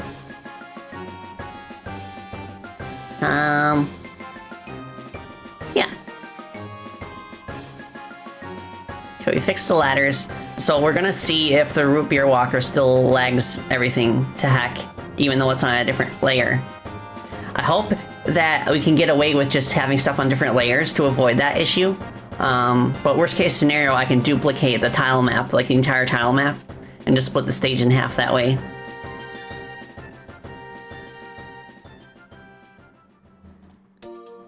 Okay, let's give that one more try.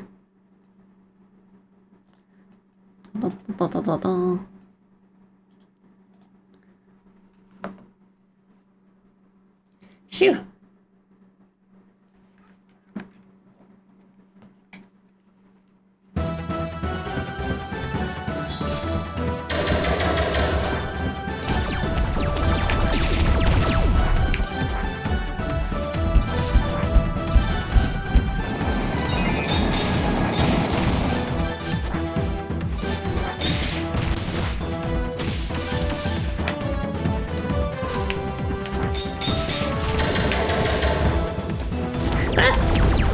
Good to know you can't get hit while you're in the middle of teleporting.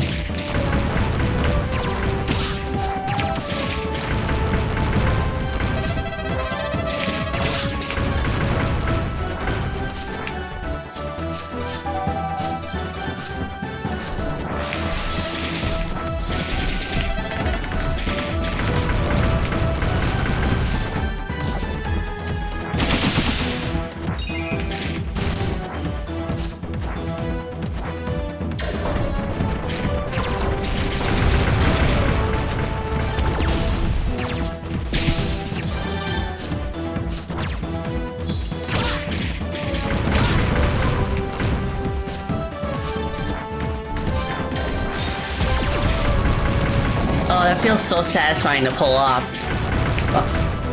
Because of the spin move while you're under haste. Like, that spin attack just in general makes it easier to reflect stuff because it has a longer reflect duration. Like...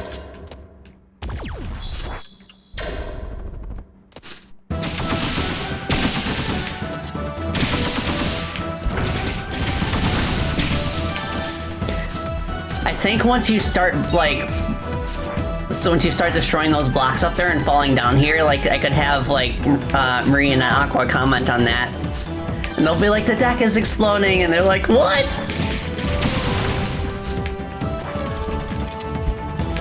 Okay, the ladders are now behind us, that's good.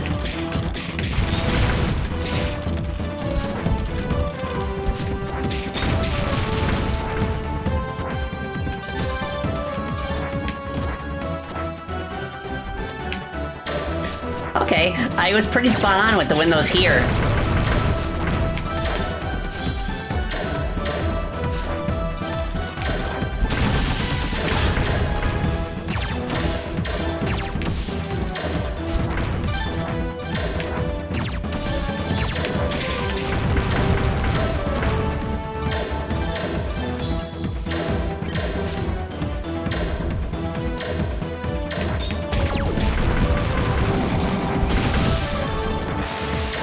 Oh no, it still lags.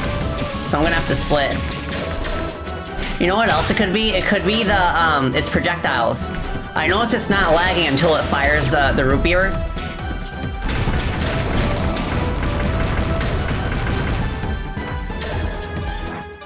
I bet it's the root beer.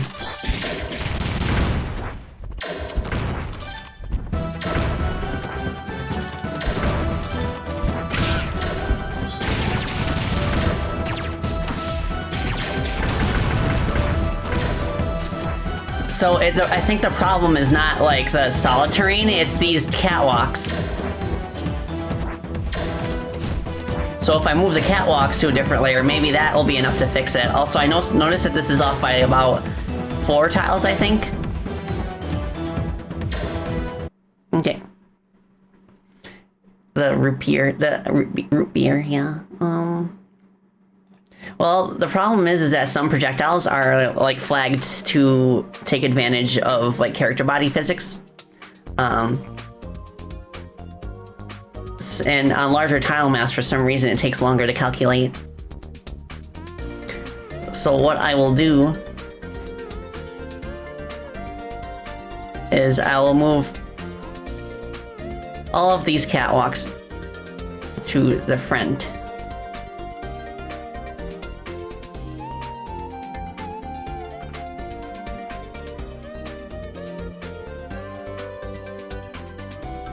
And then we'll see if that does anything.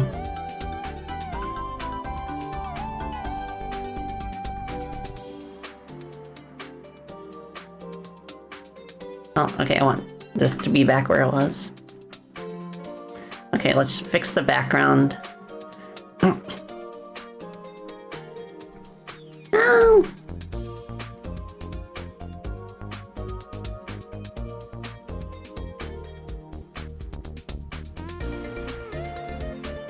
One, two, three, four.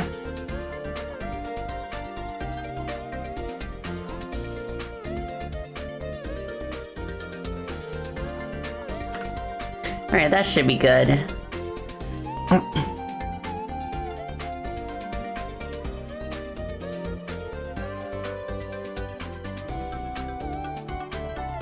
So I'm gonna start from this checkpoint here.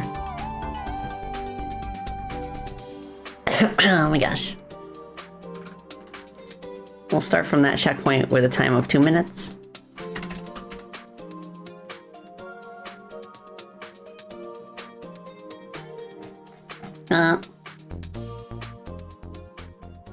And hopefully we'll get good results.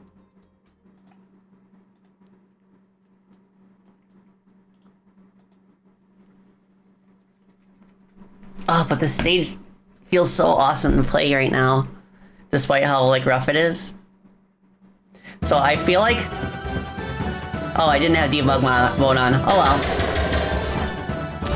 Yeah, I feel like it just needs a little bit more, and then we can work on the boss fight. Well, that's something that I'll work on off stream. Well, like, hopefully by the time that I have my next dev stream, like, the stage will be completely done.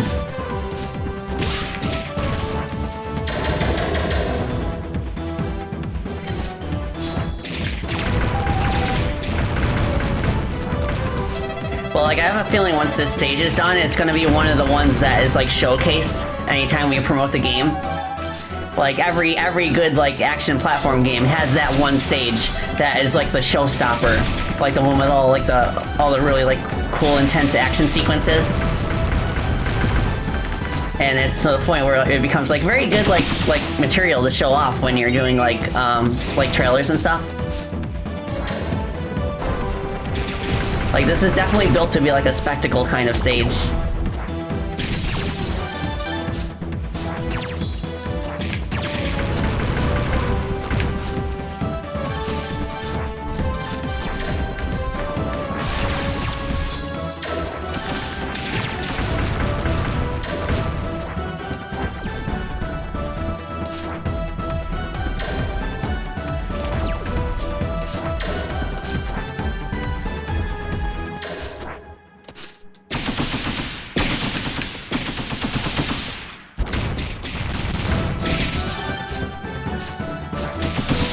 Oh, it feels satisfying breaking through the glass. I remember to move the tiles up there, to over to the right a few times.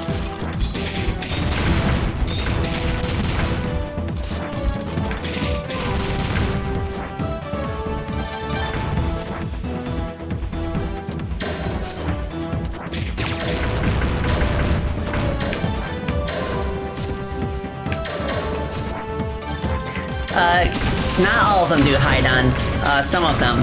But I feel like the ones that the player can actually get to, I feel like they should all be destructible. Just for consistency's sake.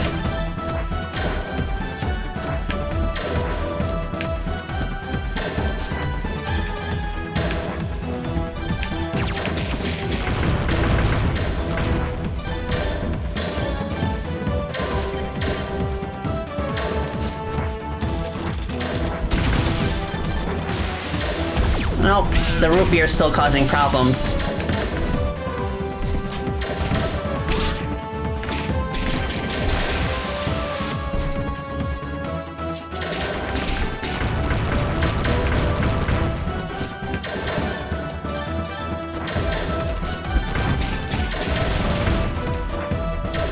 Hi, Alfie. You're feeling groggy? I hope you feel better soon. That you get the rest that you need. But it's been good so far. We made a lot of progress on the stage. But yeah, I just need to think of one final challenge to be up in this area. Well, oh my gosh. Oh. It's feeling super nice so far.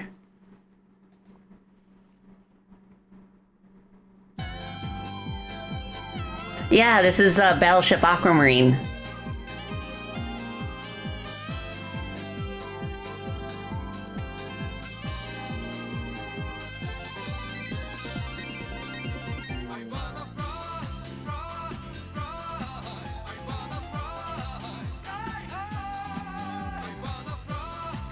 Okay. So I might have to split the level in two. Yeah, we're just having issues with that one enemy. I hate that I have to do it just for that one... Just for that one enemy, but... It's so weird, too, because the root beer walkers over here, they do not lag. Maybe it has something to do with the way that tiles are occluded. And, like, maybe the geometry over here is just, like, complicated enough that it's creating an issue.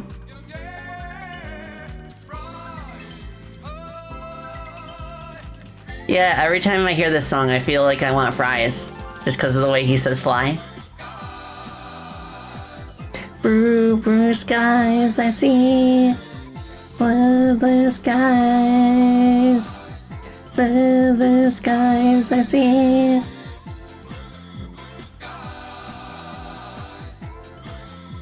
Okay, I have the window decorations I want, so that's all good.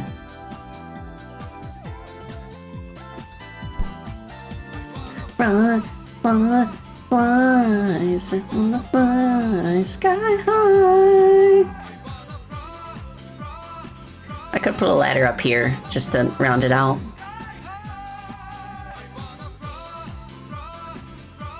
Yeah, me too. I have Sage nostalgia as well. I always look forward to Sage every year.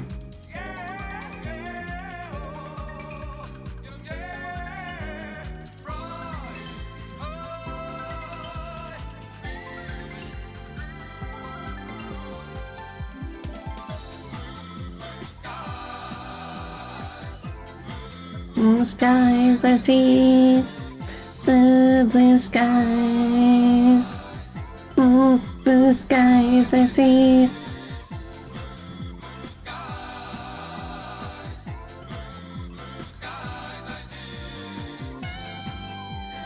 So what kind of challenge could I have here? Ponder.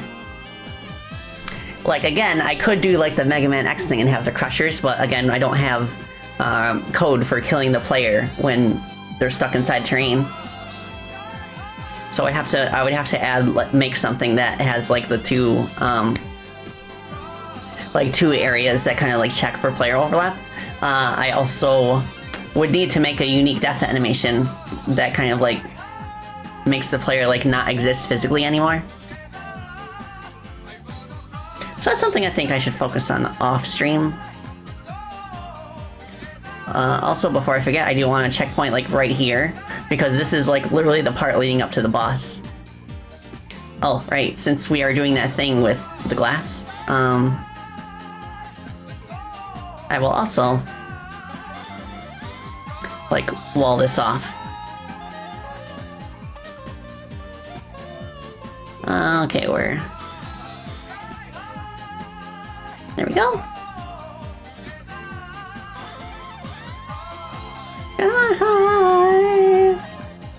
I'll do the same thing here. Why not?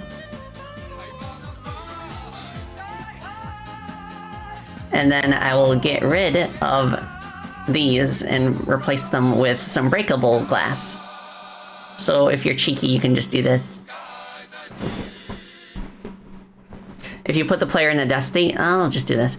If you put the player in a death state and then hide their sprite, that'd work just as well. That is true. I just have to make sure that I disable their physics collision after being crushed, so that way they don't get moved by anything while they're invisible.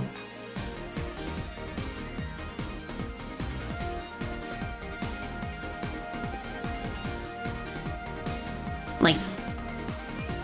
Okay, so that's looking pretty good. Something else I would like to do is kind of like put like tiles in front of these bomb blocks, or find a way to like change their graphics to kind of like match.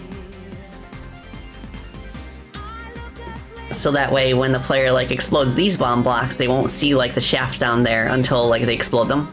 And the impression is that like they're like blowing a hole in the entire thing.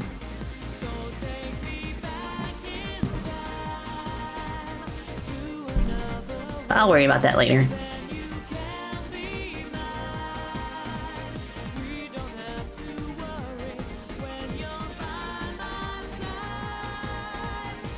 I do have a lot of healing in this section, I noticed. Like there's one here too.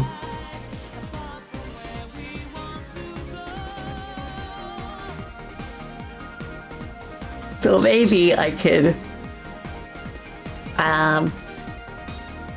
clear this out. Huh?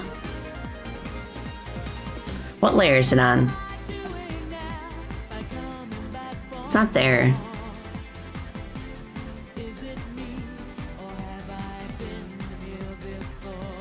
Okay, it's that one.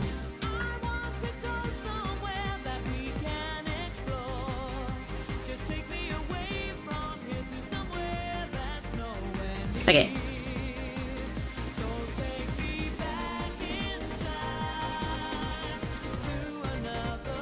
I gotta remember to put some of those decorative posters in the background too that Edge Drive made.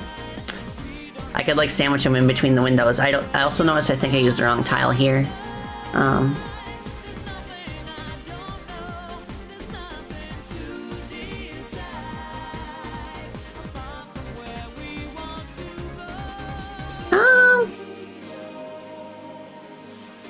I don't know why that's like that.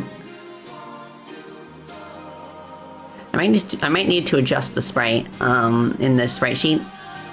So I'm gonna go open that up in my drawing program off screen.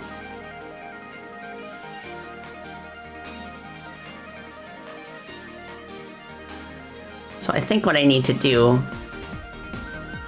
is this.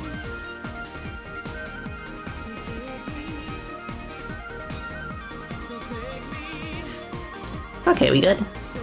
Awesome. That looks better.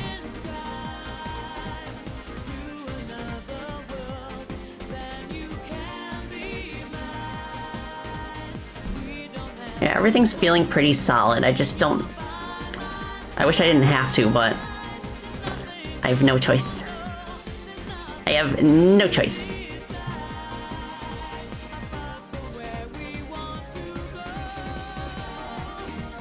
So what we will do is we will save. I'm going to back up my work just in case, because I know Godot can be a bit finicky with duplicating tile maps sometimes. I'm just gonna make like a whole like local backup of the entire project. It has been a while since I did a local backup anyway. So today is February 2nd. I like to put them in folders that correspond to like the date that I put them, made the backup. Yeah, it is weird knowing that we are in February, isn't it? Okay. Files have been backed up. So I will go ahead and duplicate this. And now that it's duplicated, I will, in the first one, I bet that this being all the way back there kind of contributes, but whatever. Let's get rid of all of this, like make the entire bottom half of the ship. Like that. And then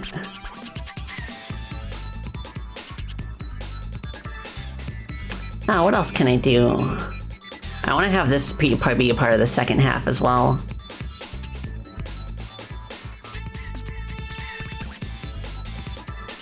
So maybe I could do this.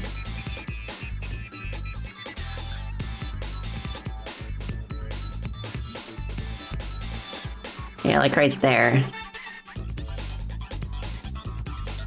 And now in the second tile map,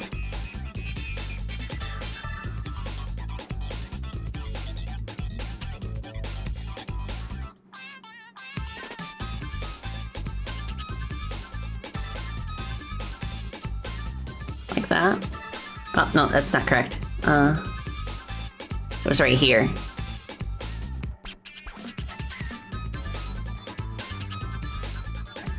Now front.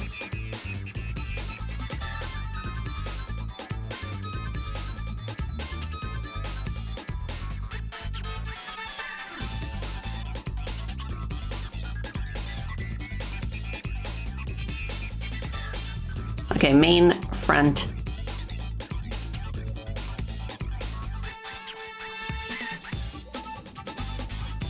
Just gotta be careful that I don't lose anything important.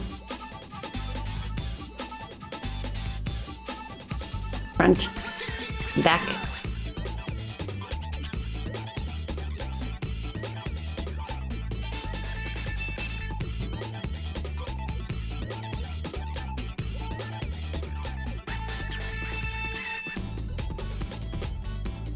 Okay, front.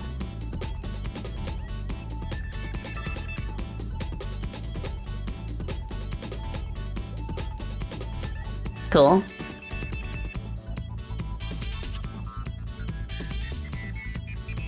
I just need to make sure that lines up perfectly. Okay, I think that's everything. I don't think we have any duplicate terrain anymore. We can check that by just temporarily changing the color of this tile map. Something like, I don't know, dark blue. Okay, yeah, everything is over here. Everything over here is blue. I need to add some more of those decorative anchors too. I think that would be a nice touch.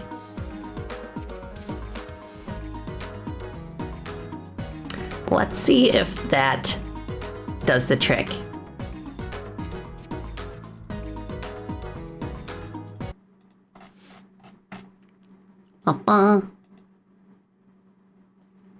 Yeah, I love this song too.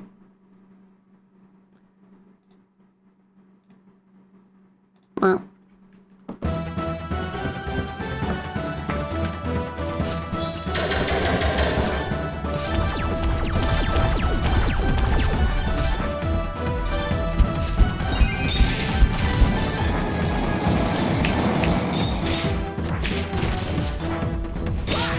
Ow.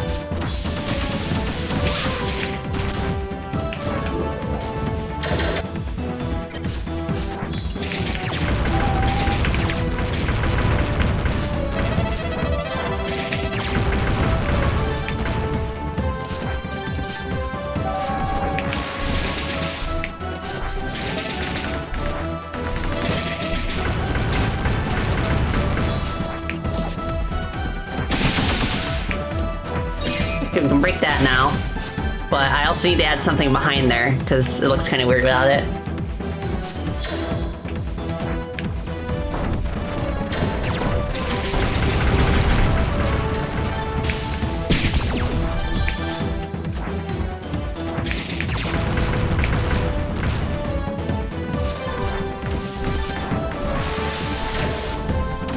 Well, that was close.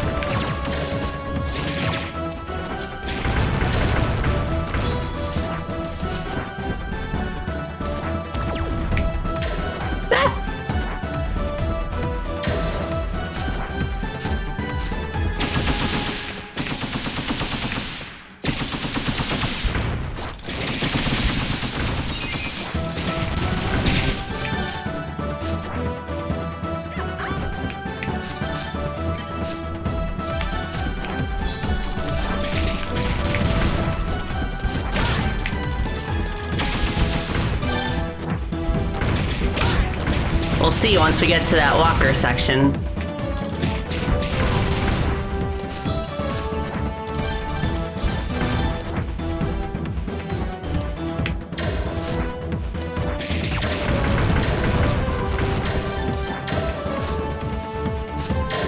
I know, Haidon, I keep forgetting about it too, even though I've seen it like tons of times.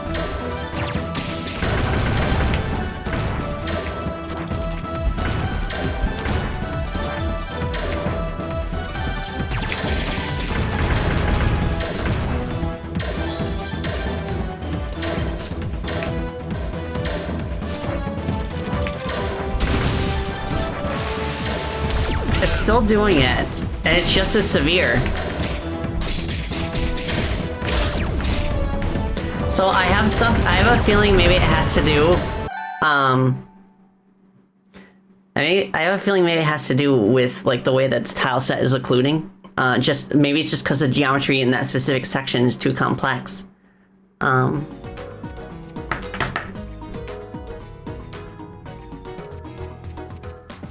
So I'm gonna revert the tile set, the scene to what it was before.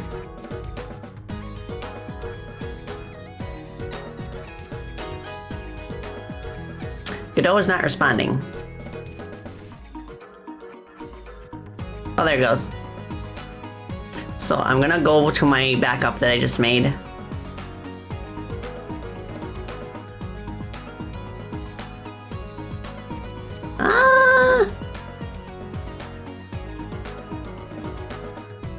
Where is it? Oh, I see, it's right here. Level Marine.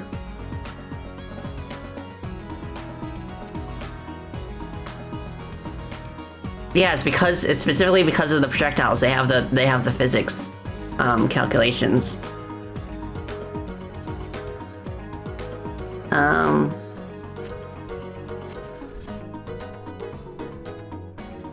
Okay.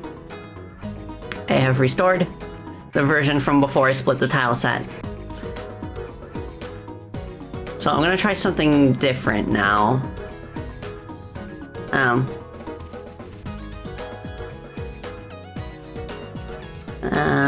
Marine. Nice. Okay. So we're back to having just this one tile set. So what I'm gonna do now, just let me double check that I still have the backup. Okay.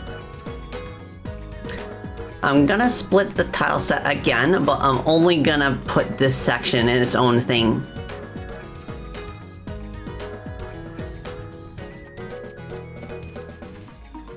Okay, so let's duplicate the tiles then. And the second one, I'm going to delete everything except for that one specific section that walker's on.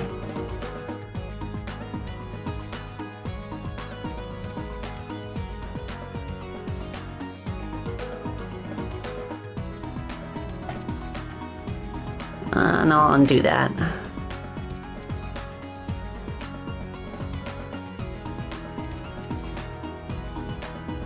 What? Why is that like that? Oh wait, the chain.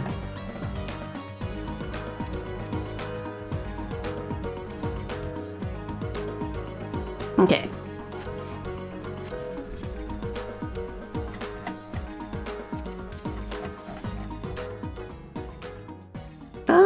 Okay, this has been deleted. Now I remove all this stuff.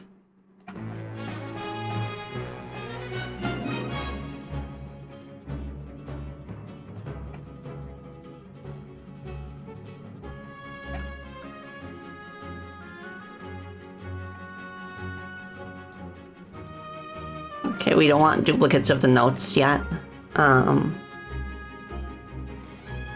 Okay, now the back stuff.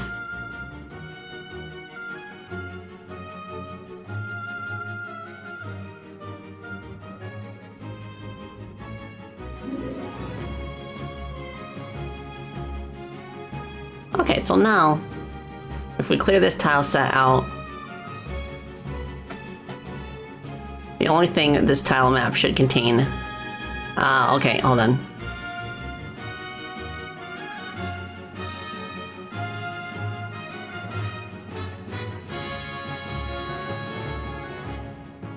Oh, it contains a bunch of items too. Which I don't know why that is. Why can't I select those?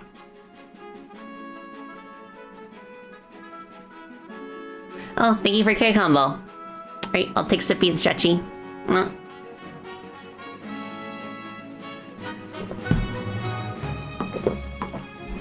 Does it really want to manually make me manually select all the scene files? Maybe I could go to the tile set properties? No. Because I don't want to, like, get rid of all the scenes. I just want to get rid of the references.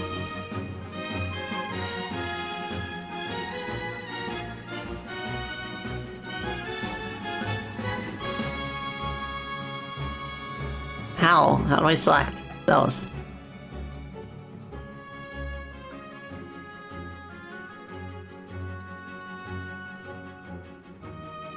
Eraser? No?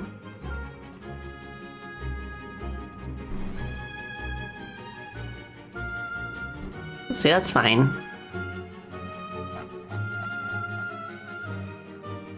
That's probably fine. I just want to confirm that if this is gonna do anything.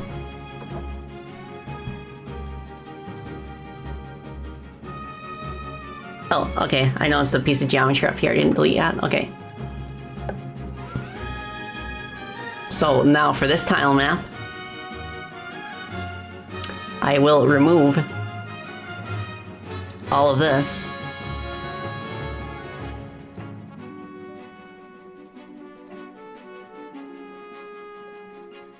So this one piece of terrain is handled by this.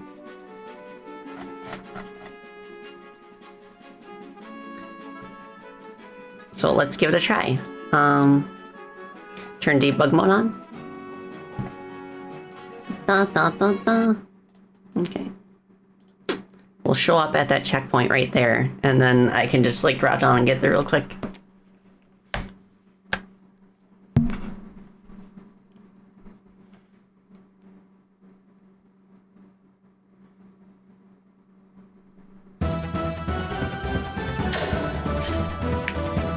I don't care about the background right now.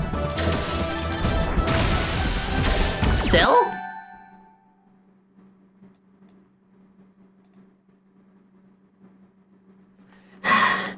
Okay.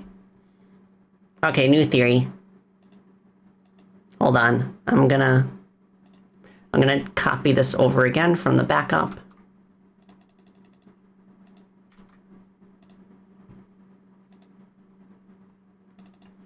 Okay. So once again, we're back at this. I have a feeling maybe it's because of the slanted catwalk. So what I will do in that case is to get rid of the stairs, just make these like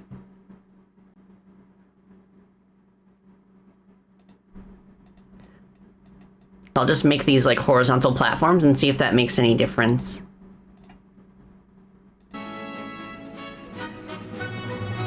Because we know it's the projectiles that is firing.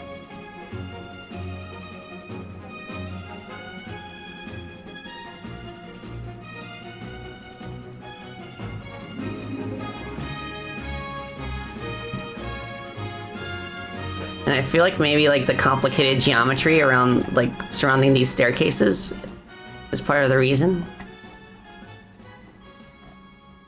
I mean, it's not that complicated, but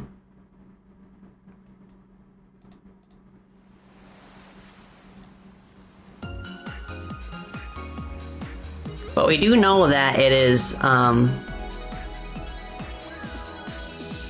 that the platforms are the culprit.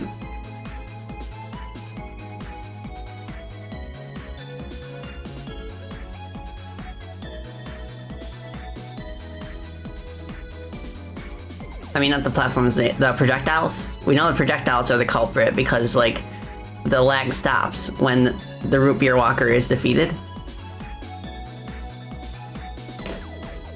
And it also does not lag when the root beer walker is just walking around or using the wrench attack. Delta! Hi! We're doing bug hunting right now. We are employing theories and strategies as to why, like, this specific section of the level is lagging and nowhere else.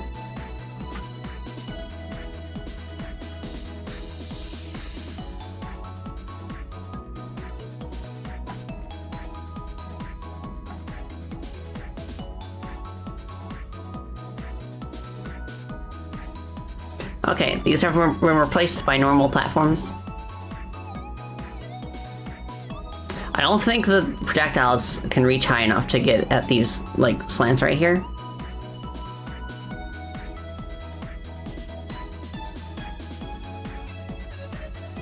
Because, like, again, the rest of the level is completely fine. There's no lag. Oh, that is true. Bats eat insects. Did you know? That bats are very good for the environment in terms of, especially during mosquito season. A single bat in your backyard can devour thousands of mosquitoes a day. So there's a very, like, real benefit to, like, having a bat house and being able to attract bats to your location. Like, they are very effective bug hunters, and it's a staple part of their diet. Yeah. Yes, we are bug hunters in real life as well. Not just on the computer. Fun fact. Okay, so I'm gonna try this again. And then, okay, let me go down to the start location, make sure that we spawn. Right here. And let's see if having non-slanted platforms is the trick.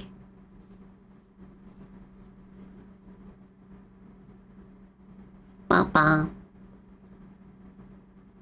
I feel like if that's the case, well, we'll see first.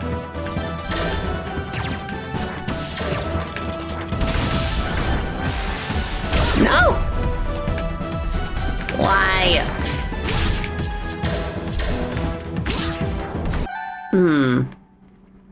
You get pipistrelle bats in your garden? El wee wee? Yeah! You heard recently that bears in Yellowstone eat a lot of moths? Oh my goodness. So much that it counts about for a third of their calorie intake. I don't think it's the cannons, because we have cannons over here and they don't lag. I noticed there was a stray stair tile. Alright, I'll move Root Beer Walker out here for now. Okay, yeah, we want to get rid of that.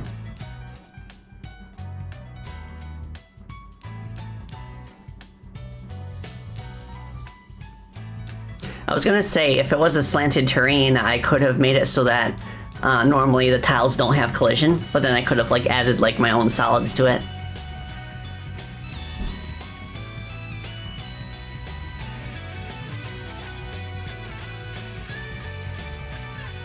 But it's so weird why this one lags and the other ones don't. Okay, let's try that again.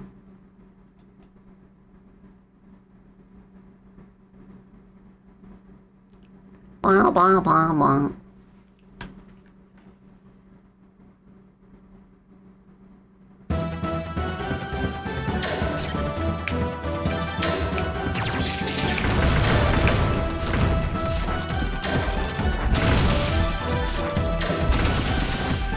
See, it's fine now, because the walker's not here.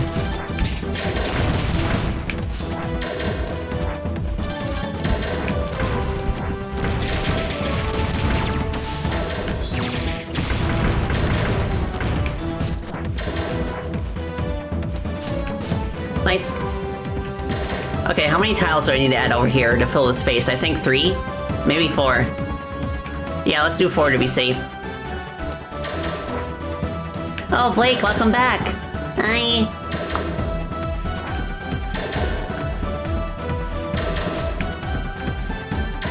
Okay. So I feel like maybe I could get rid of the platform up here and have this cannon here shoot downwards at you as well. I don't know if that would be too obnoxious though, because you wouldn't see it coming until it's too late. But since we know it's not the slanted stuff here, then I can bring that back.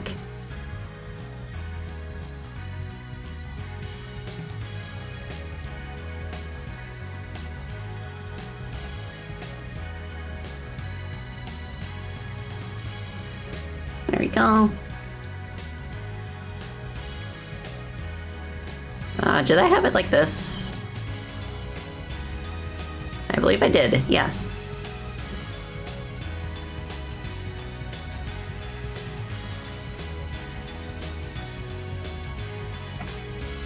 Well, the sole reason is the projectiles, but I don't know why the projectiles are having problems with this specific part of the level.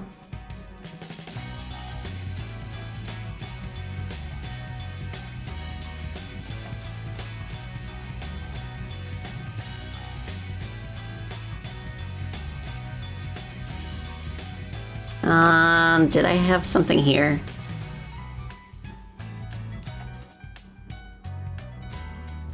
Yeah, it's fine.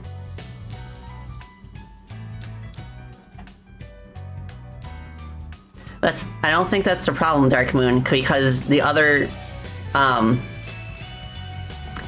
walkers have no issues with lag,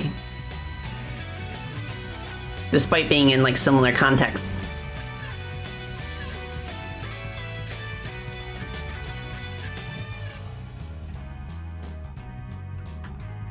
Okay, let's put this here.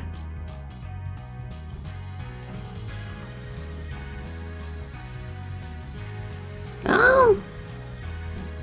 Okay.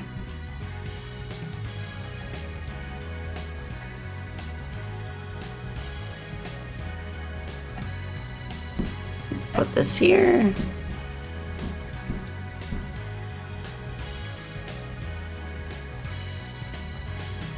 Okay, that's the wrong one. Okay. That's better.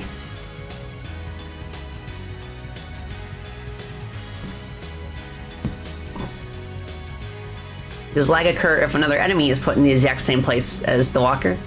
I could try that. Let's move this fellow down here.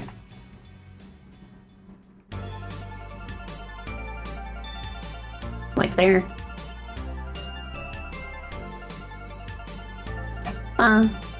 Okay.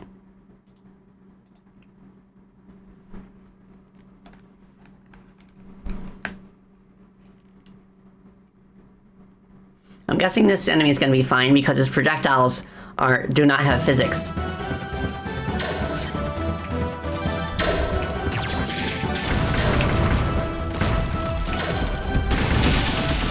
Ah! Okay.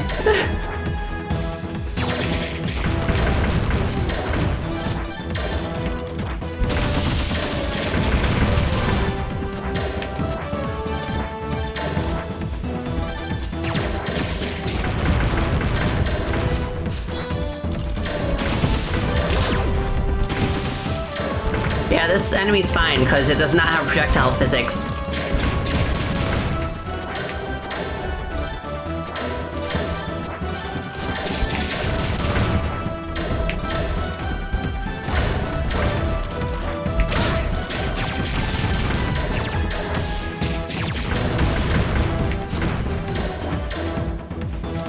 Yep, that's fine.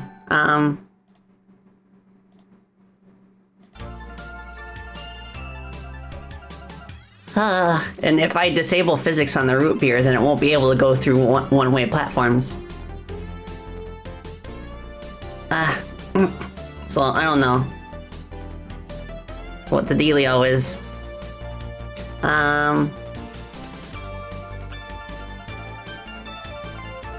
Also, let me check the. I'm gonna fix the background up here too. Yeah, that is the issue. That one. It's not the enemy. The enemy's not the issue. The projectile is.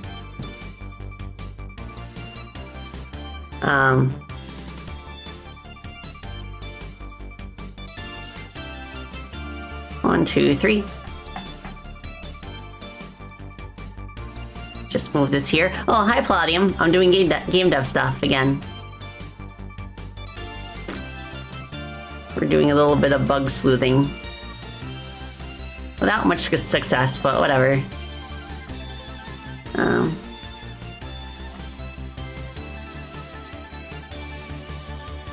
Okay, there's that. I wonder if there's a way that I can get similar, like, kinds of, like collision logic as a character body 2D, with something that is, like, a little bit less complex in its physics calculations. I just need something that can go through one-way platforms. But I don't know if anything exists like that aside from character body 2D. Because this enemy right here, it uses, like, the water jet projectile. Like a root beer projectile, which it drips. The reason it drips is because the root beer walker launches it, like, in the air, like a geyser.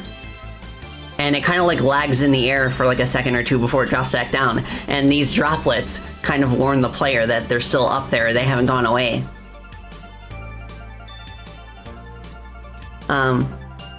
So yeah, these are, like, the node's base type is character body 2D.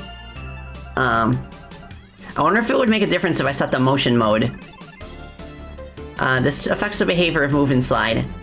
Grounded is you apply to a notion of wall, ceiling, and floor are relevant.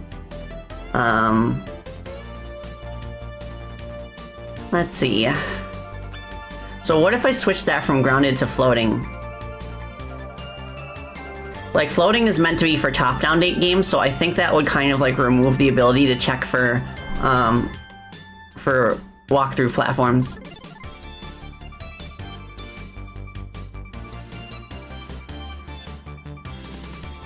Yeah, like, I wish I could figure out a way to make it so that platforms are ignored. It'd have to be able to check if a specific polygon that it's colliding with is one way only. And if false, then don't collide with it. But, like, aside from character body 2Ds, what else do we got? We basically are looking for something that inherits from physics body 2D. Where is that?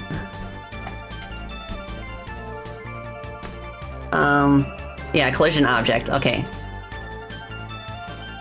So we have static body, we have character body, and we have rigid body. We don't want rigid body, that's too nuanced.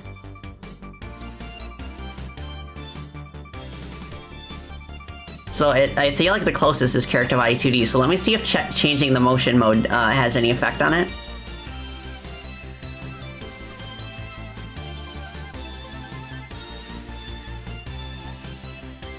Okay.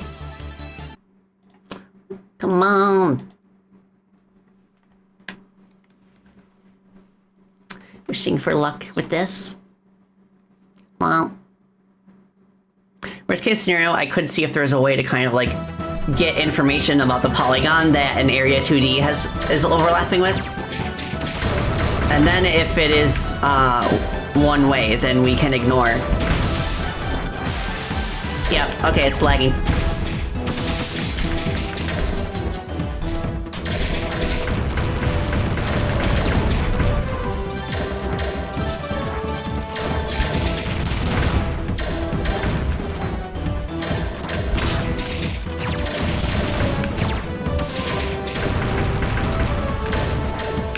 Okay, I got an idea. Also, Mama Spacey's home now. So, puppies can be fed. Oh, can you hear Sammy? He's going ballistic because, like, he's like, oh my gosh, Mama Spacey's home, please feed us. Oh my gosh. Okay, so I have an idea. I'm gonna do this off stream, because I want to wrap things up soon. Hold on, no. Since Paige is no longer on my lap, can get rid of that in the corner. So I have an idea that I'm gonna pull off. I'm gonna see if I can make all projectiles in here from Area 2D, just get rid of the character body stuff altogether. And then what I'll do is I'll go into the script and then I'll check and see if we can get information about the specific like body that the projectile collided with. If yes, see if we can get the polygon, and then see if we can get like whether or not it's a jump through platform, and then if true, only collide with it if our Y velocity is going downwards. Nah? I think that'll work. I'll experiment. But in the meantime, let me just go ahead and do one more run through. Hello. Awesome! Oh, Mama Spacey brought dinner. I'll be done in a few minutes. Let's do one more run through just to see like what we've accomplished today. See it all come together. In the meantime, I will just move the root beer walker out here. I'll deal with that later. Okay. Ba-ba-ba-ba. So let me, for the benefit of those who are just joining, let's do this. But I'm very optimistic that I can get this stage finished by my next dev stream, especially if I'm gonna play like something else on Friday besides my usual dev stream. Because there's a bunch of things that I want to play. I want to finish my Itchy playthrough. I want to play Shadow the Hedgehog again. I also have my collab with Yomi Quinley.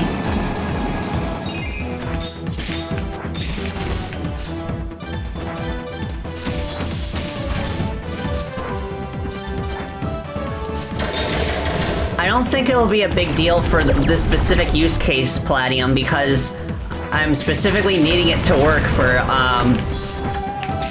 like the root beer geyser of this one walker enemy.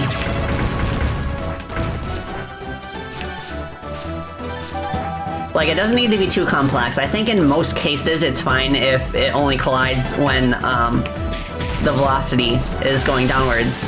See, it's fine here. It doesn't lag.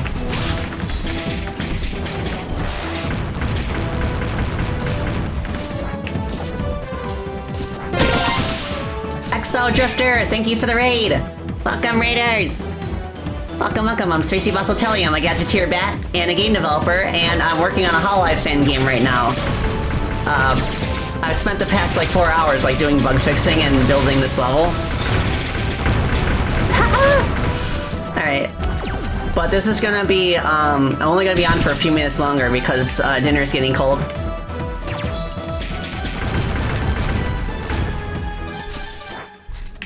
Since it's Friday, I have a feeling what it is. I bet it's the Friday fish fry at the local supermarket.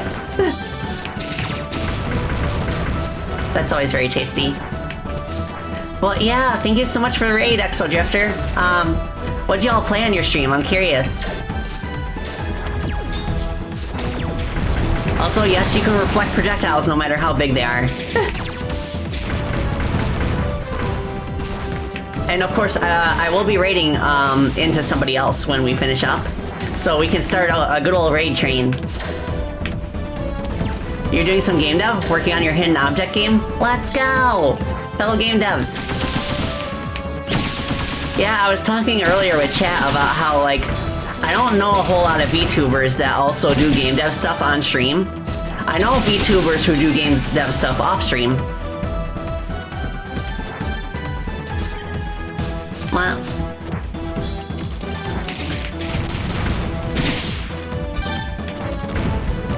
Oh, is that the username of the person you want to raid? We can do that. You hang out with a group of VTuber devs? That's so awesome! Yeah, we have a Discord server if you feel like hanging there and showing off the stuff you're working on.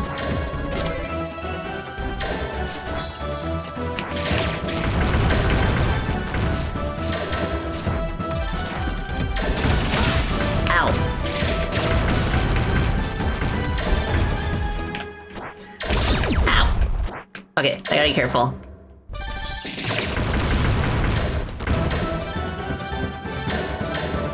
Okay, checkpoint. Oh, thank you for posting the Discord link, Dark Red. Ah, no! Okay.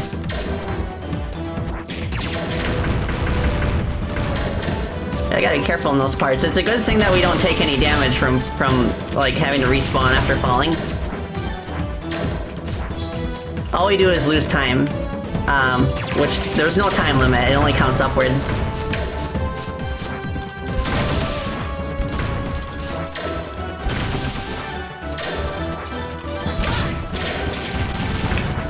Let's go.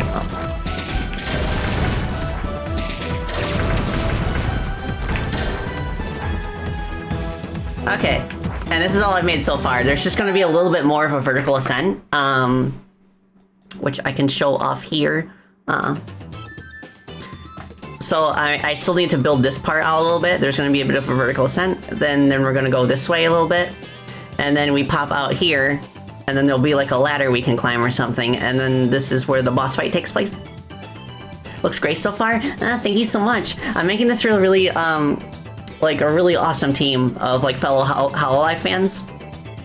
Very talented people, and without their help we would not have been able to make this much progress this quickly. We've been working on this game for about 5 months. The game is split into 5 different worlds based on the members of hololive and Promise. There's the world, you start in the world of time because you're playing as Oro Crony, who is the Warden of Time. But from there, after you beat World of Time, you can go to World of Space or World of Nature. We're working on the space levels right now. I have a feeling we'll get space done by the end of this month. And then after beating Space and Nature, you can access World of Civilization and World of Chaos. And then after you beat those two, then it's like the climactic finale. Yeah. World of Hope, I guess like the end game would kind of be something like that. It's not known as the World of Hope, but it's basically where like the final fortress and stuff would be. But yeah, thank you so much for joining me today. I think we made a lot of really good progress, and I'm optimistic that I can have this level done by our next dev stream. But in the meantime, let me check out that person you mentioned, Exo Drifter. Very curious to see what they are streaming right now. Very exciting. Yeah, thank you so much. We have a page on itch for the game, and we also have a Twitter account. The Twitter account will probably is like we update that more often. because like the game is not out yet. There you go. So you can check out some of the videos and screenshots and images that we've been like sharing. But let me see this other Twitch user. Okay, let's see, twitch.tv/.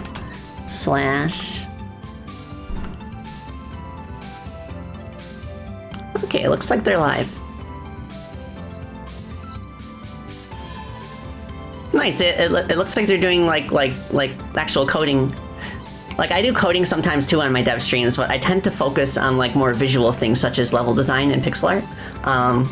I do a little bit of coding, but like I just like to switch it up every now and then, just make it like more of a visual experience. There's someone else playing Freedom Planet 2? Oh, okay. Let me check that person too.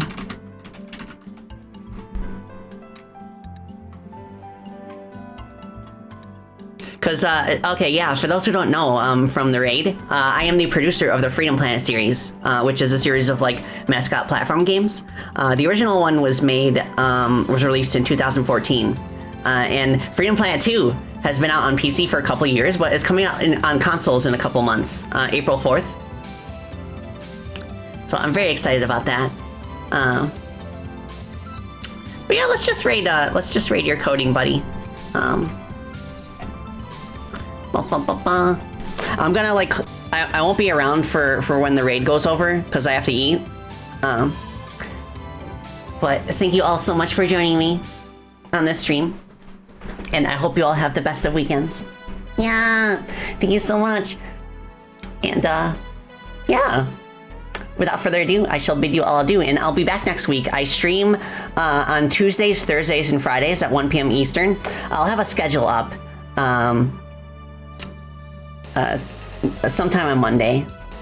Also, I have a card page in case you're interested in other things that I do and where else I have like an internet presence. So here is that. And also, if you are subscribed to me, here is our raid message. Stream Elements is not subbed to me, sadly. There you go. So yeah, awesome. Thanks everybody. It's been really fun. It's been really fun this week. And I can't wait to be back next week. But until then, please take care of yourselves and have a wonderful rest of your weekend. That's a wrap. Bye.